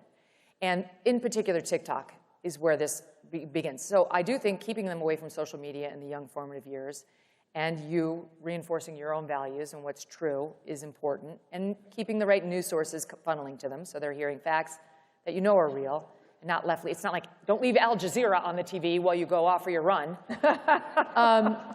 But I also think that like when they get to the university, they're going to need to find their spines and their friends. This is one of the reasons why I love Turning Point. Like, we have to get to young people and make sure they know they're not alone. You may feel like you're the only conservative voice on campus, but you're not. The TikTok in particular is a problem because that is really funneling pro-Hamas information and pro-Bin Laden. And You saw the, like, literally these morons were like, you know that Bin Laden, really, you have to hand it to that Bin Laden. He has a point. No, you do not have to hand it to Bin Laden. That's right. You've got to actually do some study and some homework. So the only plus of the anti-Semitism that we've been seeing on college campuses, the only upside to all of this in the wake of the horrific October 7th attack, is that our Jewish friends who were more left-leaning and believed the DEI lie, I think are now seeing the truth, which is that it's pernicious and it's actually really dangerous. And so, like, it's not okay to, whether it's black and white or Hispanic and Jews, whatever, like, it's not okay to divide us by race or ethnicity. Like, we're all the same. It's why I don't like the Black national anthem. There's only one national anthem. We don't need it by color or by creed, right? So, in any event, I think all that's important messaging, but the number one thing is to shore up your child before he gets there. No, that is true. That is true. Although I've met a lot of parents that say, my kid was conservative, they go to college, and then I lose them.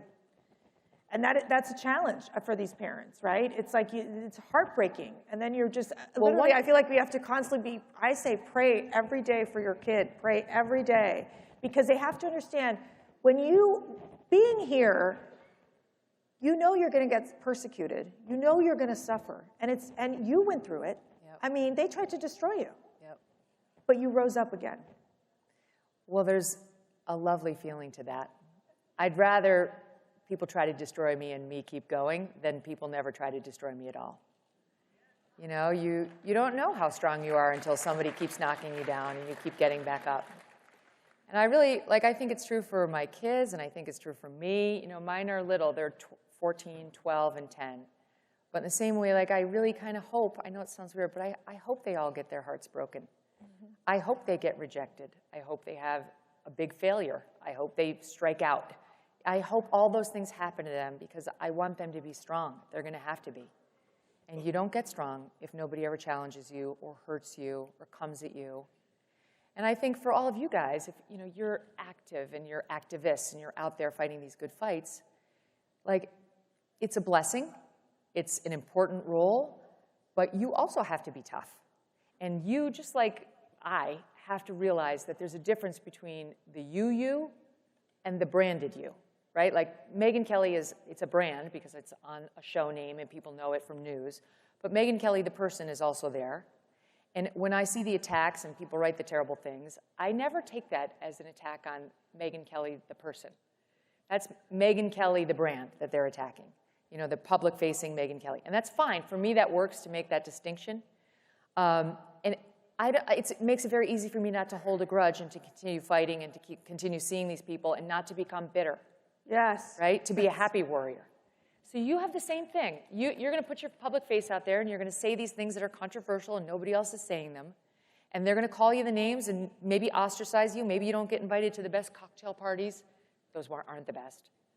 And you make the distinction in your own life between the professional you that's got to make these points to keep your kids safe, et cetera, and the real you who they don't know, and they couldn't possibly be criticizing. What message? What message of hope do you want to give this group? Look, we're in, I would say, one of the toughest times of our country. We feel we don't feel safe. We feel there is so much chaos all around us. And people are worried. They're worried.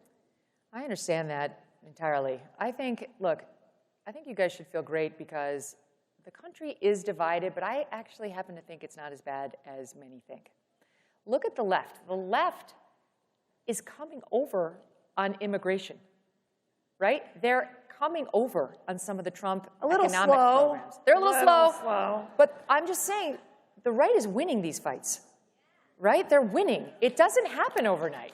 It takes Governor Abbott sending the busloads up to New York and Chicago and California. Yes. Like, these people have to feel the actual effects of their policies, and then slowly but surely they start to see reason.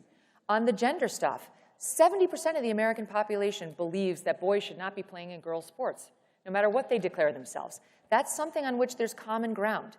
DEI, as I said before, that people are starting to shift on that and see the folly of this dividing us by race.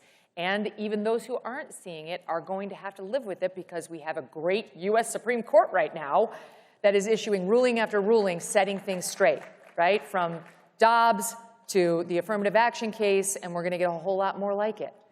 So that's not to say that they haven't crossed a lot of disturbing norms with the lawfare and so on. But I do think regular Americans aren't as divided and are starting to see the wisdom in a lot of these fights the right has been fighting for a long, long time. Let's fight, let's win. Ladies and gentlemen, Megyn Kelly. Thank you. Oh, that's nice. Thank you so much.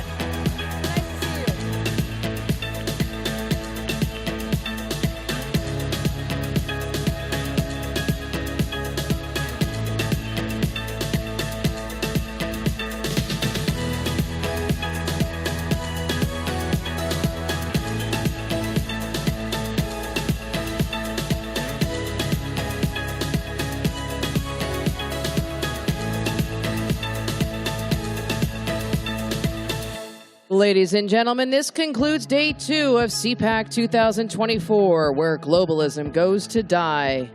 Please make sure to visit the CPAC store, powered by Revere Payments, located on the lower level in CPAC Central. And don't forget to vote in the CPAC straw poll. Go to cpac.org/straw poll and enter your PIN number, located on your badge. Remember, every vote counts. What's important now, though, is we ask you to please exit the Potomac Ballroom so we may reset for tomorrow's event. Thank you.